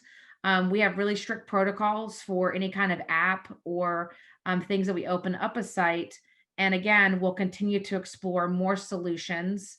Again, but when there is an issue, please email our help desk or me or Mr. Camrus personally, and we can research and find out a little bit more that can help us, again, address what might be a new bypass to a site. And then lastly, just in terms of continued efforts, we're launching for the second semester in partnership with Google's Be Internet Awesome curriculum and the Child Internet Protection Act in compliance with that.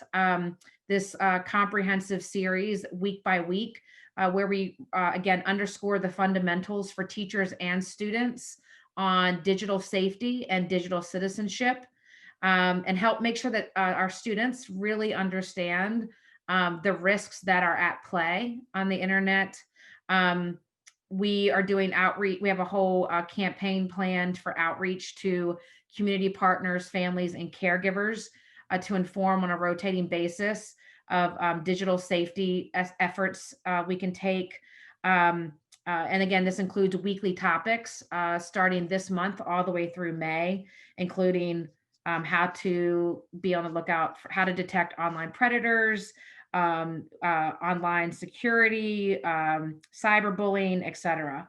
And I'll just close saying, we are so grateful to our teachers who continue to utilize teachable moments with our students and with families. I know that more screens in the home means more efforts to monitor, what our students are gaining access to, and we certainly want to make sure that our equipment is protecting our students. But I want to be honest, with any technology out there, unfortunately, there are in the 21st century, we have risks, and we want to just work with families to identify them as they come up and tackle them, and again, welcome any further solutions, suggestions, or feedback to that end.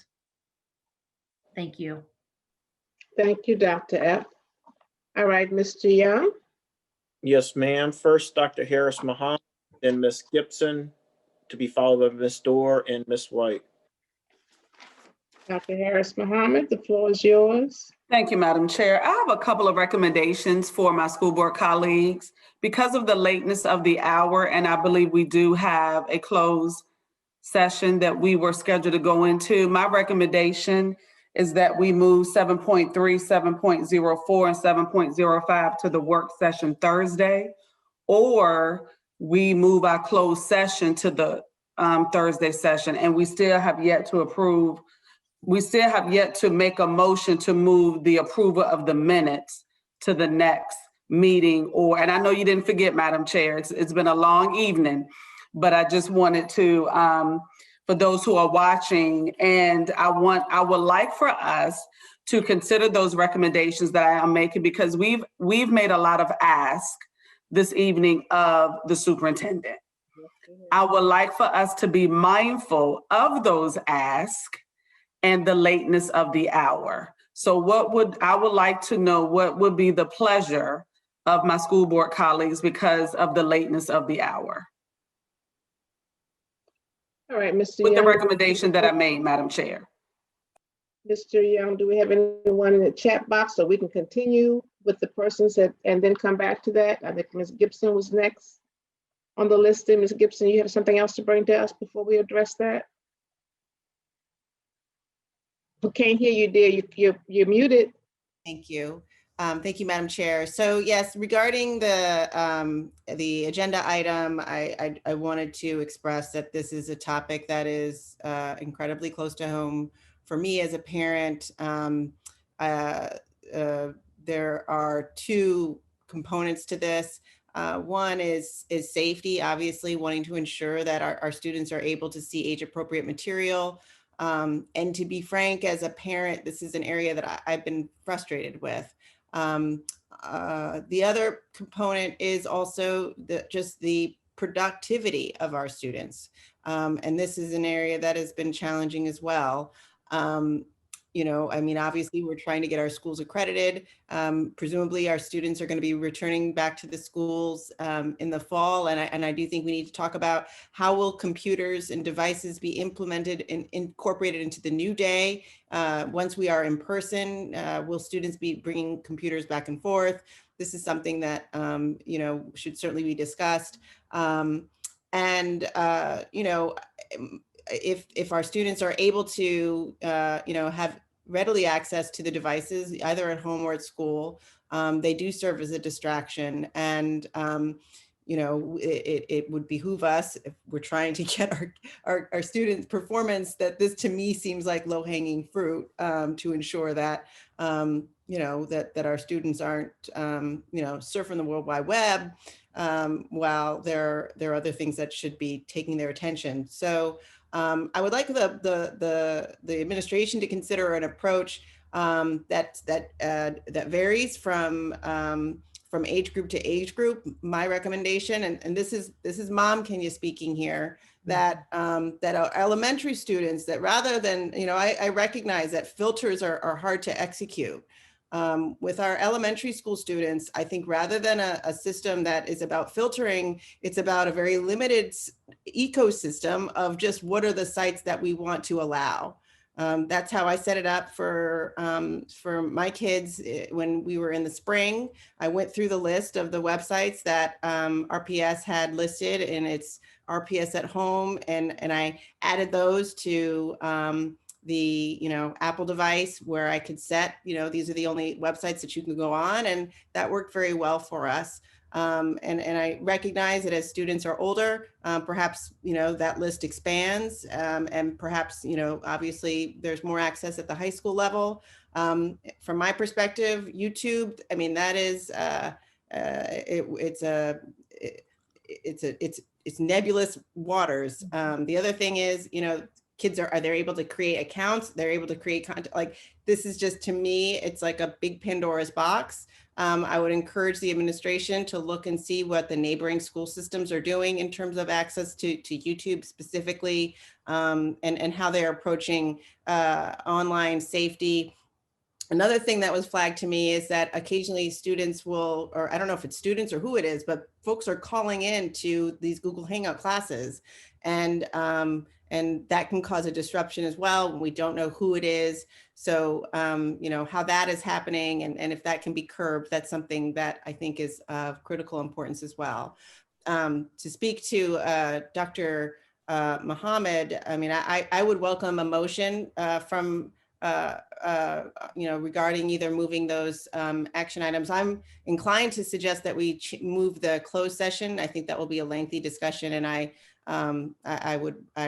prefer to do that at a time when I'm a bit more refreshed, but that's my personal preference. Thank you, Ms. Gibson. I believe Ms. Dewar, you were next on the list. So I'm certainly not an expert, but I think Ms. Gibson made a lot of good points. I think that, you know, I'm hearing from several parents similar concerns as were outlined. And so I don't know exactly what the solution is, but, you know, I'm happy to connect to you, Dr. App, with some of the stakeholders that I've listened to. But I think just being really thoughtful about this, as I know you are, you know, it's going to be a constant challenge, as articulated by my colleagues. And I agree with moving the closed session to Thursday.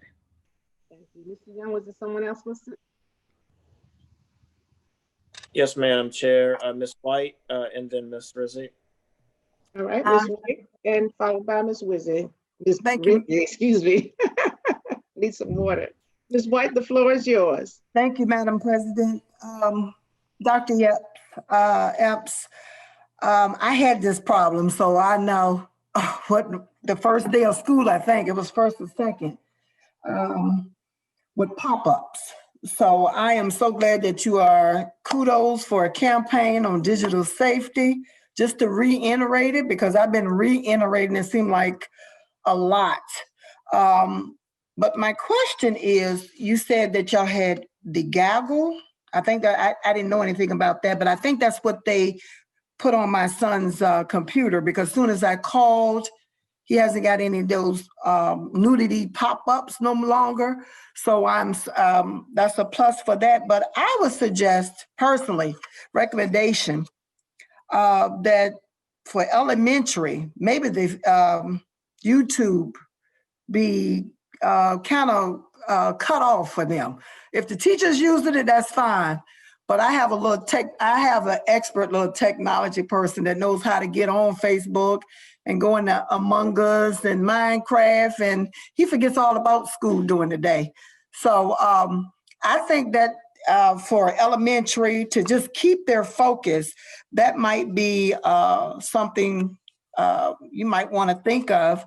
And for the just for the gaggle, I'm not sure if it does this, but like if a child goes onto a site, like something in YouTube that is not appropriate, maybe it can shut them out for that right then, that day, just to give them that, you discipline them in a way that they can't get back on Facebook that day. Maybe tomorrow they'll come back and be better. Somewhere that it doesn't totally block them out, but it's a lesson learned. So immediately as they see it, where a parent don't have to call and say, well, I see nudity or whatever, or I see pop-ups. Soon as it comes and it activates to the persons that you said that sees it, they put a filter on it immediately to block it out that day to continue with the learning. That's just a suggestion that I have. And Madam President, I also agree, closed session to be moved to Thursday. One quick note, just if I may, I agree with the YouTube sentiment that both you and Ms. Gibson raised. We originally had kept it given the amount of resources teachers wanted access to in a digital world, and feeling like we sort of weighed pros and cons. But I will circle back to our elementary teachers in particular and get a feel for the impact of limiting that site. And of course, I'm always checking in with our IT department to figure out, are we fully exploiting all of the different protection mechanisms? So I will continue to push on that conversation and make sure that make sure that we're using all the tools available to us. Thank you very much. Thank you. If I may, Dr. Epp, Ms. White made an excellent point. Our children are so smart. I remember, and being an elementary school principal, we had that problem years ago. All the filters, all the firewalls, whatever, some were just so savvy and so in tune. I hope they're engineers right now, because they could just get into anything. So I commend you for what you're going to do. And we're not the only area that's struggling with this. They bring schools as well over the years. So however it can be addressed, our children are brilliant and they will find a way, especially if they've been having that freedom overall. Whew. All right, it's a great concern. So I thank you so very much for addressing that and keeping us up to date. I did hear the suggestion, but before I move forward, Ms. Rizzi, I'm sorry, I left you out. I'm so sorry. Please, I have you on my list too. Please go right ahead. Thank you. Thank you, Madam Chair. So, I taught in Henrico County when they first rolled out the laptop initiative, right? There were apples. Believe me, it was like the Wild West for like 2 years, Okay, no exaggeration. They were hacking into our grade books. They were doing all kinds of things. And it was a tremendous learning curve for the county. And so what I'm asking you, one question I have is, do you have, or do building level administrators have remote access to these laptops? Because that is something that teachers had. We didn't have it, but our administrators had remote access. So if a kid was on a site that really they weren't supposed to be on, the kid would see these little eyes, right? They know somebody was kind of watching their laptops or saw what they were doing. Is there any remote access capability on these Chromebooks? I think I know the feature that you're describing that's classroom based. I will have to follow up on that. I know that we have the ability to remote in from our tech team, and I have admin access, but let me get some more details on that particular feature. Yeah. And also, as a teacher, current teacher, right, who struggles to diversify my content, I would just highly really emphasize that you consult with teachers about taking away YouTube. People have this real negative view of YouTube, but I will tell you a lot of the really great stuff I bring to the classroom, I get from YouTube.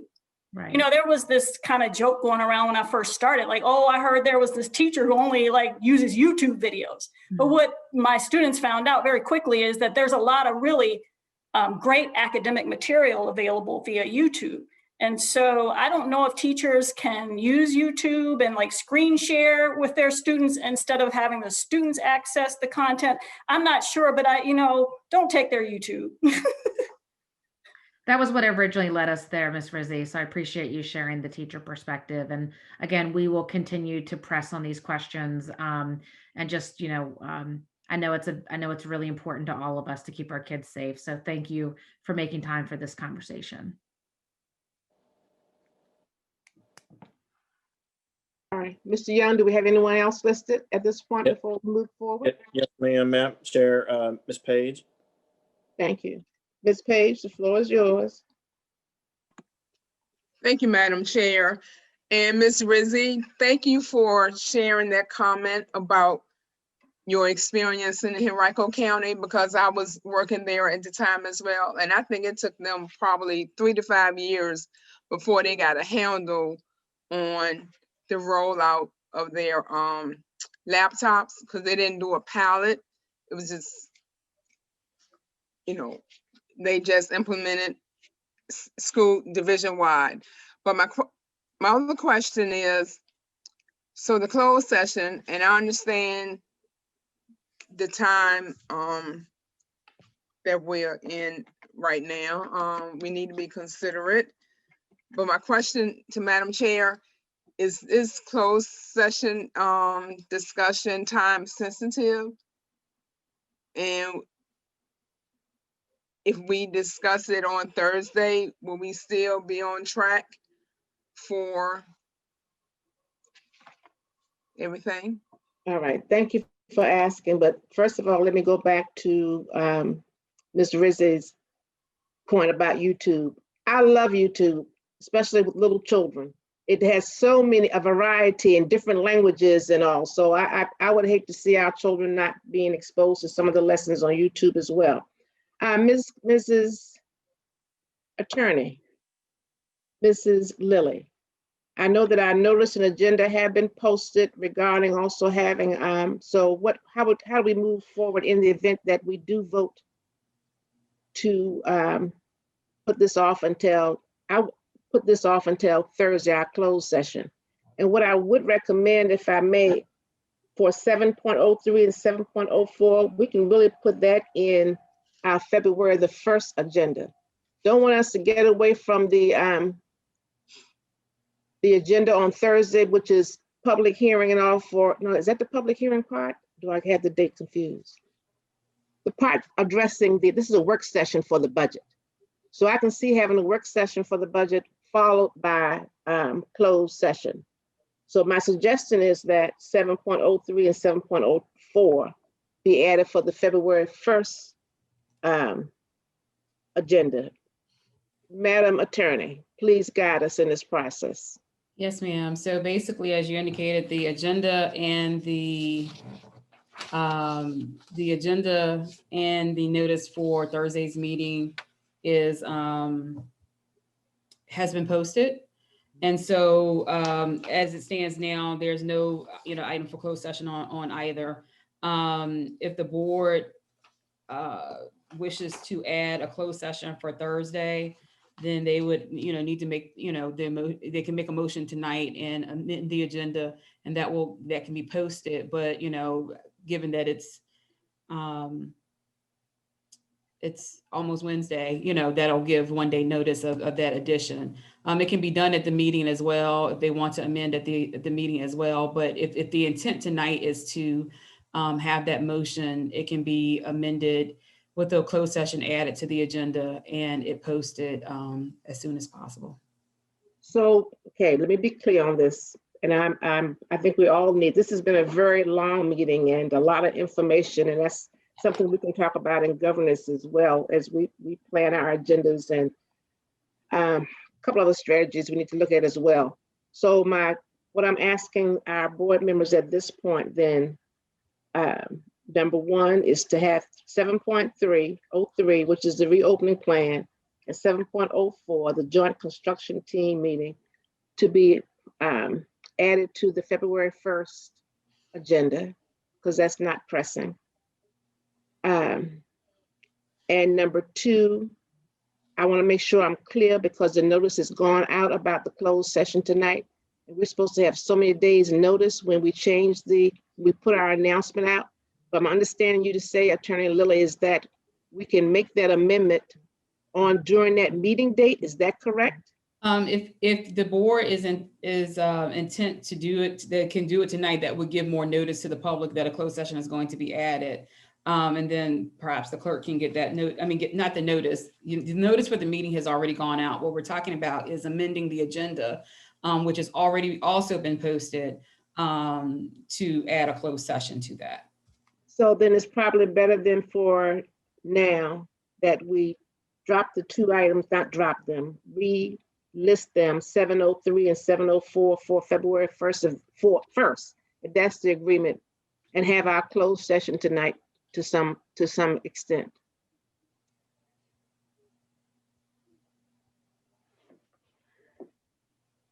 And then we'll get to the motion after that regarding the minutes. It's on my notes. I haven't forgotten it. So right now we need to hear Mr. Young. Do we have anybody that would like to speak to that? I'm concerned about, I'm sorry, go ahead. Yes, ma'am, Madam Chair. Dr. Harris Muhammad requested the opportunity to address it. Dr. Harris Muhammad, the floor is yours. Thank you, Madam Chair. You forgot to say 7.05, receive a verbal update on the Virginia Department of Education Memorandum of Understanding. Thank you, but I haven't made a motion yet, so thank you. You're right. I saw a motion in the chat. That's why I picked that up. Yes, ma'am. So Ms. Dorr might want to amend her motion or to add 7.05 for the, just add that to her motion, and I am comfortable. If she can read her motion for all transparency for the public, and then I can say, yeah. Of course, when we put our information in the chat, it's basically to help the clerk. So yes, ma'am. Yeah, so of course, yes, of course, she'll do that. Thank you.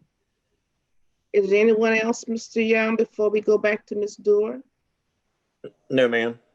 Thank you so much, Mr. Young. You've been a jewel this evening, and a belated happy birthday. All right, Ms. Dorr, the floor is yours.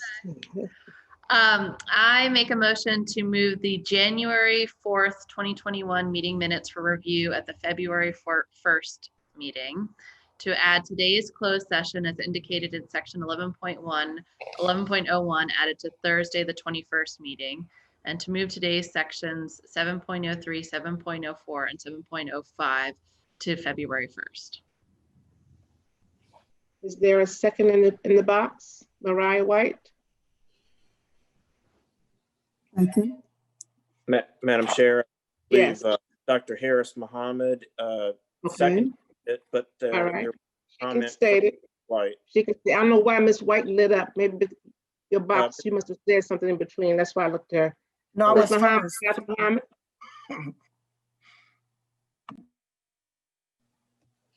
Dr. Muhammad is going to second that, please. I lost you all. I'm sorry. My internet went out and then everything came back, I think. I seconded in the chat. Yes. But be mindful, even though it's in the chat, we verbally still have to state it. Yeah, yes, ma'am. And as I just indicated, Madam Chair, I lost you. Thank you. Yes, ma'am. I lost. We can go on without you. Thank you. All right, are there any questions or discussion? Anyone Madam listed? Chair, Madam Chair, Yes, Ms. sir. White. Ms. White? We lost you, Mr. Young. I think you said Ms. White. Ms. White, I saw your box light up, so please. I was going to second it, and then you said, That's what I thought. Okay. Yeah. I think you both, she put it in while the box was lit. So thank you so very much for that. Is there any discussion regarding this motion? Mr. Young? Madam Chair, I don't see anyone else, but if I may, just briefly, I want to respect the wishes of my colleagues, but I think I'll vote no on this just because I recognize we have some most urgent business and closed, and would personally prefer that we initiate that sooner rather than later. But I hope that my colleagues recognize that in no way diminishes my recognition that it is late in the evening, and respect the will of the group to instead proceed on Thursday. But I will, for the reasons identified, vote no accordingly. All right, Mr. Young, I need to be clear on the motion as well, because from what I heard, I really wish that Mrs. Dewart split the motion rather than adding the minutes, but it's on the floor and it's been seconded. Ms. Dewar, because I didn't hear the close part, would you repeat your motion, please? I make a motion to move the January 4th, 2021 meeting minutes for review at the February 1st agenda, or on February 1st, to add today's closed session as indicated in section 11.01, added to Thursday, the 21st meeting, and to move today's section 7.03, 7.04, and 7.05 to February 1st. All right, thank you so very much for repeating that, Mr. Young. I am in agreement with you. It sounds like it really could have been 3 motions because they're 3 different topics. So we're ready for the question. Again, the motion is to defer the minutes, excuse me, not defer. The minutes will be reported from January 4th and at the February 1st meeting, and that closed session be changed to Thursday's meeting or February 1st? Thursday's meeting. Yeah, that's the motion has already been seconded, but that was quite a lot. And 7.03, 7.04, 7.05. To February 1st. Yeah, I heard you. It's just Robert's rules as well. We need to look at that because that's 3 different topics in one, but it's already been seconded, so I will move forward as so decided. Mr. Collins, we're ready to vote. Mrs. Dorr? Yes. Mrs. White? Yes. Mrs. Gibson? Yes. Mr. Young, I have your vote, but I will ask for the record. Please do. Mr. Young? Thank you. No. Ms. Rizzi? Hello? Yes. Dr. Harris Muhammad? Yes.